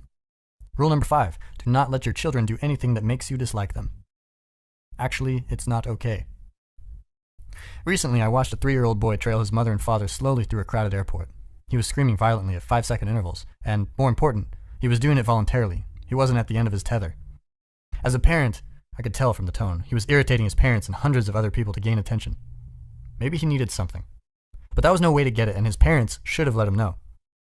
You might object that perhaps they were worn out and jet-lagged after a long trip, but 30 seconds of carefully directed problem-solving would have brought this shameful episode to a halt. More thoughtful parents would not have let someone they truly cared for become the object of a crowd's contempt. I have also watched a couple, unable or unwilling to say no to their 2-year-old, obliged to follow closely behind him everywhere he went, every moment of what was supposed to be an enjoyable social visit, because he misbehaved so badly, when not micromanaged, that he could not be given a second of genuine freedom without risk. The desire of his parents to let their child act without correction on every impulse perversely produced the precisely opposite effect. They deprived him instead of every opportunity to engage in independent action. Because they did not dare to teach him what no means, he had no conception of the reasonable limits enabling maximal toddler autonomy.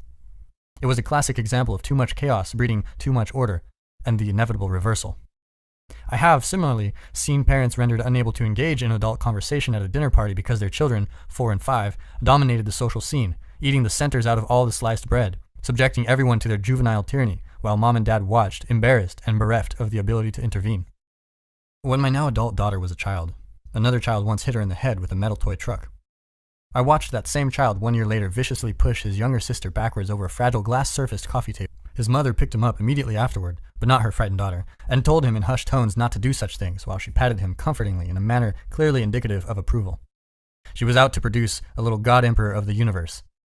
That's the unstated goal of many a mother, including many who consider themselves advocates for full gender equality. Such women will object vociferously to any command uttered by an adult male, but will trot off in seconds to make their progeny a peanut butter sandwich if he demands it, while immersed self-importantly in a video game. The future mates of such boys have every reason to hate their mother-in-law. Respect for women? That's for other boys, other men, not their dear sons. Something of the same sort may underlie in part the preference for male children seen most particularly in places such as India, Pakistan, and China, where sex-selective abortion is widely practiced. The Wikipedia entry for that practice attributes its existence to cultural norms, favoring male over female children. I cite Wikipedia because it's collectively written and edited, and therefore the perfect place to find accepted wisdom. But there's no evidence that such ideas are strictly cultural. There are plausible psychobiological reasons for the evolution of such an attitude, and they're not pretty from a modern egalitarian perspective. If circumstances force you to put all your eggs into one basket, so to speak, a son is a better bet by the strict standards of evolutionary logic, where the proliferation of your genes is all that matters. Why? Well, a reproductively successful daughter might gain you 8 or 9 children. The Holocaust survivor Jutta Schwartz, a star in his regard, had 3 generations of direct descendants who matched such performance. She was the ancestor of almost 2,000 people by the time of her death in 2010. But the sky is truly the limit with a reproductively successful son. Sex with multiple female partners is his ticket to exponential reproduction, given our species' practical limitation to single births. Rumor has it that the actor Warren Beatty and the athlete Wilt Chamberlain each bedded multiple thousands of women, something not unknown as well among rock stars. They didn't produce children in those numbers. Modern birth control limits that. But similar celebrity types in the past have done so. The forefather of the Qing dynasty, Zhou Kang, how do you say that? Zhou Kang circa 1550 for example, is the male line ancestor of 1.5 million people in northeastern China. Jeez, I gotta read that again. The male line ancestor of 1.5 million people in northeastern China. The medieval Yuan what's up with these names right now? Dynasty, Yuan dynasty, produced up to 3 million male descendants, localized mainly in northwestern Ireland and the US through Irish immigration. And the king of them all, Genghis Khan, conqueror of much of Asia, is a forefather of 8% of the men in Central Asia. 16 million male descendants, 34 generations later. So, from a deep biological perspective, there are reasons why parents might favor sons sufficiently to eliminate female fetuses. Although, I am not claiming direct causality, nor suggesting a lack of other, more culturally dependent reasons. Preferential treatment awarded a son during development might even help produce an attractive, well-rounded, confident man. This happened in the case of the father of psychoanalysis, Sigmund Freud, by his own account. A man who has been the indisputable favorite of his mother keeps for life the feeling of a conqueror, the confidence of success that often introduces real success. Fair enough, but feeling of a conqueror can all too easily become actual conqueror. Genghis Khan's outstanding reproductive success certainly came at the cost of any success whatsoever for others, including the dead millions of Chinese, Persians, Russians, and Hungarians. Spoiling a son might therefore work well from the standpoint of the selfish gene, allowing the favored child's genes to replicate themselves in innumerable offspring, to use the evolutionary biologist Richard Dawkins' famous expression. But it can make for a dark, painful spectacle in the here and now, and mutate into something indescribably dangerous. None of this means that all mothers favor all sons over their daughters, or that daughters are not sometimes favored over sons, or that fathers don't sometimes favor their sons. Other factors can clearly dominate. Sometimes, for example, unconscious hatred, sometimes not so unconscious either, overrides any concern a parent might have for any child, regardless of gender or personality or situation. I saw a 4-year-old boy allowed to go hungry on a regular basis. His nanny had been injured, and he was being cycled through the neighbors for temporary care. When his mother dropped him off at our house, she indicated that he wouldn't eat at all day. "That's okay," she said. It wasn't okay, in case that's not obvious.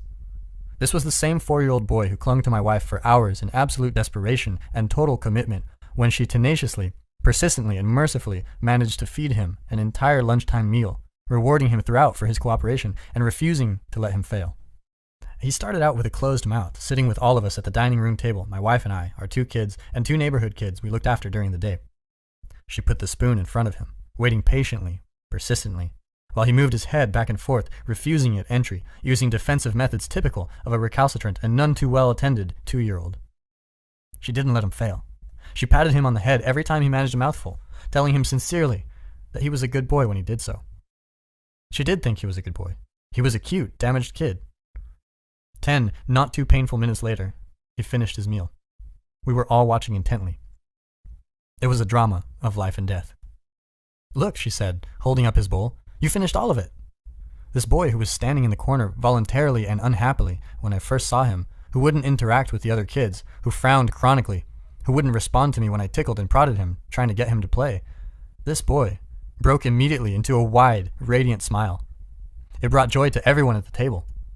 20 years later, writing it down today, it still brings me to tears. Afterward, he followed my wife around like a puppy for the rest of the day, refusing to let her out of his sight. When she sat down, he jumped in her lap, cuddling in, opening himself back up to the world, searching desperately for the love he had been continually denied. Later in the day, but far too soon, his mother reappeared. She came down from the stairs into the room we all occupied. "Oh, Supermom," she uttered, resentfully, seeing her son curled up in my wife's lap. Then she departed, black, murderous heart unchanged, doomed child in hand. She was a psychologist. The things you can see with even a single open eye. It's no wonder that people want to stay blind. Everybody hates arithmetic. My clinical clients frequently come to me to discuss their day-to-day familial problems. Such quotidian concerns are insidious. Their habitual and predictable occurrence makes them appear trivial. But that appearance of triviality is deceptive. It is the things that occur every single day that truly make up our lives, and time spent the same way over and over again adds up at an alarming rate. One father recently spoke with me about the trouble he was having putting his son to sleep at night, a ritual that typically involved about 3/4 of an hour of fighting. We did the arithmetic. 45 minutes a day, 7 days a week, that's 300 minutes, or 5 hours a week. 5 hours for each of the 4 weeks of a month, that's 20 hours per month. 20 hours a month for 12 months is 240 hours a year. That's a month and a half of standard 40-hour work weeks. Asterisk at putting his son to sleep at night. I draw here, and will many times again in the course of this book, on my clinical experience, as I have already on my personal history. I have tried to keep the moral of the stories intact while disguising the details for the sake of the privacy of those involved. I hope I got the balance right. Resuming. My client was spending a month and a half of work weeks per year fighting ineffectually and miserably with his son. Needless to say, both were suffering for it. No matter how good your intentions or how sweet and tolerant your temperament, you will not maintain good relations with someone you fight with for a month and a half of work weeks per year. Resentment will inevitably build. Even if it doesn't, all that wasted, unpleasant time could clearly be spent in more productive and useful and less stressful and more enjoyable activity. How are such situations to be understood? Where does the fault lie, in child or in parent? In nature or society? And what, if anything, is to be done? Some localize all such problems in the adult, whether in the parent or broader society. There are no bad children, quote unquote, such people think, only bad parents. When the idealized image of an unsullied child is brought to mind, this notion appears fully justified. The beauty, openness, joy, trust, and capacity for love characterizing children makes it easy to attribute full culpability to the adults on the scene. But such an attitude is dangerously and naively romantic. It's too one-sided. In the case of the parents granted a particularly difficult son or daughter, it's also not for the best that all human corruption is uncritically laid at society's feet. That conclusion merely displaces the problem back in time. It explains nothing and solves no problems. If society is corrupt but not the individuals within it, then where did the corruption originate? How is it propagated? It's a one-sided, deeply ideological theory. Even more problematic is the insistence, logically stemming from this presumption of social corruption, that all individual problems, no matter how rare, must be solved by cultural restructuring, no matter how radical. Our society faces the increasing call to deconstruct its stabilizing traditions to include smaller and smaller numbers of people who do not or will not fit into the categories upon which even our perceptions are based. This is not a good thing. Each person's private trouble cannot be solved by a social revolution because revolutions are destabilizing and dangerous. We have learned to live together and organize our complex societies slowly and incrementally over vast stretches of time, and we do not understand with sufficient exactitude why what we are doing works.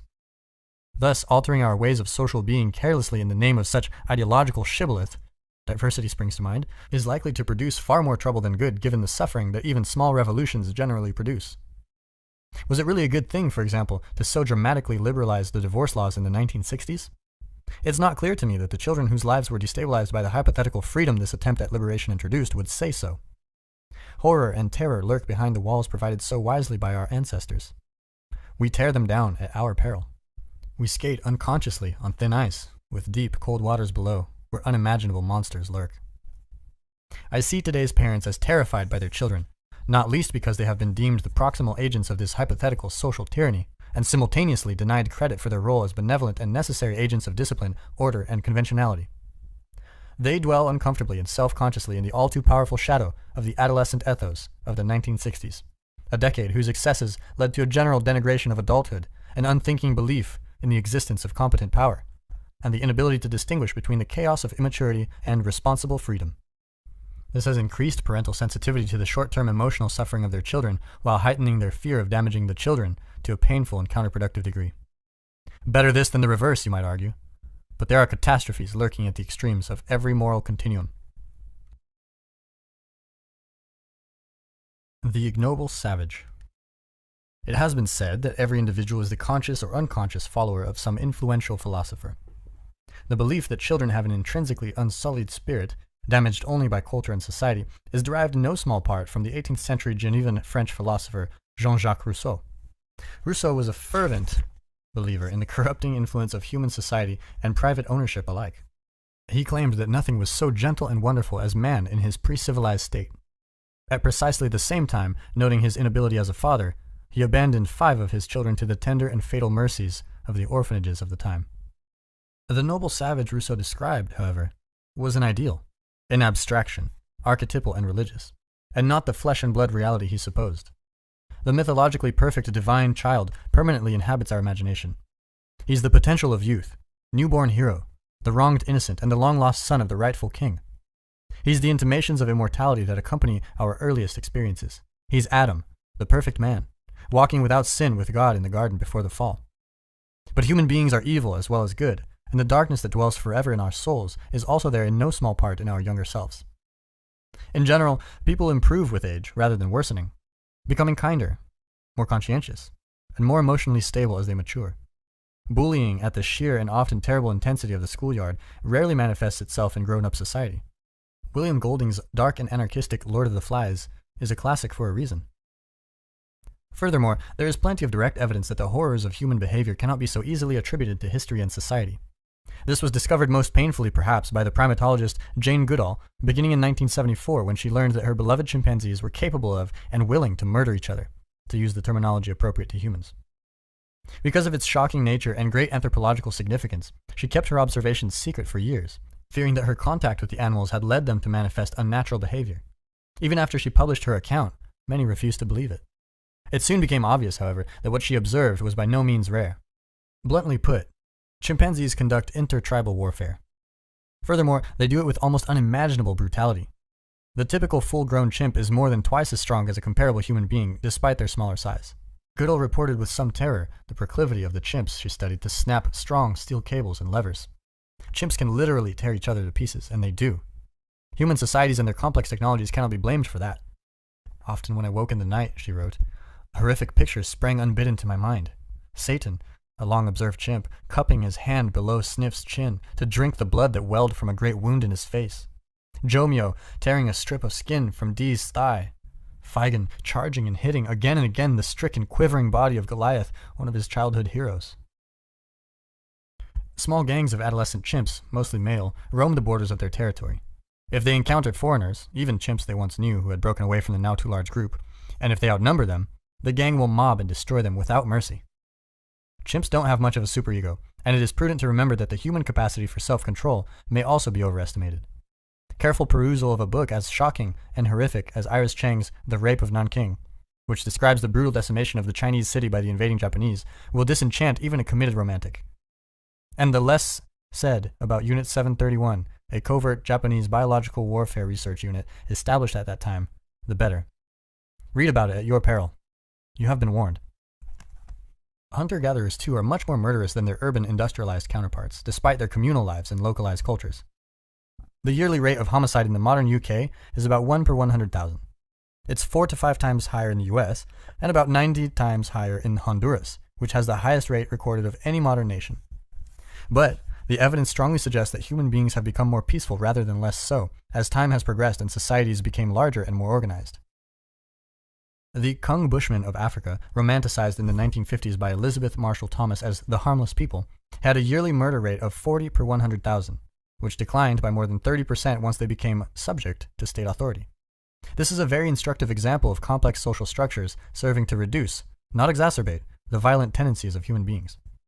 Yearly rates of 300 per 100,000 have been reported for the Yaomami of Brazil, famed for their aggression. But the stats don't max out there. The denizens of Papua New Guinea kill each other at yearly rates ranging from 140 to 1,000 per 100,000. However, the record appears to be held by the Caddo, an indigenous people of California, 1,450 of whom per 100,000 met a violent death circa 1840. Because children, like other human beings, are not only good, they cannot simply be left to their own devices, untouched by society, and bloom into perfection. Even dogs must be socialized if they are to become acceptable members of the pack. And children are much more complex than dogs.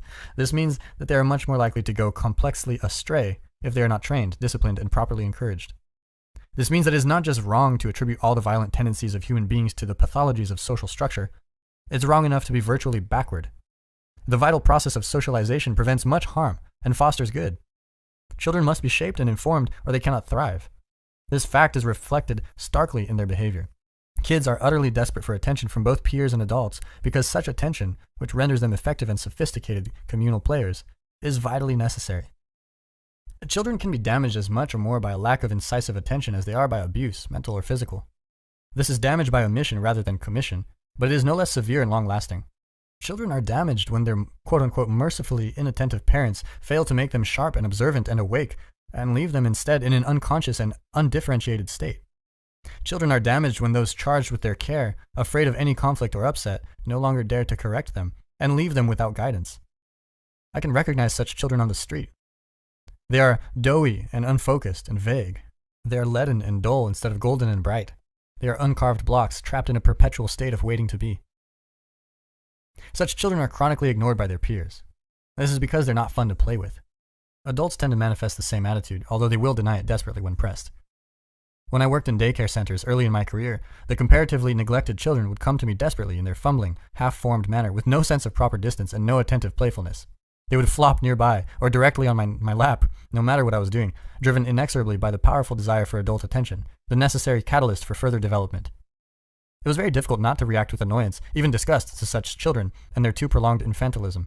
Difficult not to literally push them aside, even though I felt very badly for them and understood their predicament well. I believe that response, harsh and terrible though it may be, was an almost universally experienced internal warning signal indicating the comparative danger of establishing a relationship with a poorly socialized child, the likelihood of immediate and inappropriate dependence, which should have been the responsibility of the parent, and the tremendous demand of time and resources that accepting such dependence would necessitate. Confronted with such a situation, potentially friendly peers and interested adults are much more likely to turn their attention to interacting with other children whose cost-to-benefit ratio, to speak bluntly, would be much lower. Parent, or friend. The neglect and mistreatment that is part and parcel of poorly structured or even entirely absent disciplinary approaches can be deliberate, motivated by explicit, conscious, if misguided, parental motives.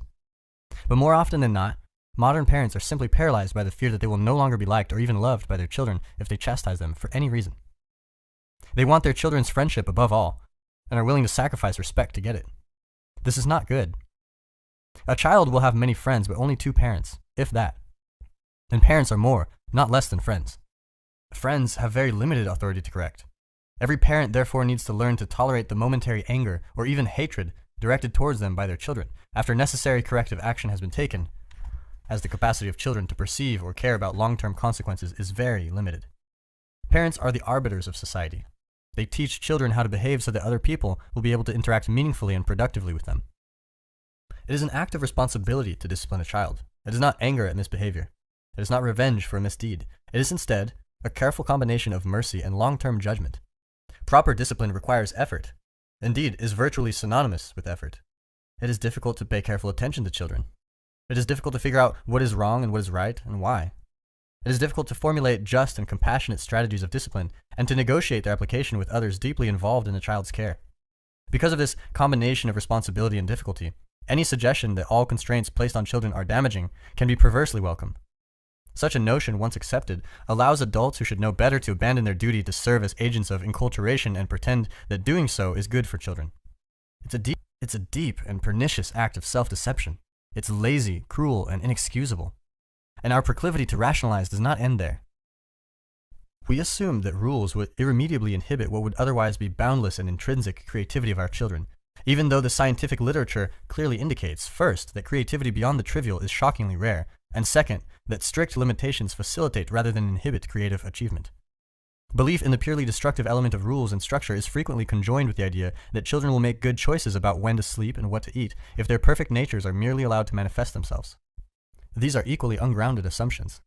Children are perfectly capable of attempting to subsist on hot dogs, chicken fingers, and Fruit Loops if doing so will attract attention, provide power, or shield them from trying anything new. Instead of going to bed wisely and peacefully, children will fight nighttime unconsciousness until they are staggered by fatigue. They are also perfectly willing to provoke adults while exploring the complex contours of the social environment, just like juvenile chimps harassing the adults and their troops. Observing the consequences of teasing and taunting enables chimp and child alike to discover the limits of what might otherwise be a too unstructured and terrifying freedom. Such limits, when discovered, provide security, even if their detection causes momentary disappointment or frustration. I remember taking my daughter to the playground once when she was about 2. She was playing on the monkey bars, hanging in midair. A particularly provocative little monster of about the same age was standing above her on the same bar she was gripping. I watched him move towards her. Our eyes locked. He slowly and deliberately stepped on her hands with increasing force over and over as he stared me down. He knew exactly what he was doing. Up yours, daddy-o. That was his philosophy. He had already concluded that adults were contemptible and that he could safely defy them. Too bad then that he was destined to become one. That was the hopeless future his parents had saddled him with. To his great and salutary shock, I picked him bodily off the playground structure and threw him 30 feet down the field. No, I didn't. I just took my daughter somewhere else. But it would have been better for him if I had. Imagine a toddler repeatedly striking his mother in the face. Why would he do such a thing? It's a stupid question. It's unacceptably naive. The answer is obvious. To dominate his mother. To see if he can get away with it. Violence, after all, is no mystery. It's peace that's the mystery. Violence is the default. It's easy. It's peace that is difficult, learned, inculcated, earned. People often get basic psychological questions backwards. Why do people take drugs? Not a mystery. It's why they don't take them all the time that's the mystery. Why do people suffer from anxiety? That's not a mystery. How is it that people can ever be calm? There's the mystery.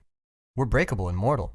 A million things can go wrong in a million ways. We should be terrified out of our skulls at every second. But we're not. The same can be said for depression, laziness, and criminality. If I can hurt and overpower you, then I can do exactly what I want, when I want, even when you're around. I can torment you to appease my curiosity. I can take the attention away from you and dominate you. I can steal your toy. Children hit first because aggression is innate, although more dominant in some individuals and less in others, and second, because aggression facilitates desire. It's foolish to assume that such behavior must be learned. A snake does not have to be taught to strike. It's in the nature of the beast. 2-year-olds, statistically speaking, are the most violent of people. They kick, hit, and bite, and they steal the property of others. They do so to explore, to express outrage and frustration, and to gratify their impulsive desires. More importantly, for our purposes, they do so to discover the true limits of permissible behavior. How else are they ever going to puzzle out what is acceptable? Infants are like blind people, searching for a wall. They have to push forward and test to see where the actual boundaries lie. And those are too seldom where they are said to be. Consistent correction of such action indicates the limits of acceptable aggression to the child. Its absence merely heightens curiosity. So the child will hit and bite and kick if he is aggressive and dominant until something indicates a limit. How hard can I hit mommy? Until she objects. Given that, correction is better sooner than later if the desired end result of the parent is not to be hit. Correction also helps the child to learn that hitting others is a suboptimal social strategy. Without that correction, no child is going to undergo the effortful process of organizing and regulating their impulses, so that those impulses can coexist without conflict within the psyche of the child and in the broader social world. It is no simple matter to organize a mind. My son was particularly ornery when he was a toddler. When my daughter was little, I could paralyze her into immobility with an evil glance. Such an intervention had no effect at all on my son. He had my wife, who is no pushover, stymied at the dinner table by the time he was 9 months of age. He fought her for control over the spoon. Good, we thought. We didn't want to feed him 1 more minute than necessary anyway. But the little blighter would only eat 3 or 4 mouthfuls. Then he would play. He would stir his food around in his bowl. He would drop bits of it over the high chair tabletop and watch as it fell on the floor below. No problem. He was exploring. But then he wasn't eating enough. Then, because he wasn't eating enough, he wasn't sleeping enough. Then his midnight crying was waking his parents. Then they were getting grumpy and out of sorts. He was frustrating his mother, and she was taking it out on me. The trajectory wasn't good. After a few days of this degeneration, I decided to take the spoon back. I prepared for war. I set aside sufficient time. A patient adult can defeat a 2-year-old, hard as that is to believe. And the saying goes, old age and treachery can always overcome youth and skill. This is partly because time lasts forever when you're 2. Half an hour for me was a week for my son. I assured myself of victory. He was stubborn and horrible, but I could be worse. We sat down face to face, bowl in front of him. It was high noon. He knew it and I knew it. He picked up the spoon. I took it from him and spooned up a delicious mouthful of mush. I moved it deliberately toward his mouth. He eyed me in precisely the same manner as the playground foot monster. He curled his lips downward in a tight frown, rejecting all entry. I chased his mouth around with the spoon as he twisted his head around in tight circles. But I had more tricks up my sleeve. I poked him in the chest with my free hand in a manner calculated to annoy. He didn't budge. I did it again and again and again. Not hard, but not in a manner to be ignored either. 10 or so pokes later, he opened his mouth, planning to emit a sound of outrage. Ha! His mistake. I deftly inserted the spoon. He tried gamely to force out the offending food with his tongue, but I know how to deal with that too. I just placed my forefinger horizontally across his lips. Some came out, but some was swallowed too.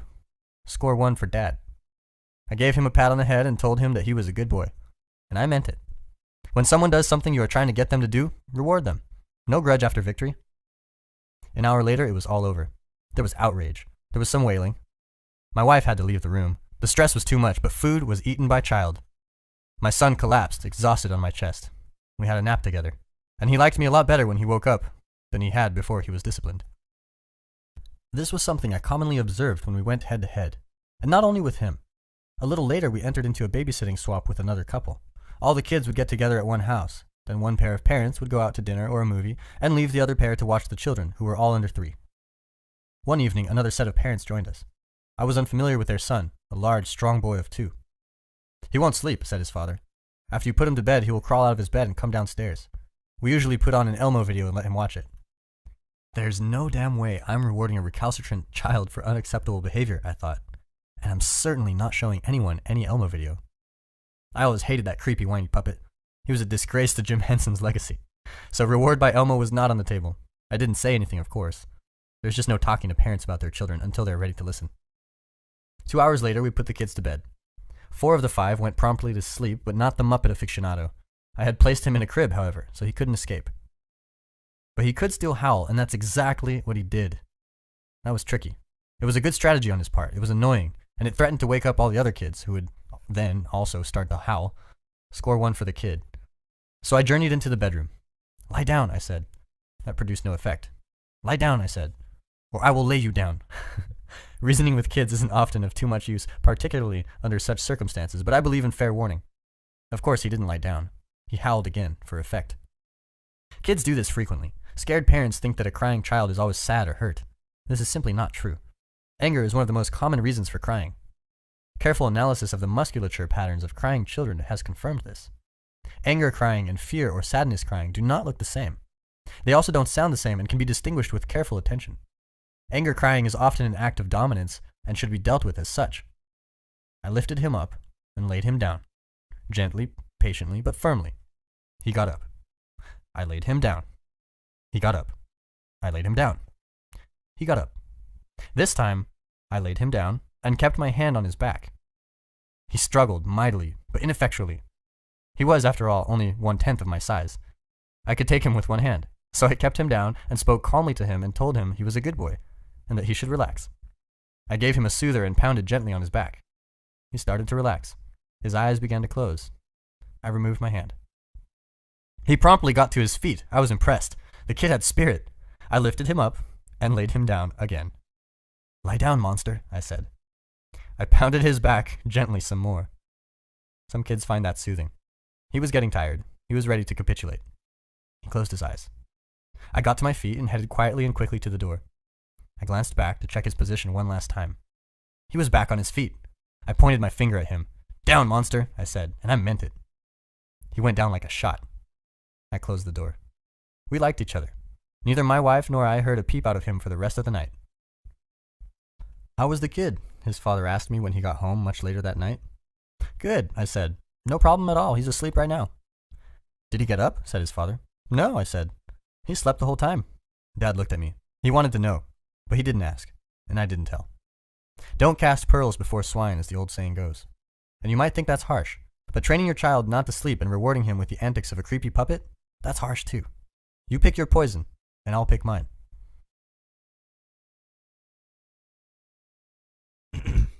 Discipline and punish. Modern parents are terrified of 2 frequently juxtaposed words, discipline and punish. They evoke images of prisons, soldiers, and jackboots. The distance between disciplinarian and tyrant, or punishment and torture, is indeed easily traversed. Discipline and punish must be handled with care. The fear is unsurprising, but both are necessary. They can be applied unconsciously or unconsciously, badly or well, but there's no escaping their use. It's not that it's impossible to discipline with a reward. In fact, rewarding good behavior can be very effective. The most famous of all behavioral psychologists, B.F. Skinner, was a great advocate of this approach. He was expert at it. He taught pigeons to play ping pong, although they only rolled the ball back and forth by pecking it with their beaks. But they were pigeons. So even though they played badly, it was still pretty good. Skinner even taught his birds to pilot missiles during the Second World War in Project Pigeon, later Orcon. He got a long way before the invention of electronic guidance systems rendered his efforts obsolete. Skinner observed the animals he was training to perform such acts with exceptional care. Any actions that approximated what he was aiming at were immediately followed by reward of just the right size. Not small enough to be inconsequential, and not so large that it devalued future rewards. Such an approach can be used with children, and works very well. Imagine that you would like your toddler to help set the table. It's a useful skill. You'd like him better if you could do it. It would be good for his, shudder, self-esteem. So you break the target behavior down into its component parts. One element of setting the table is carrying a plate from the cupboard to the table. Even that might be too complex. Perhaps your child has only been walking a few months. He's still wobbly and unreliable. So you start his training by handing him a plate and having hand it back. A pat on the head could follow. You might turn it into a game. Pass with your left, switch to your right, circle around your back. Then you might give him a plate and take a few steps backward so that he has to traverse a few steps before giving it back. Train him to become a plate handling virtuoso. Don't leave him trapped in his klutz dom. You can teach virtually anyone anything with such an approach. First, figure out what you want. Then, watch the people around you like a hawk. Finally, whenever you see anything a bit more like what you want, swoop in, hawk, remember, and deliver a reward. Your daughter has been very reserved since she was a teenager. You wish she could talk more. That's the target. More communicative daughter. One morning over breakfast, she shares an anecdote about school. That's an excellent time to pay attention. That's the reward. Stop texting and listen. Unless you don't want her to tell you anything ever again. Parental interventions that make children happy clearly can and should be used to shape behavior. The same goes for husbands, wives, co-workers, and parents. Skinner, however, was a realist. He noted that use of reward was very difficult. The observer had to attend patiently until the target spontaneously manifested the desired behavior and then reinforce. This required a lot of time and a lot of waiting, and that's a problem. He also had to starve his animals down to 3/4 of their normal body weight before they would become interested enough in food reward to truly pay attention. But these are not the only shortcomings of the purely positive approach. Negative emotions, like their positive counterparts, help us learn. We need to learn because we're stupid and easily damaged. We can die. That's not good, and we don't feel good about it. If we did, we would seek death, and then we would die. We don't even feel good about dying if it only might happen, and that's all the time. In that manner, negative emotions, for all their unpleasantness, protect us. We feel hurt and scared and ashamed and disgusted so we can avoid damage. And we're susceptible to feeling such things a lot. In fact, we feel more negative about a loss of a given size than we feel good about the same sized gain. Pain is more potent than pleasure, and anxiety more than hope. Emotions, positive and negative, come in two usually differentiated variants. Satisfaction, technically satiation, tells us that what we did was good, while hope, technically incentive reward, indicates that something pleasurable is on the way. Pain hurts us, so we won't repeat actions that produced personal damage or social isolation, as loneliness is also technically a form of pain. Anxiety makes us stay away from hurtful people and bad places, so we don't have to feel pain. All these emotions must be balanced against each other and carefully judged in context, but they're all required to keep us alive and thriving. We therefore do our children a disservice by failing to use whatever is available to help them learn, including negative emotions, even though such use should occur in the most merciful possible manner. Skinner knew that threats and punishments could stop unwanted behaviors, just as reward reinforces what is desirable. In a world paralyzed at the thought of interfering with the hypothetically pristine path of natural child development, it can be difficult even to discuss the former techniques. However, children would not have such a lengthy period of natural development prior to maturity if their behavior did not have to be shaped. They would just leap out of the womb, ready to trade stocks. Children also cannot be fully sheltered from fear and pain. They're small and vulnerable. They don't know much about the world. Even when they are doing something as natural as learning to walk, they're constantly being walloped by the world. And this is to say nothing of the frustration and rejection they inevitably experience when dealing with siblings and peers and uncooperative, stubborn adults. Given this, the fundamental moral question is not how to shelter children completely from misadventure and failure so they never experience any fear or pain, but how to maximize their learning so that useful knowledge may be gained with minimal cost. In the Disney movie Sleeping Beauty, the king and queen have a daughter, the Princess Aurora, after a long wait. They plan a great christening to introduce her to the world. They welcome everyone who loves and honors their new daughter, but they failed to invite Maleficent, malicious, malevolent, who is essentially queen of the underworld, or nature in her negative guise. This means, symbolically, that the two monarchs are overprotecting their beloved daughter by setting up a world around her that has nothing negative in it. But this does not protect her. It makes her weak. Maleficent curses the princess, sentencing her to death at the age of 16, caused by the prick of a spinning wheel's needle. The spinning wheel is the wheel of fate. The prick, which produces blood, symbolizes the loss of virginity, a sign of the emergence of the woman from the child. Fortunately, a good fairy, the positive element of nature, reduces the punishment to unconsciousness, redeemable with love's first kiss. The panicked king and queen get rid of all the spinning wheels in the land and turn their daughter over to the much too nice good fairies, of whom there are 3. they continue with their strategy of removing all dangerous things, but in doing so, they leave their daughter naive, immature, and weak. One day, just before Aurora's 16th birthday, she meets a prince in the forest and falls in love the same day. By any reasonable standard, that's a bit much. Then she loudly bemoans the fact that she is to be wed to Prince Philip, to whom she was betrothed as a child, and collapses emotionally when she is brought back to her parents' castle for her birthday. It is at that moment that Maleficent's curse manifests itself. A portal opens up in the castle, a spinning wheel appears, and Aurora pricks her finger and falls unconscious. She becomes Sleeping Beauty. In doing so, again symbolically speaking, she chooses unconsciousness over the terror of adult life. Something existentially similar to this occurs very frequently with overprotected children who can be brought low and then desire the bliss of unconsciousness. By their first real contact with failure, or worse, genuine malevolence, which they do not or will not understand, and against which they have no defense. Take the case of the 3-year-old who has not learned to share. She displays her selfish behavior in the presence of her parents, but they're too nice to intervene. More truthfully, they refuse to pay attention, admit to what is happening, and teach her how to act properly. They're annoyed, of course, when she won't share with her sister, but they pretend everything is okay. It's not okay. They'll snap at her later for something totally unrelated. She will be hurt by that, and confused, but learn nothing. Worse, when she tries to make friends, it won't go well because of her lack of social sophistication. Children her own age will be put off by her inability to cooperate. They'll fight with her, or wander off and find someone else to play with.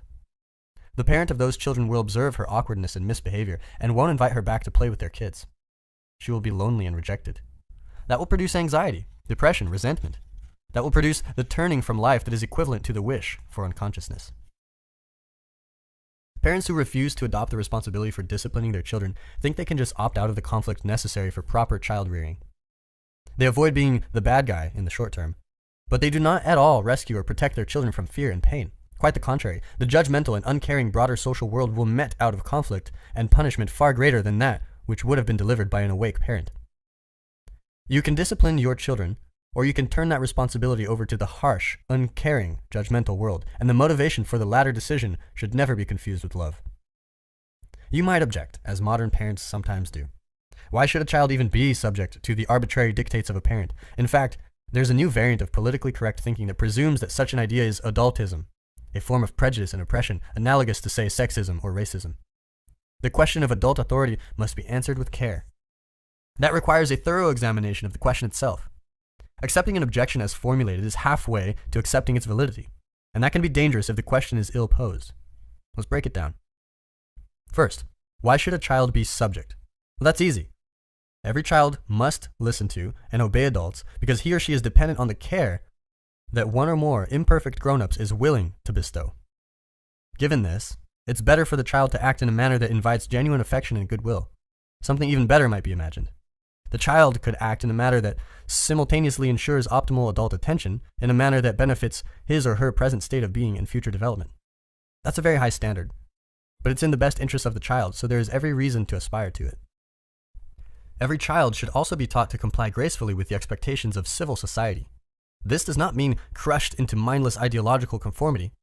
It means instead that parents must reward those attitudes and actions which will bring their child success in the world outside the family, and use threat and punishment when necessary to eliminate behaviors that will lead to misery and failure. There's a tight window of opportunity for this as well, so getting it right quickly matters. If a child has not been taught to behave properly by the age of 4, it will forever be difficult for him or her to make friends. The research literature is quite clear on this. This matters because peers are the primary source of socialization after the age of 4. Rejected children cease to develop because they are alienated from their peers. They fall further and further behind as other children continue to progress. Thus, the friendless child too often becomes the lonely, antisocial, or depressed teenager and adult. This is not good. Much more of our sanity than we commonly realize is a consequence of our fortunate immersion in a social community. We must be continually reminded to think and act properly. When we drift, people that care for us and love us nudge us in small ways and large back on track. So we better have some of those people around. It's also not the case, back to the question, that adult dictates are all arbitrary. That's only true in dysfunctional totalitarian state. But in civilized open societies, the majority abide by a functional social contract aimed at mutual betterment, or at least at existence in close proximity without too much violence. Even a system of rules that allows for only that minimum contract is by no means arbitrary, given the alternatives. If a society does not adequately reward productive, pro-social behavior, insists upon distributing resources in a markedly arbitrary and unfair manner, and allows for theft and exploitation, it will not remain conflict-free for long.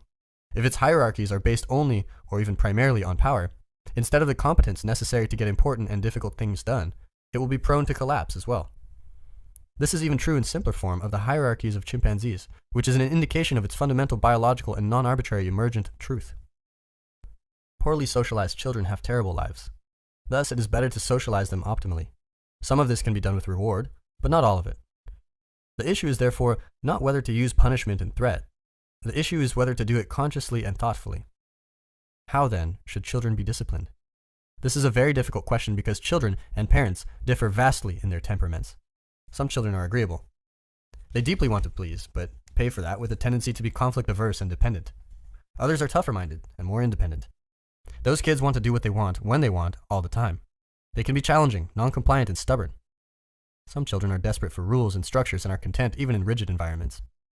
Others, with little regard for predictability and routine, are immune to demands for even minimal necessary order. Some are wildly imaginative and creative, and others more concrete and conservative. These are all deep, important differences, heavily influenced by biological factors and difficult to modify socially. It is fortunate indeed that in the face of such variability, we are the beneficiaries of much thoughtful meditation on the proper use of social control. Minimum necessary force. Here's a straightforward initial idea. Rules should not be multiplied beyond necessity. Alternatively stated, bad laws drive out respect for good laws. This is the ethical, even legal equivalent of Occam's razor, the scientist's conceptual guillotine, which states that the simplest possible hypothesis is preferable. So, don't encumber children, or their disciplinarians, with too many rules. That path leads to frustration. Limit the rules. Then, figure out what to do when one of them gets broken. A general context-independent rule for punishment severity is hard to establish. However, a helpful norm has already been enshrined in English common law, one of the great products of Western civilization. Its analysis can help us establish a second useful principle. English common law allows you to defend your rights, but only in a reasonable manner. Someone breaks into your house. You have a loaded pistol. You have a right to defend yourself, but it's better to do it in stages. What if it's a drunk and confused neighbor? Shoot him, you think, but it's not that simple. So you say instead, "Stop! I have a gun." If that produces neither explanation nor retreat, you might consider a warning shot. Then, if the perpetrator still advances, you might take aim at his leg. Don't mistake any of this for legal advice, it's an example. A single brilliantly practical principle can be used to generate all these incrementally more severe reactions, that of minimum necessary force. So now we have two general principles of discipline. The first, limit the rules. The second, use the least force necessary to enforce those rules. About the first principle, you might ask, limit the rules to what exactly? Here are some suggestions. Do not bite, kick, or hit except in self-defense. Do not torture and bully other children so you don't end up in jail. Eat in a civilized and thankful manner so that people are happy to have you at their house and pleased to feed you. Learn to share so other kids will play with you. Pay attention when spoken to by adults so they don't hate you and might therefore deem to teach you something. Go to sleep properly and peaceably so that your parents can have a private life and not resent your existence. Take care of your belongings because you need to learn how and because you're lucky to have them. Be good company when something fun is happening so that you're invited for the fun. Act so that other people are happy you're around, so that people will want you around. A child who knows these rules will be welcome everywhere. About the second, equally important principle, your question might be, what is minimum necessary force? This must be established experimentally, starting with the smallest possible intervention. Some children will be turned to stone by a glare. A verbal command will stop another. A thumb-cocked flick of the index finger on a small hand might be necessary for some. Such a strategy is particularly useful in public places such as restaurants. It can be administered suddenly, quietly, and effectively, without risking escalation. What's the alternative? A child who is crying angrily demanding attention is not making himself popular. A child who is running from table to table and disrupting everyone's peace is bringing disgrace, an old word but a good one, on himself and his parents. Such outcomes are far from optimal, and children will be definitely misbehaving more in public because they are experimenting, trying to establish if the same old rules also apply in the new place.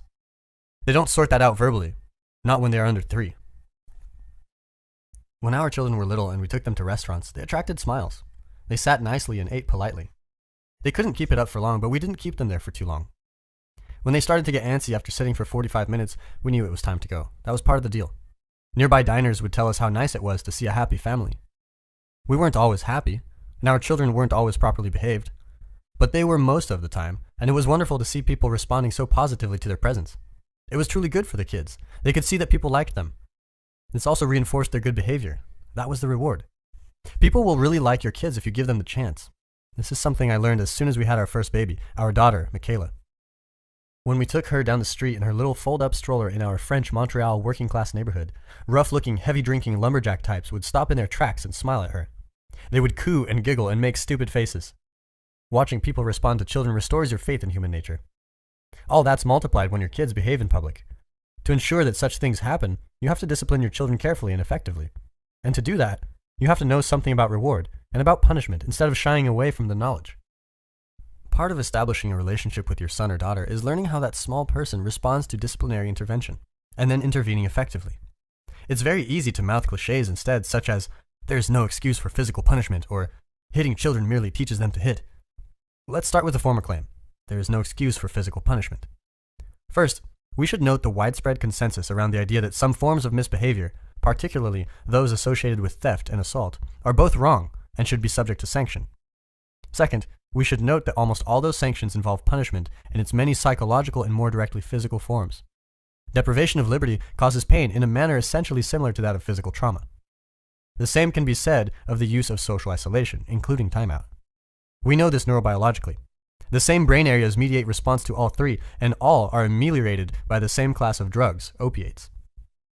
Jail is clearly physical punishment, particularly solitary confinement, even when nothing violent happens. Third, we should note that some misbegotten actions must be brought to a halt both effectively and immediately, not least so that something worse doesn't happen. What's the proper punishment for someone who will not stop poking a fork into an electrical socket, or who runs away laughing in a crowded supermarket parking lot? The answer is simple. Whatever will stop it fastest, within reason, because the alternative could be fatal.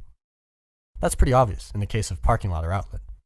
But the same thing applies in the social realm, and that brings us to the fourth point regarding excuses for physical punishment. The penalties for misbehavior, of the sort that could have been effectively halted in childhood, become increasingly severe as children get older, and it is disproportionately those who remain unsocialized effectively by age 4 who end up punished explicitly by society in their later youth and early adulthood. Those unconstrained 4-year-olds, in turn, are often those who were undully aggressive by nature at age 2. They were statistically more likely than their peers to kick, hit, bite, and take away toys, later known as stealing.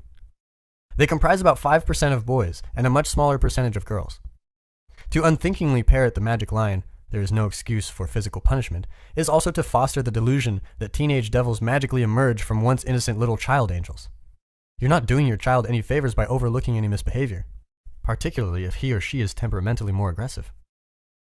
To hold the no excuse for physical punishment theory is also, fifth, to assume that the word no can be effectively uttered to another person in the absence of the threat of punishment. A woman can say no to a powerful, narcissistic man only because she has social norms, the law and the state backing her up. A parent can only say no to a child who wants a third piece of cake because he or she is larger, stronger, and more capable than the child, and is additionally backed up in his authority by law and state. What no means, in the final analysis, is always, if you continue to do that, something you do not like will happen to you. Otherwise, it means nothing. Or, worse, it means another nonsensical nothing muttered by ignorable adults.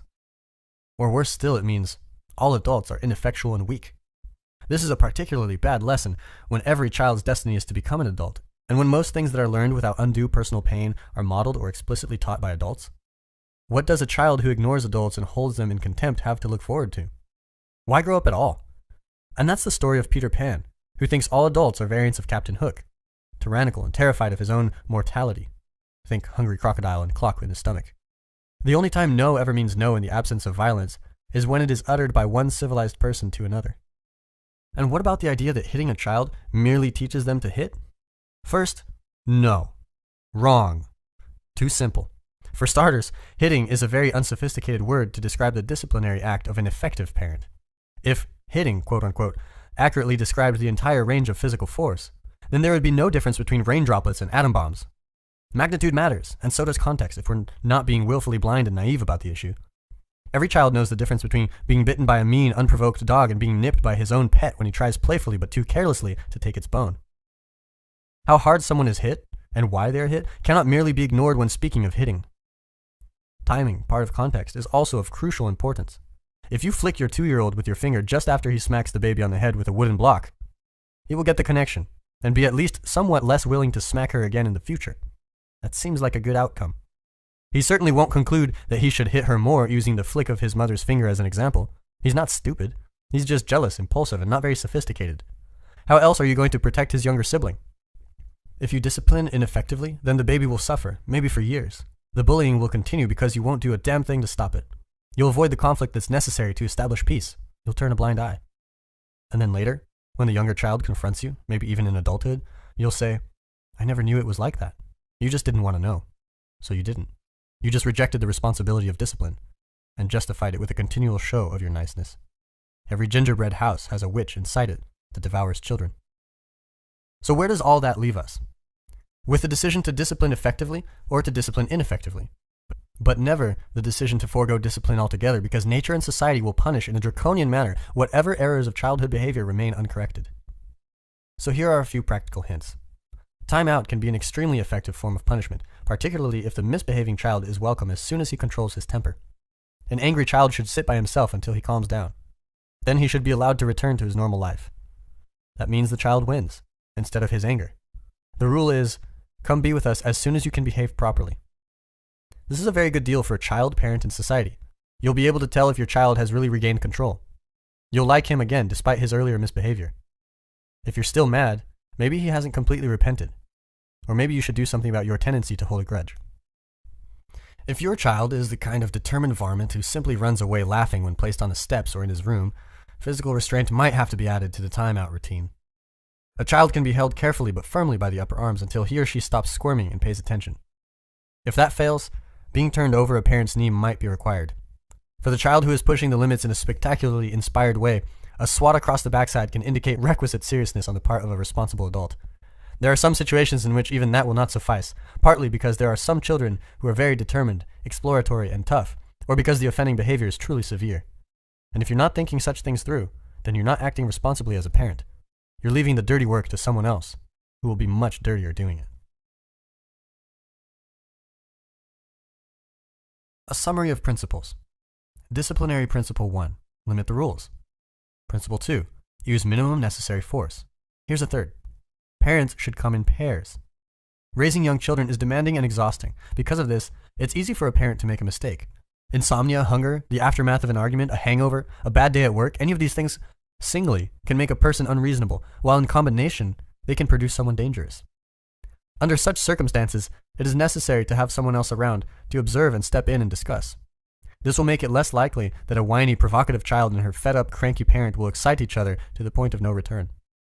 Parents should come in pairs so the father of a newborn can watch the new mother so she won't get worn out and do something desperate after hearing her colicky baby wail from 11 in the evening until 5 in the morning for 30 nights in a row. I'm not saying we should be mean to single mothers, many of whom struggle impossibly and courageously, and a proportion of whom have had to escape singly from a brutal relationship.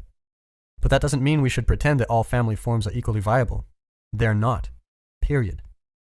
Here's a fourth principle, one that is more particularly psychological. Parents should understand their own capacity to be harsh, vengeful, arrogant, resentful, angry, deceitful. Very few people set out consciously to do a terrible job as a father or mother, but bad parenting happens all the time. This is because people have a great capacity for evil, as well as good, and because they remain willfully blind to that fact. People are aggressive and selfish, as well as kind and thoughtful. For this reason, no adult human being, no hierarchical predatory ape can truly tolerate being dominated by an upstart child. Revenge will come. 10 minutes after a pair of all too nice and patient parents have failed to prevent a public tantrum at the local supermarket, they will pay their toddler back with the cold shoulder when he runs up, excited, to show mom and dad his newest accomplishment. Enough embarrassment, disobedience, and dominance challenge, and even the most hypothetically selfless parent will become resentful. And then the real punishment will begin. Resentment breeds the desire for vengeance. Fewer spontaneous offers of love will be offered, with more rationalizations for their absence. Fewer opportunities for the personal development of the child will be sought out. A subtle turning away will begin, and this is only the beginning of the road to total familial warfare conducted mostly in the underworld underneath the false facade of normality and love. This frequently traveled path is much better avoided. A parent who is seriously aware of his or her limited tolerance and capacity for misbehavior when provoked can therefore seriously plan a proper disciplinary strategy. Particularly if monitored by an equally awake partner, and never let things degenerate to the point where genuine hatred emerges. But beware, there are toxic families everywhere. They make no rules and limit no misbehavior. The parents lash out randomly and unpredictably. The children live in that chaos and are crushed if they're timid, or rebel counterproductively if they're tough. It's not good. It can get murderous. Here's a fifth and final and most general principle. Parents have a duty to act as proxies for the real world. Merciful proxies, caring proxies, but proxies nonetheless. This obligation supersedes any responsibility to ensure happiness, foster creativity, or boost self-esteem. It is the primary duty of parents to make their children socially desirable. That will provide the child with opportunity, self-regard, and security. It's more important even than fostering individual identity. That holy grail can only be pursued in any case after a high degree of social sophistication has been established. The good child and the responsible parent. A properly socialized 3-year-old is polite and engaging. She's also no pushover. She evokes interest from other children and appreciation from adults. She exists in a world where other kids welcome her and compete for her attention, and where adults are happy to see her instead of hiding behind false smiles. She will be introduced to the world by people who are pleased to do so. This will do more for her eventual individuality than any cowardly parental attempt to avoid day-to-day conflict and discipline. Discuss your likes and dislikes with regards to your children with your partner, or failing that, a friend. But do not be afraid to have likes and dislikes. You can judge suitable from unsuitable and wheat from chaff. You realize the difference between good and evil. Having clarified your stance, having assessed yourself for pettiness, arrogance, and resentment, you take the next step, and you make your children behave. You take responsibility for their discipline. You take responsibility for the mistakes you will inevitably make when disciplining. You can apologize when you're wrong and learn to do better. You love your kids after all. If their actions make you dislike them, think what an effect they will have on other people who care much less about them than you. Those other people will punish them severely by omission or commission. Don't allow that to happen. Better to let your little monsters know what is desirable and what is not, so they become sophisticated denizens of the world outside the family. A child who pays attention instead of drifting, and can play and does not whine and is comical but not annoying and is trustworthy, that child will have friends wherever he goes. His teachers will like him and so will his parents. If he attends politely to adults, he will be attended to, smiled at, and happily instructed. He will thrive in what can so easily be a cold, unforgiving, and hostile world. Clear rules make for secure children and calm, rational parents. Clear principles of discipline and punishment balance mercy and justice so that social development and psychological maturity can be optimally promoted. Clear rules and proper discipline help the child and the family and society establish, maintain, and expand the order that is all that protects us from chaos and the terrors of the underworld, where everything is uncertain, anxiety-provoking, hopeless, and depressing. There are no greater gifts that a committed and courageous parent can bestow. Do not let your children do anything that makes you dislike them. 12 Rules for Life by Jordan B. Peterson. Rule number 6. Set your house in perfect order before you criticize the world. A religious problem. It does not seem reasonable to describe the young man who shot 20 children and 6 staff members at Sandy Hook Elementary School in Newtown, Connecticut in 2012 as a religious person. This is equally true for the Colorado theater gunman and the Columbine high school killers. But these murderous individuals had a problem with reality that existed at a religious depth. As one of the members of the Columbine duo wrote, "The human race isn't worth fighting for, only worth killing. Give the earth back to the animals. They deserve it infinitely more than we do. Nothing means anything anymore." People who think such things view being itself as inequitable and harsh to the point of corruption, and human being in particular as contemptible. They appoint themselves supreme adjudicators of reality and find it wanting. They are the ultimate critics. The deeply cynical writer continues, If you recall your history, the Nazis came up with the final solution to the Jewish problem. Kill them all. Well, in case you haven't figured it out, I say kill mankind. No one should survive. For such individuals, the world of experience is insufficient and evil, so to hell with everything. What is happening when someone comes to think in this manner? A great German play, Faust, a tragedy, written by Johann Wolfgang von Goethe, addresses that issue. The play's main character, a scholar named Heinrich Faust, trades his immortal soul to the devil, Mephistopheles.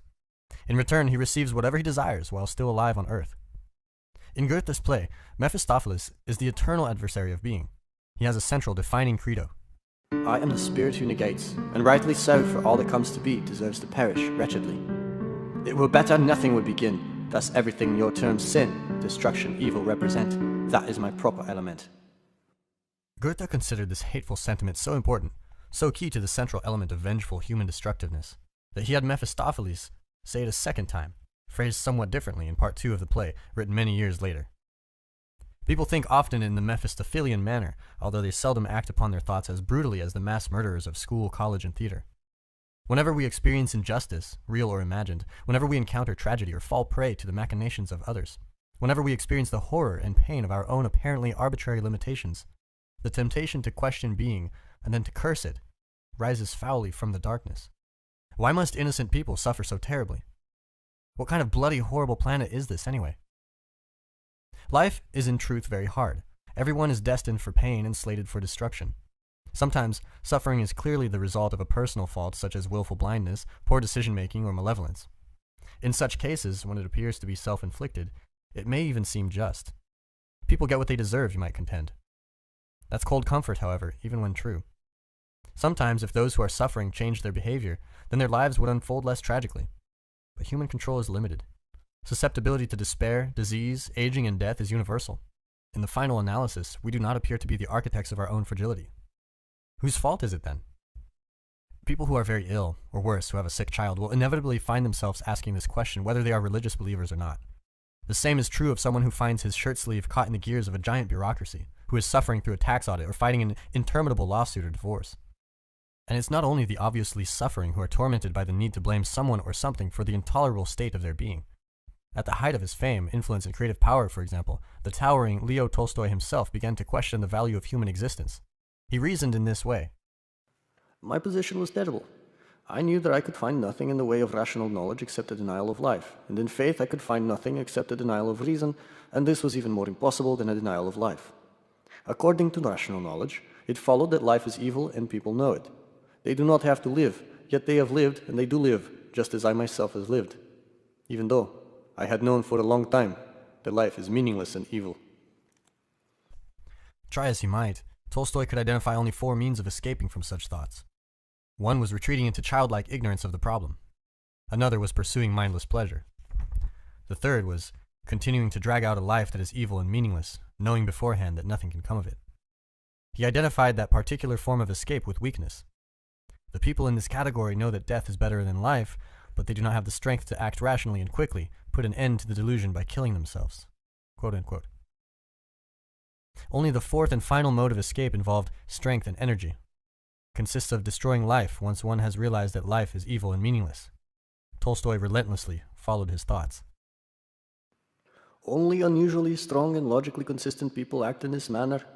Having realized all the stupidity of the joke that is being played on us, and seeing that the blessings of the dead are greater than those of the living, and it is better not to exist, they act and put an end to this stupid joke.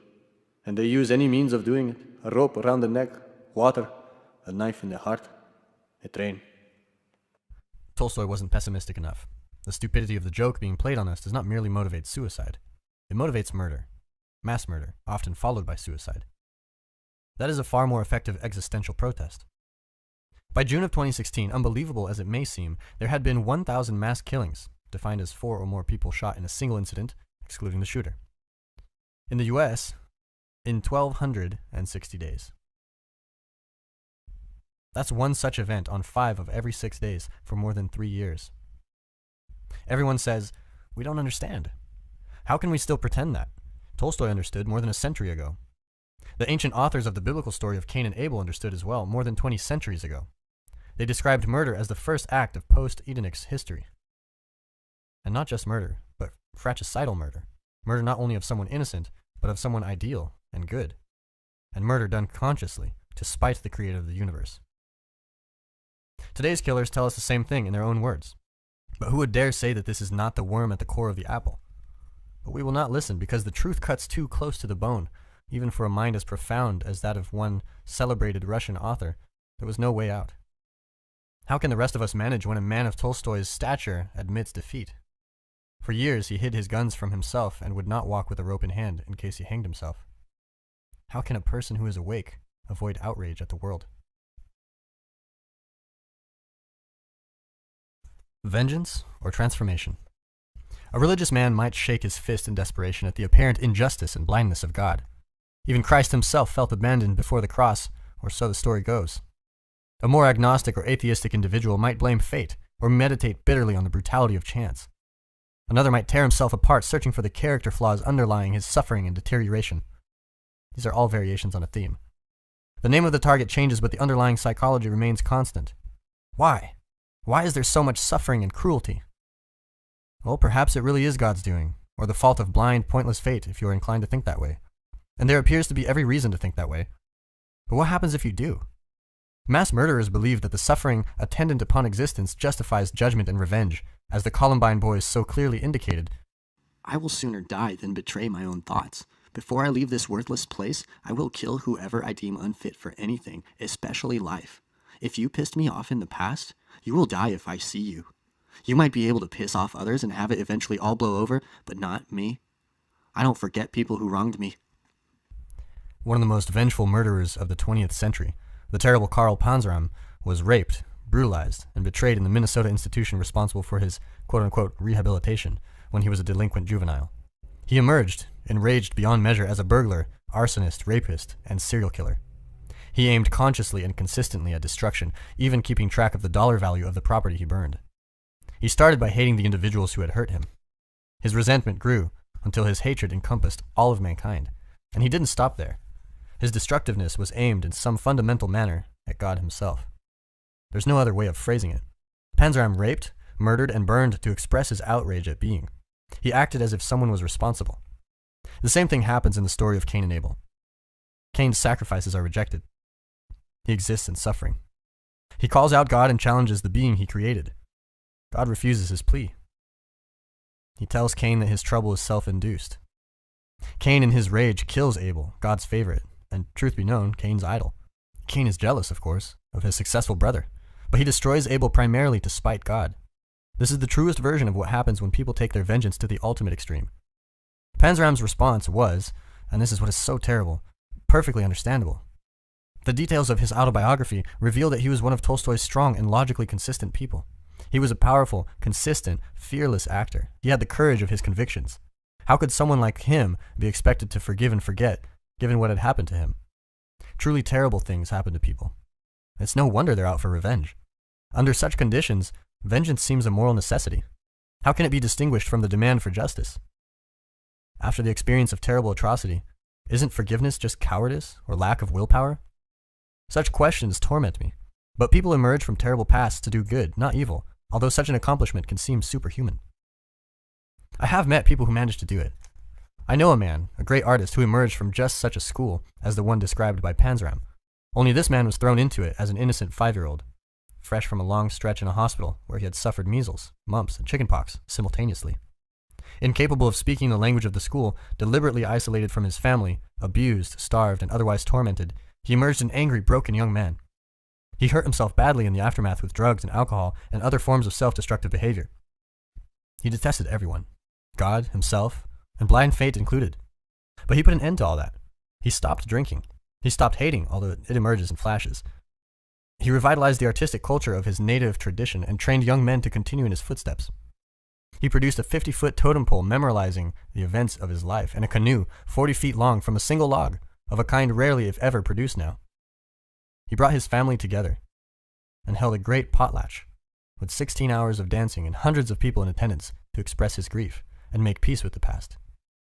He decided to be a good person, and then he did the impossible things required to live that way. I had a client who did not have good parents. Her mother died when she was very young. Her grandmother, who raised her, was a harridan, bitter and over-concerned with appearances. She mistreated her granddaughter, punishing her for her virtues, creativity, sensitivity, intelligence. Unable to resist acting out her resentment for an admittedly hard life on her granddaughter. She had a better relationship with her father, but he was an addict who died badly while she cared for him. My client had a son. She perpetuated none of this with him. He grew up truthful and independent and hardworking and smart. Instead of widening the tear in the cultural fabric she inherited and transmitting it, she sewed it up. She rejected the sins of her forefathers. Such things can be done. Distress, whether psychic, physical, or intellectual, need not at all produce nihilism. That is, the radical rejection of value, meaning, and desirability. Such distress always permits a variety of interpretations. Nietzsche wrote those words. What he meant was this: people who experience evil may certainly desire to perpetuate it, to pay it forward. But it is also possible to learn good by experiencing evil. A bullied boy can mimic his tormentors, but he can also learn from his own abuse that it is wrong to push people around and make their lives miserable. Someone tormented by her mother can learn from her terrible experiences how important it is to be a good parent. Many, perhaps even most, of adults who abuse children were abused themselves as children. However, the majority of people who are abused as children do not abuse their own children. This is a well-established fact, which can be demonstrated simply arithmetically in this way. If one parent abused 3 children, and each of those children had 3 children, and so on, there would be 3 abusers of the first generation, 9 the second, 27 the third, 81 the fourth, and so on exponentially. After 20 generations, more than 10 billion would have suffered childhood abuse, more people than currently inhabit the planet. But instead, abuse disappears across generations. People constrain its spread. That's a testament to the genuine dominance of good over evil in the human heart. The desire for vengeance, however justified, also bars the way to other productive thoughts. The American English poet T.S. Eliot explained why in his play The Cocktail Party. One of his characters is not having a good time of it. She speaks of her profound unhappiness to a psychiatrist. She says she hopes that all her suffering is her own fault. The psychiatrist is taken aback. He asks why. She has thought long and hard about this, she says, and has come to the following conclusion. If it's her fault, she might be able to do something about it. If it's God's fault, however, if reality itself is flawed, hell-bent on ensuring her if reality itself is flawed, hell-bent on ensuring her misery, then she is doomed. She couldn't change the structure of reality itself. But maybe she could change her own life. Alexander Solzhenitsyn had every reason to question the structure of existence when he was imprisoned in a Soviet labor camp in the middle of the terrible 20th century. He had served as a soldier on the ill-prepared Russian front lines in the face of a Nazi invasion. He had been arrested, beaten, and thrown into prison by his own people. Then he was struck by cancer. He could have become resentful and bitter. His life had been rendered miserable by both Stalin and Hitler, 2 of the worst tyrants in history. He lived in brutal conditions. Vast stretches of his precious time were stolen from him and squandered. He witnessed the pointless and degrading suffering and death of his friends and acquaintances. Then he contracted an extremely serious disease. Solzhenitsyn had a cause to curse God. Job himself barely had it as hard. But the great writer, the profound, spirited defender of truth, did not allow his mind to turn towards vengeance and destruction. He opened his eyes instead. During his many trials, Solzhenitsyn encountered people who comported themselves nobly under horrific circumstances. He contemplated their behavior deeply. Then he asked himself the most difficult of questions. Had he personally contributed to the catastrophe of his life? If so, how? He remembered his unquestioning support of the Communist Party in his early years. He reconsidered his whole life. He had plenty of time in the camps. How had he missed the mark in the past? How many times had he acted against his own conscience, engaging in actions that he knew to be wrong? How many times had he betrayed himself and lied? Was there any way that the sins of his past could be rectified, atoned for in the muddy hell of a Soviet gulag? Solzhenitsyn pored over the details of his life with a fine-toothed comb. He asked himself a second question, and a third. Can I stop making such mistakes now? Can I repair the damage done by my past failures now? He learned to watch and to listen. He found people he admired, who were honest despite everything. He took himself apart piece by piece, let what was unnecessary and harmful die, and resurrected himself. Then he wrote the Gulag Archipelago, a history of the Soviet prison camp system. It's a forceful, terrible book, written with the overwhelming moral force of unvarnished truth. Its sheer outrage screamed unbearably across hundreds of pages. Banned, and for good reason, in the USSR, it was smuggled to the West in the 1970s and burst upon the world. Solzhenitsyn's writing utterly and finally demolished the intellectual credibility of communism as ideology or society. He took an axe to the trunk of the tree whose bitter fruits had nourished him so poorly, and whose planting he had witnessed and supported. One man's decision to change his life instead of cursing fate shook the whole pathological system of communist tyranny to its core. It crumbled entirely not so many years later, and Solzhenitsyn's courage was not the least of the reasons why. He was not the only such person to perform such a miracle. Václav Havel, the persecuted writer of later, impossibly became the president of Czechoslovakia. Then the new Czech Republic comes to mind, as does Mahatma Gandhi. Things fall apart. Whole peoples have adamantly refused to judge reality, to criticize being, to blame God. It's interesting to consider the Old Testament Hebrews in this regard. Their travails followed a consistent pattern. The stories of Adam and Eve and Cain and Abel and Noah and the Tower of Babel are truly ancient. Their origins vanish into the mysteries of time. It's not until after the flood story in Genesis that something like history, as we understand it, truly starts. It starts with Abraham. Abraham's descendants become the Hebrew people of the Old Testament, also known as the Hebrew Bible. They enter a covenant with Yahweh, with God, and begin their recognizably historical adventures. Under the leadership of a great man, the Hebrews organize themselves into a society and then an empire.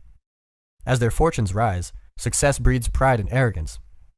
Corruption raises its ugly head. The increasingly hubristic state becomes obsessed with power, begins to forget its duty to the widows and orphans, and deviates from its age-old agreement with God. A prophet arises. He brazenly and publicly reviles the authoritarian king and faithless country for their failures before God, in act of blind courage, telling them of the terrible judgment to come. When his wise words are not completely ignored, they are heeded too late.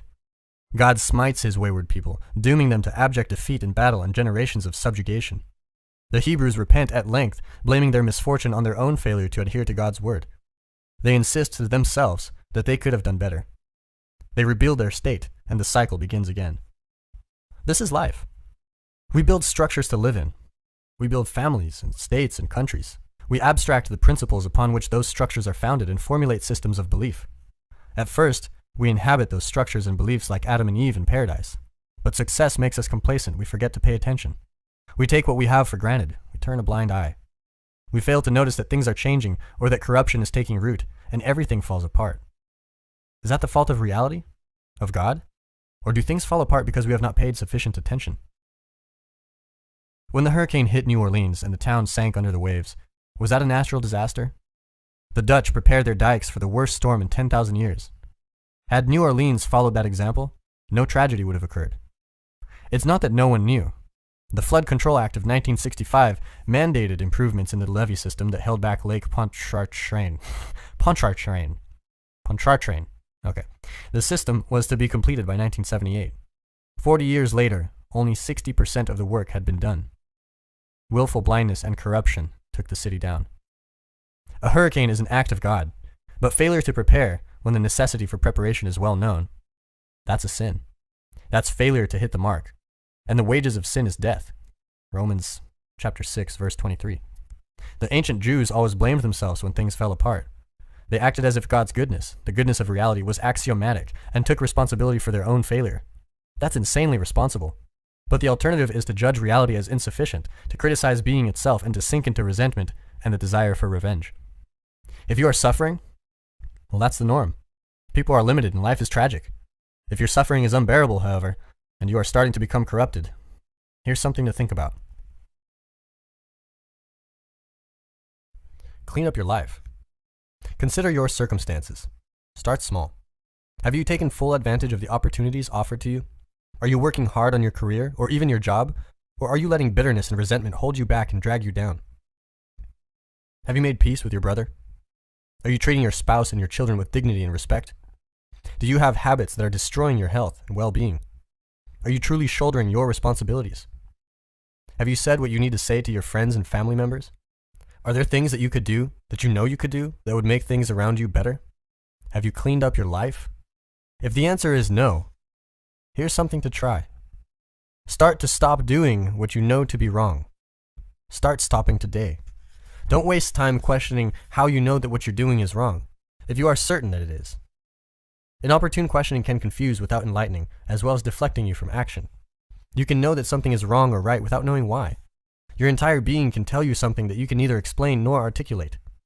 Every person is too complex to know themselves completely, and we all contain wisdom that we cannot comprehend. So simply stop when you apprehend, however dimly, that you should stop. Stop acting in that particular, despicable manner. Stop saying those things that make you weak and ashamed. Say only those things that make you strong. Do only those things that you could speak of with honor. You can use your own standards of judgment. You can rely on yourself for guidance. You don't have to adhere to some external arbitrary code of behavior, although you should not overlook the guidelines of your culture.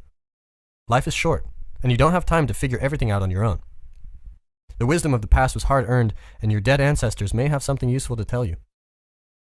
Don't blame capitalism, the radical left, or the iniquity of your enemies. Don't recognize the state until you have ordered your own experience. Have some humility. If you cannot bring peace to your household, how dare you try to rule a city? Let your own soul guide you. Watch what happens over the days and weeks. When you are at work, you'll begin to say what you really think. You will start to tell your wife, or your husband, or your children, or your parents what you really want and need. When you know that you have left something undone, you will act to correct the omission. Your head will start to clear up as you stop filling it with lies. Your experience will improve. as you stop distorting it with inauthentic actions. You will then begin to discover new, more subtle things that you are doing wrong. Stop doing those too. After some months and years of diligent effort, your life will become simpler and less complicated. Your judgment will improve. You will untangle your past. You will become stronger and less bitter. You will move more confidently into the future. You will stop making your life unnecessarily difficult. You will then be left with the inevitable, bare tragedies of life, but they will no longer be compounded with bitterness and deceit.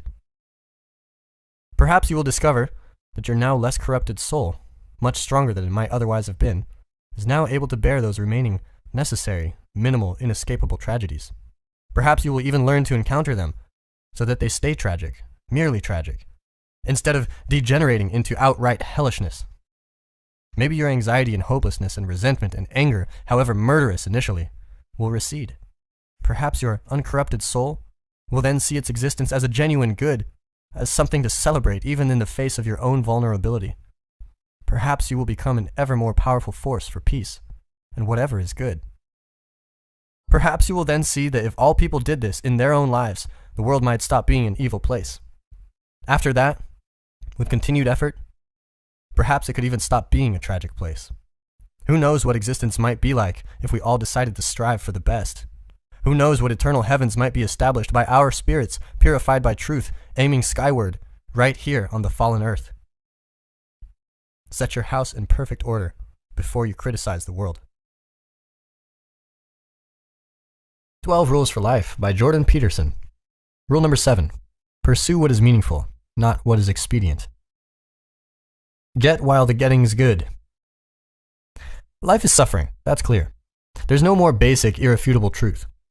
It's basically what God tells Adam and Eve immediately before he kicks them out of paradise. Unto the woman he said, I will greatly multiply thy sorrow and thy conception. In sorrow thou shalt bring forth children, and thy desire shall be to thy husband, and he shall rule over thee. And unto Adam he said, Because thou hast hearkened unto the voice of thy wife, and hast eaten of the tree of which I commanded thee, saying, Thou shalt not eat of it, cursed is the ground for thy sake. In sorrow shalt thou eat of it all the days of thy life. Thorns also and thistles shall it bring forth to thee, and thou shalt eat the herb of the field. By the sweat of your brow you will eat your food until you return to the ground, since from it you were taken. For dust you are, and to dust you will return. Genesis chapter 3, 16 through 19, King James Version.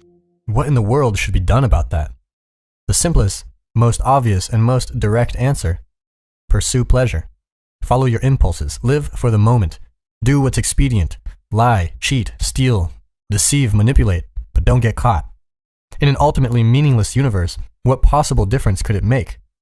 And this is by no means a new idea. The fact of life's tragedy and the suffering that is part of it has been used to justify the pursuit of immediate selfish gratification for a very long time. Short and sorrowful is our life, and there is no remedy when a man comes to his end, and no one has been known to return from Hades, because we were born by mere chance, and hereafter we shall be as though we had never been, because the breath in our nostrils is smoke, and reason is spark kindled by the beating of our hearts. When it is extinguished, the body will turn to ashes, and the spirit will dissolve like empty air. Our name will be forgotten in time, and no one will remember our works. Our life will pass away like the traces of a cloud and be scattered like mist that is chased by the rays of the sun and overcome by its heat. For our allotted time is the passing of a shadow, and there is no return from our death, because it is sealed up, and no one turns back. Come, therefore, let us enjoy the good things that exist and make use of the creation to the full, as in youth. Let us take our fill of costly wine and perfumes, and let no flower of spring pass by us. Let us crown ourselves with rosebuds before they wither. Let none of us fail to share in our revelry everywhere. Let us leave signs of enjoyment, because this is our portion and this is our lot. Let us oppress the righteous poor man. Let us not spare the widow, nor regard the gray hairs of the aged. But let our might be our law of right, for what is weak proves itself to be worthless. Wisdom 2, 1 and 2, RSV. The pleasure of expediency may be fleeting, but it's pleasure nonetheless, and that's something to stack up against the terror and pain of existence. Every man for himself, and the devil take the hindmost, as the old proverb has it. Why not simply take everything you can get, whenever the opportunity arises? Why not determine to live in that manner? Or is there an alternative, more powerful, more compelling? Our ancestors worked out very sophisticated answers to such questions, but we still don't understand them very well. This is because they are in large part still implicit, manifest primarily in ritual and myth, and as of yet, incompletely articulated. We act them out and represent them in stories, but we're not yet wise enough to formulate them explicitly. We're still chimps in a troop or wolves in a pack. We know how to behave. We know who's who and why. We've learned that through experience. Our knowledge has been shaped by our interaction with others. We've established predictable routines and patterns of behavior, but we don't really understand them or know where they originated. They've evolved over great expanses of time.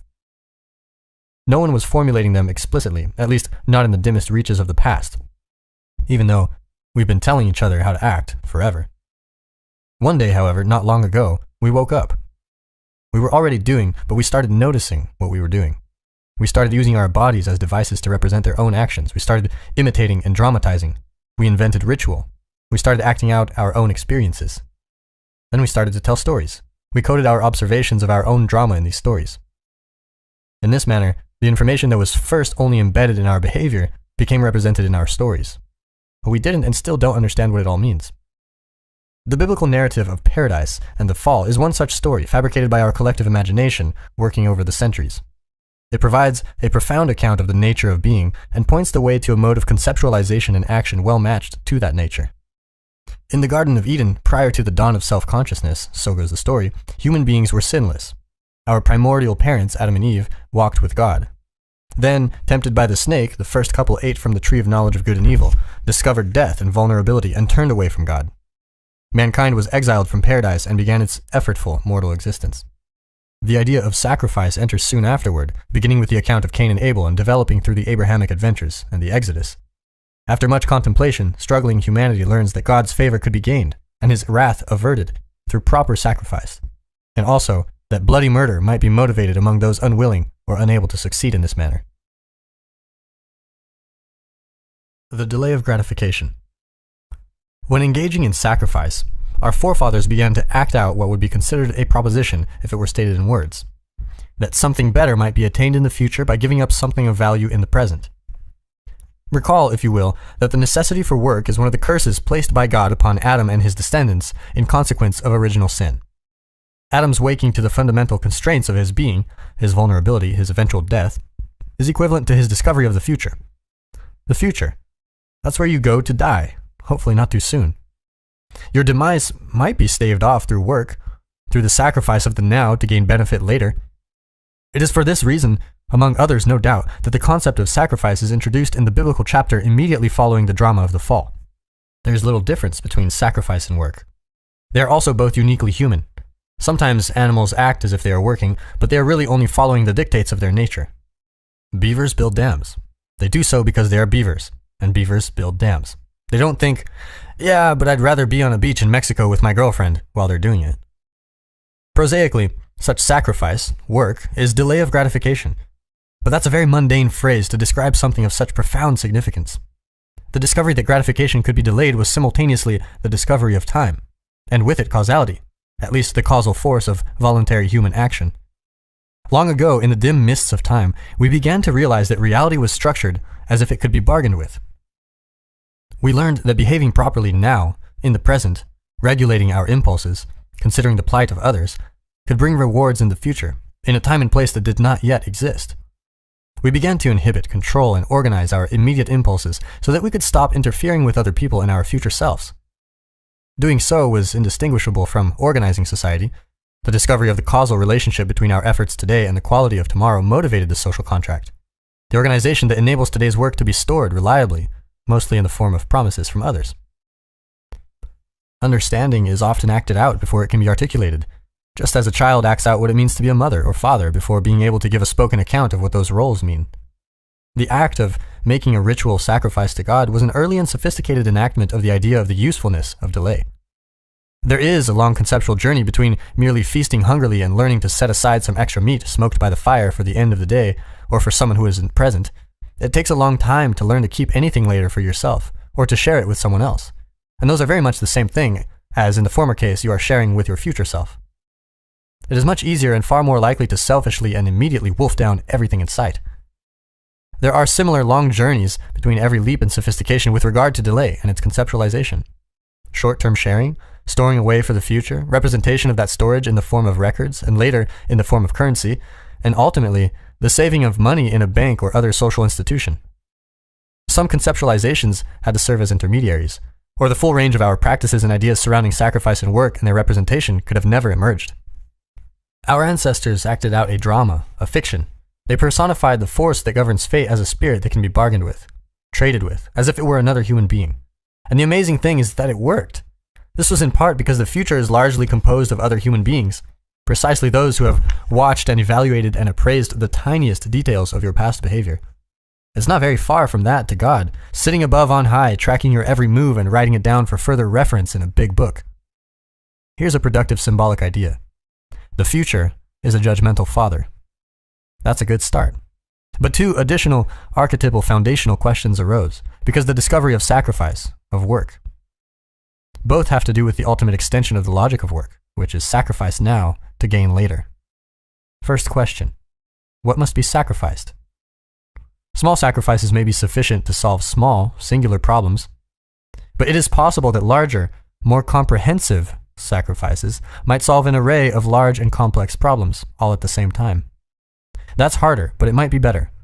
Adapting to the necessary discipline of medical school will, for example, fatally interfere with the licentious lifestyle of a hardcore undergraduate party animal.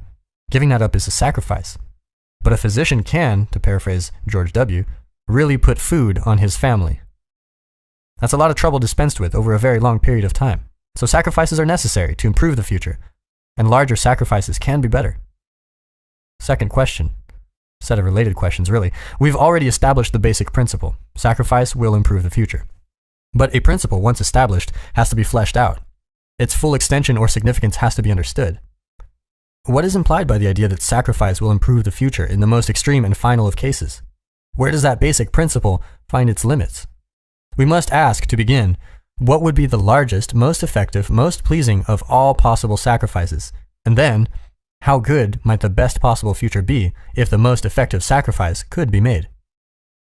The biblical story of Cain and Abel, Adam and Eve's sons, immediately follows the story of the expulsion from paradise, as mentioned previously. Cain and Abel are really the first humans, since their parents were made directly by God and not born in the standard manner. Cain and Abel live in history, not in Eden. They must work, they must make sacrifices to please God, and they do so with altar and proper ritual. But things get complicated. Abel's offerings please God, but Cain's do not.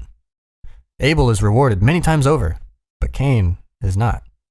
It's not precisely clear why, although the text strongly hints that Cain's heart is just not in it. Maybe the quality of what Cain has put forward was low. Maybe his spirit was begrudging. Or maybe God was vexed for some secret reasons of his own. And all of this is realistic, including the text's vagueness of explanation. Not all sacrifices are of equal quality.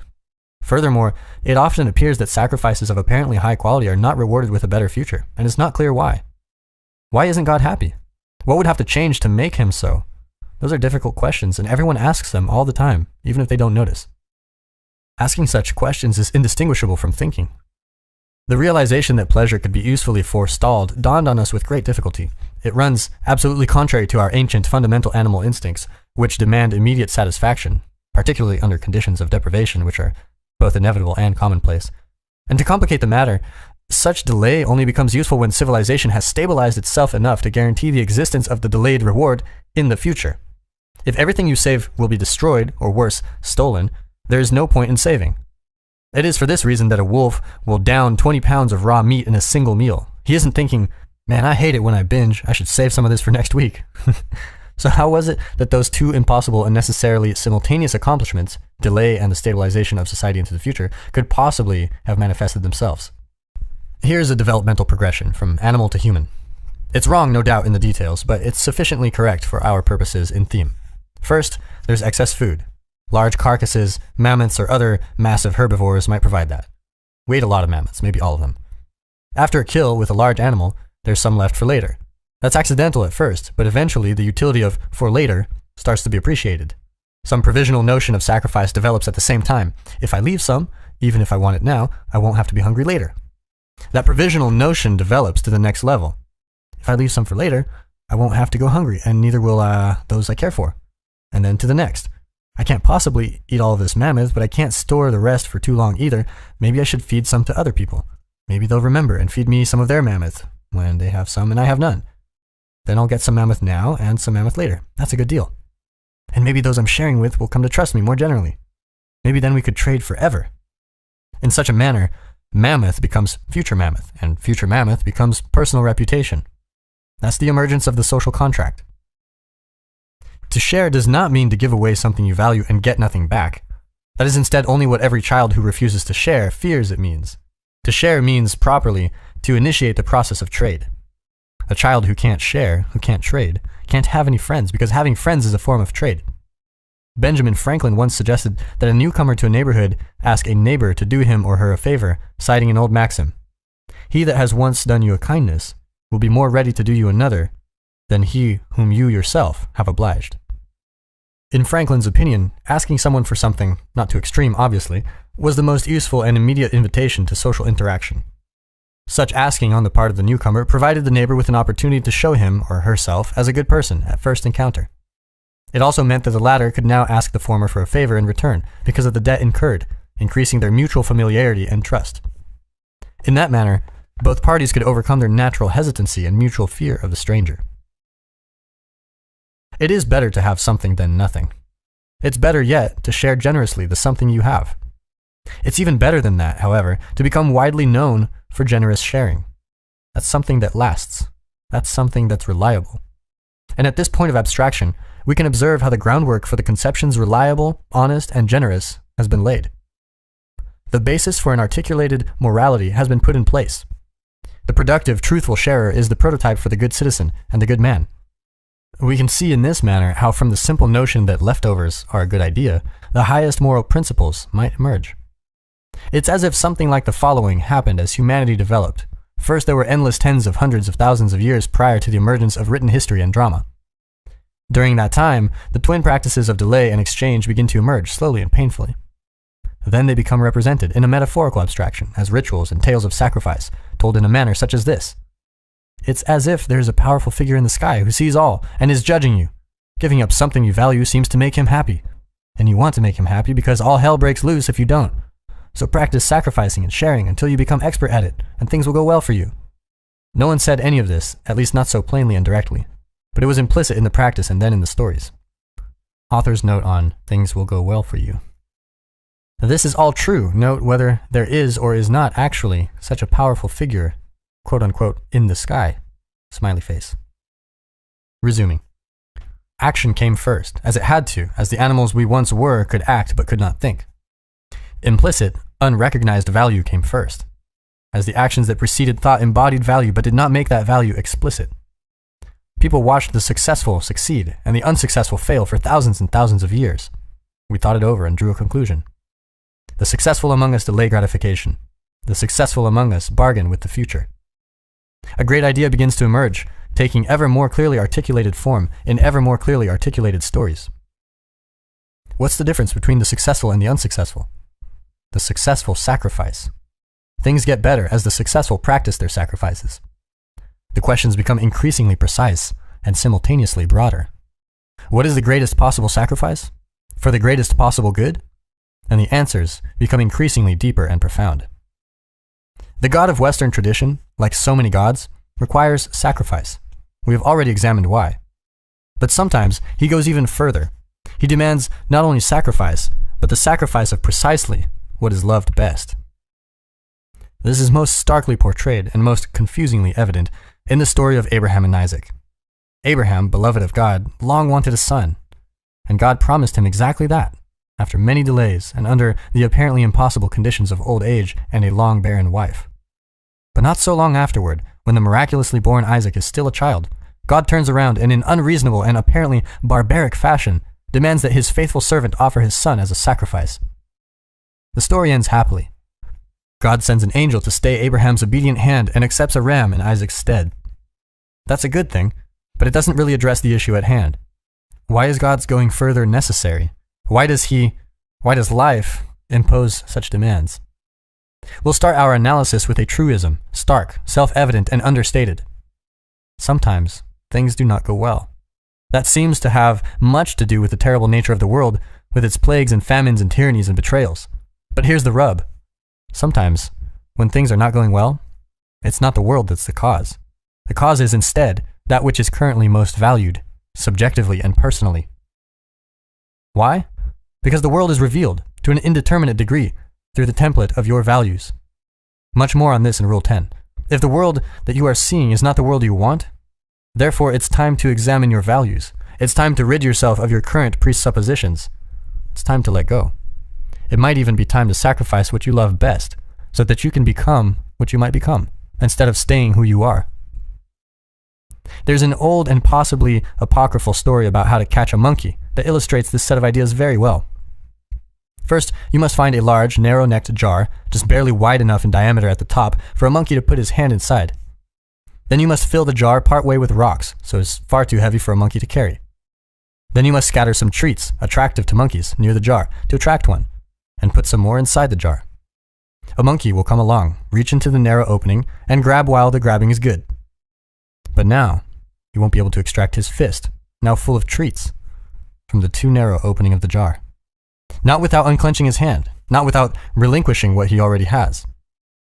And that's just what he won't do. The monkey catcher can just walk over to the jar and pick up the monkey.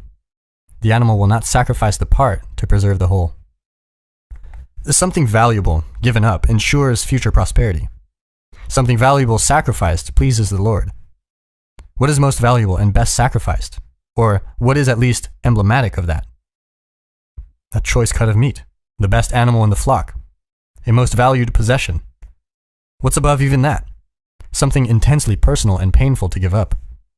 That's symbolized perhaps in God's insistence on circumcision as a part of Abraham's sacrificial routine, where the part is offered symbolically to redeem the whole. What's beyond that? What pertains more closely to the whole person rather than the part? What constitutes the ultimate sacrifice for the gain of the ultimate prize? It's a close race between child and self. The sacrifice of the mother offering her child to the world is exemplified profoundly by Michelangelo's great sculpture, the Pieta, illustrated at the beginning of this chapter. Michelangelo crafted Mary contemplating her son, crucified and ruined. It's her fault. It was through her that he entered the world and its great drama of being. Is it right to bring a baby into this terrible world? Every woman asks herself that question. Some say no, and they have their reasons. Mary answers yes, voluntarily, knowing full well what's to come, as do all mothers if they allow themselves to see. It's an act of supreme courage when undertaken voluntarily. In turn, Mary's son, Christ, offers himself to God and the world to betrayal, torture, and death, to the very point of despair on the cross, where he cries out those terrible words, my God, why hast thou forsaken me?" Matthew chapter 27, verse 46. That is the archetypal story of the man who gives his all for the sake of the better, who offers up his life for the advancement of being, who allows God's will to become manifest fully within the confines of a single mortal life. That is the model for the honorable man. In Christ's case, however, as he sacrifices himself, God, his Father, is simultaneously sacrificing his Son. It is for this reason that the Christian sacrificial drama of Son and self is archetypal. It's a story at the limit where nothing more extreme, nothing greater can be imagined. That's the very definition of archetypal. That's the core of what constitutes religious. Pain and suffering define the world. Of that, there can be no doubt. Sacrifice can hold pain and suffering in abeyance to a greater or lesser degree, and greater sacrifices can do that more effectively than lesser. Of that, there can be no doubt. Everyone holds this knowledge in their soul. Thus, the person who wishes to alleviate suffering, who wishes to rectify the flaws in being, who wants to bring about the best of all possible futures, who wants to create heaven on earth, will make the greatest of sacrifices, of self and child, of everything that is loved, to live a life aimed at the good. He will forego expediency. He will pursue the path of ultimate meaning. And he will, in that manner, bring salvation to the ever-desperate world. But is such a thing even possible?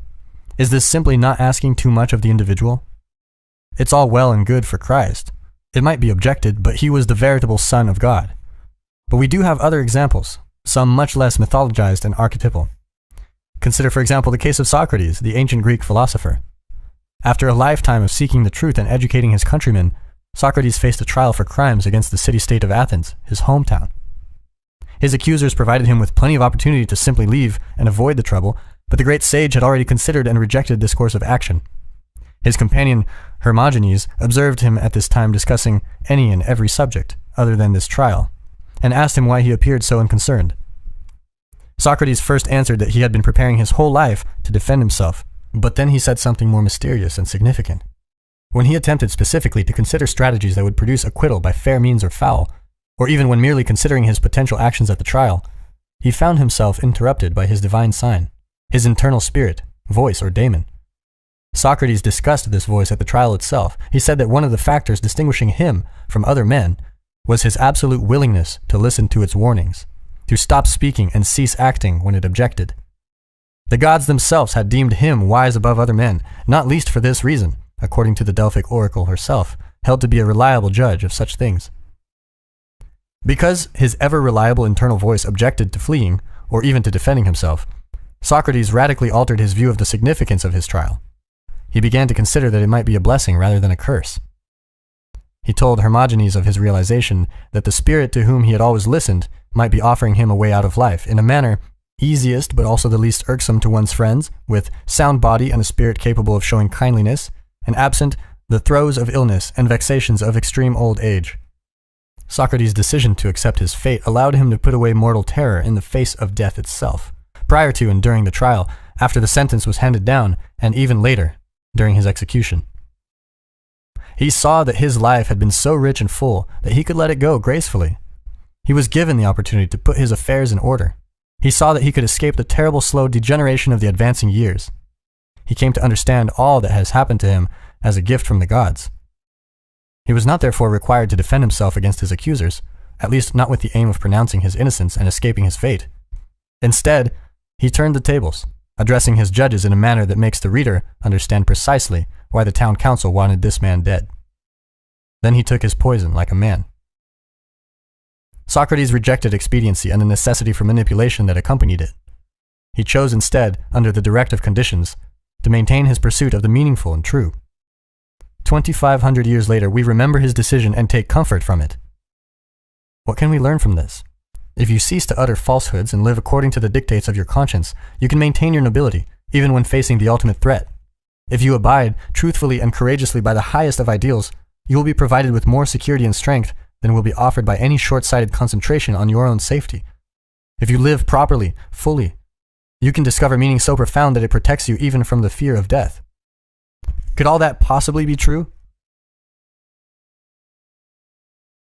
Death, toil, and evil. The tragedy of self-conscious being produces suffering, inevitable suffering.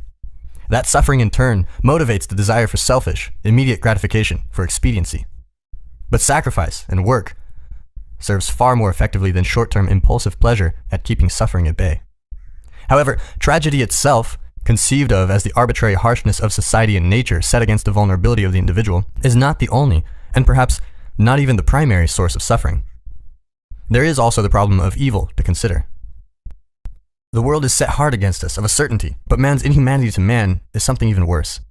Thus, the problem of sacrifice is compounded in its complexity. It is not only privation and mortal limitation that must be addressed by work, by the willingness to offer and to give up. It is the problem of evil as well. Consider once again the story of Adam and Eve. Life becomes very hard for their children, that's us, after the fall and awakening of our archetypal parents. First is the terrible fate awaiting us in the post-paradisal world, in the world of history. Not the least of this is what Goethe called our creative endless toil. Humans work, as we have seen. We work because we have awakened to the truth of our own vulnerability, our subjugation to disease and death, and wish to protect ourselves for as long as possible. Once we can see the future, we must prepare for it or live in denial and terror. We therefore sacrifice the pleasures of today for the sake of a better tomorrow. But the realization of mortality and the necessity of work is not the only revelation to Adam and Eve when they eat the forbidden fruit, wake up, and open their eyes. They were also granted, or cursed by, the knowledge of good and evil. It took me decades to understand what this means, to understand even what a part of that means. It's this. Once you become consciously aware that you, yourself, are vulnerable, you understand the nature of human vulnerability in general. You understand what it's like to be fearful and angry and resentful and bitter. You understand what pain means. And once you truly understand such feelings in yourself and how they're produced, you understand how to produce them in others. It is in this manner that the self-conscious beings that we are become voluntarily and exquisitely capable of tormenting others, and ourselves, of course, but it's the others we are concerned about right now. We see the consequences of this new knowledge manifest themselves when we meet Cain and Abel, the sons of Adam and Eve. By the time of their appearance, mankind has learned to make sacrifices to God. On altars of stone, designed for that purpose, a communal ritual is performed. The immolation of something valuable, a choice animal or portion thereof, and its transformation through fire to smoke, to the spirit that rises to heaven above. In this manner, the idea of delay is dramatized so that the future might improve. Abel's sacrifices are accepted by God and he flourishes. Cain's, however, are rejected. He becomes jealous and bitter. And it's no wonder. If someone fails and is rejected because he refused to make any sacrifices at all, well, that's at least understandable. He may still feel resentful and vengeful, but knows in his heart that he is personally to blame. That knowledge generally places a limit on his outrage. It's much worse, however, if he had actually foregone the pleasures of the moment, if he had strived and toiled and things still didn't work out, if he was rejected despite his efforts. Then he's lost the present and the future. Then his work, his sacrifice, has been pointless. Under such conditions, the world darkens and the soul rebels. Cain is outraged by his rejection. He confronts God, accuses him, and curses his creation. That proves to be a very poor decision. God responds in no uncertain terms that the fault is all with Cain, and worse, that Cain has knowingly and creatively dallied with sin and reaped the consequences. This is not at all what Cain wanted to hear. It's by no means an apology on God's part. Instead, it's insult added to injury. Cain, embittered to the core by God's response, plots revenge. He defies the Creator audaciously. It's daring. Cain knows how to hurt. He's self-conscious after all, and has become even more so in his suffering and shame. So he murders Abel in cold blood. He kills his brother, his own ideal, as Abel is everything Cain wishes to be. He commits the most terrible of crimes to spite himself, of all mankind, and God himself all at once. He does it to wreak havoc and gain his vengeance. He does it to register his fundamental opposition to existence, to protest the intolerable vagaries of being itself.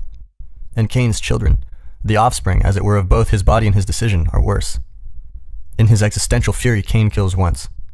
Lamech, his descendant, goes much further. I have slain a man to my wounding, says Lamech, and a young man to my hurt. If Cain shall be avenged sevenfold, truly Lamech, 70 and sevenfold. Genesis chapter 4, 23 through 24. Tubal-Cain, an instructor of every artificer in brass and iron, Genesis chapter 4, verse 22, is by tradition 7 generations from Cain, and the first creator of weapons of war. And next, in the Genesis stories, comes the flood. The juxtaposition is by no means accidental. Evil enters the world with self-consciousness. The toil with which God curses Adam, that's bad enough. The trouble in childbirth with which Eve is burdened and her consequent dependence on her husband are no trivial matters either. They are indicative of the implicit and oft agonizing tragedies of insufficiency, privation, brute necessity, and subjugation to illness and death that simultaneously define and plague existence. Their mere factual reality is sometimes sufficient to turn even a courageous person against life. It has been my experience, however, that human beings are strong enough to tolerate the implicit tragedies of being without faltering, without breaking, or worse, breaking bad. I have seen evidence of this repeatedly in my private life, in my work as a professor, and in my role as a clinical practitioner.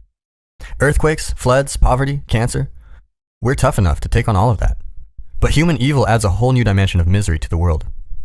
It is for this reason that the rise of self-consciousness and its attendant realization of mortality and knowledge of good and evil is presented in the early chapters of Genesis, and in the vast tradition that surrounds them, as a cataclysm of cosmic magnitude. Conscious human malevolence can break the spirit even tragedy could not shake. I remember discovering with her that one of my clients had been shocked into years of serious post-traumatic stress disorder, daily physical shaking and terror, chronic nightly insomnia, by the mere expression on her enraged, drunken boyfriend's face. His fallen countenance, Genesis chapter 4-5, indicated his clear and conscious desire to do her harm. She was more naive than she should have been, and that predisposed her to the trauma, but that's not the point. The voluntary evil we do one another can be profoundly and permanently damaging, even to the strong. And what is it precisely that motivates such evil? It doesn't make itself manifest merely in consequence of the hard lot of life. It doesn't even emerge simply because of failure itself, or because of the disappointment and bitterness that failure often and understandably engenders. But the hard lot of life, magnified by the consequence of continually rejected sacrifices, however poorly conceptualized, however half-heartedly executed, That will bend and twist people into the truly monstrous forms who then begin consciously to work evil, who then begin to generate for themselves and others little besides pain and suffering, and who do it for the sake of that pain and suffering. In that manner, a truly vicious circle takes hold.